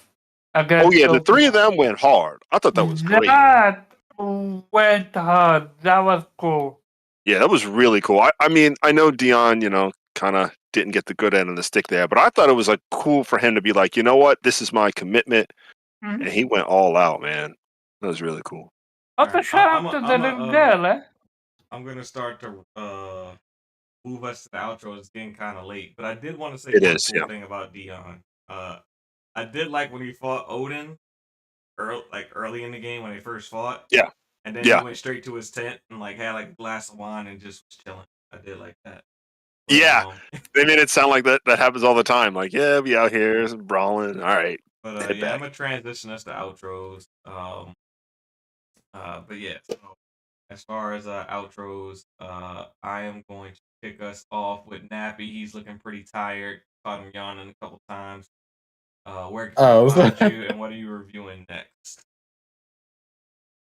All right, guys. This was a pleasure being on the show as always. If you guys want to look for me, you can find me on Twitter. Just type in Nappy Senshi and I will pop up. I'm the one and only. You can also find me here on YouTube. If you type in Nappy Senshi in that search bar, you will find a couple of controller reviews. Like the controller that's behind me is the controller I recently reviewed. The GameSir T4, which is a good controller with Hall effect joysticks, mechanical keys, and 1,000 milliamp pull rate, which is a 1 millisecond input latency, which is one of the fastest controllers you can get for PC and Nintendo Switch. And also going to be what Hall effect joysticks are again. They are the magnetic joysticks. So basically, the potentiometers on these joysticks do not wear or tear because there's nothing that's rubbing. They use magnetics and they measures the voltage of the joysticks rather than just rubbing up on each other all the time. So they last a lot longer. In non-nerd terms, they don't drift. There's no stick drift. So if you guys are looking for a controller that it works on PC and Nintendo Switch, this one's wired. It doesn't worry about stick drift. You can get this controller. Don't worry. There is a wireless Nintendo Switch controller, the 8BitDo Ultimate controller that has wireless. That's wireless. That also has anti-stick drift. On them bad boys. Get you one. And the Gillicon King Kong 2 Pro controller, another controller with Hall effect joysticks, and also you can that controller from earlier that show. If you are on the Xbox side, you can get that controller as well that has Hall effect joysticks and another controllers. I'm going to be re-reviewing the little PB Tails Chuck 2 controller, or not Chuck 2, just Chuck updated controller, as this was really the first controller I ever reviewed on my YouTube channel, and they made some updates to with this newer version. Also expect for this controller to come out too, which is the big one Blitz controller. Nintendo Switch and PC works wirelessly, has 4 programmable buttons, turbo mode, 4 profiles, etc., etc. Good for Nintendo Switch. I don't know how I feel about this controller on PC. It's okay on PC. And with that being said, you will find me playing a lot of Remnant 2 this week because I love Remnant from the Ashes. So I can't wait to get into Remnant 2. And I'm going to be working on a plethora of controller reviews, as you can see. So until then, I'll see you guys next time. Great. And to our next most responsible adult in the room, what's going on with Zero? Close us out. Let people know where they. Well, guys, it's always been an absolute blast. You can of course find me 0x386 pretty much anywhere. Nappy and Kofi were happy to know I chose the Hunter for my class for Remnant 2. Nice. Playing it right now as we've been speaking. Really? Wait, how? You play Remnant 2 while you guys talking about Final Fantasy. Access. We already went over this. Oh, I forgot. Yeah. I forgot. Man. So me and I my forgot, doggo my friend bad. out here saving That's the what's up. world one at That's a what's time. up. But yeah, guys, like it's always, Direct 386. I too will be on Remnant, so like join up. Absolutely great. I never really got to jump into Remnant 1 that heavy. So I'm starting from Remnant 2 pretty early and see how this is gonna go. So look forward to it. But yeah, man, look forward to talking to y'all next time. All right, and let's see. Let's go by time zone. Omar, where people can find you? People can find me at Caravan Courtyard on Twitter and Game Player every Saturday 5 p.m. Eastern time. I'm pretty sure we're gonna have one last round with Final Fantasy 16 on my show, and yeah, hit that like button and share the stream out. And let's see. Jubei, where can we find you? Sure. Find me at Jubei X Sensei on gaming platforms, Jubei Sensei everywhere else. Week I'm getting back into Street Fighter so I can run Pharaoh his fade. He's over there just talking nonsense. I don't know if we're gonna stream that or what that's gonna look like, but yeah, I'm gonna run you your fade, bro. Get you up Alright. out of these I streets. give L's everywhere. I can't beat you in Madden, bro, but I can beat you in Street Fighter. Other than that, what else is on my damn backlog? Oh, I gotta finish 16, and then I'll see about Remnant probably in another week or two. I can buy it. So we'll see.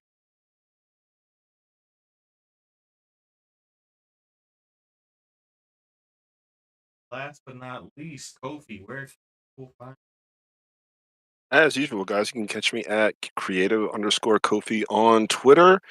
And the gaming scene is looking good. So towards the end of Atelier Mary, which is nice. That's RPG number 9. Leaving RPG number 10, it is a original IP from a developer named Furyu called Cry Machina. And it comes out in the US in October or sometime in the fall.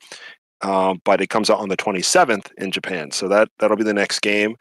And but of course, Remnant, and so yeah, that comes out Thursday, but tomorrow is Remnant. Tuesday. I'm sorry, yeah, Tuesday is Remnant.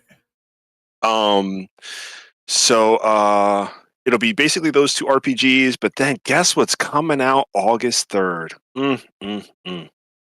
I was an early access member for Baldur's Gate back in 2020, 3 years ago. I put over 10 hours into the game, and boy, has the game changed. But I decided I'm going to go with the PC release, just because like I've got more games to buy. Like the next game after that is Armored Core, so I'm just trying to like reduce the amount I spend. So I already spent that money in 2020. I'm going to ride that money from 2020, and I might get it on PS5 later. So yeah, looking forward to it. All right.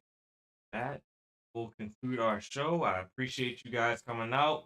Subscribe, like the channel, and thank you for getting your weekly dose of that vitamin G. We are out. I'm on the outside looking in.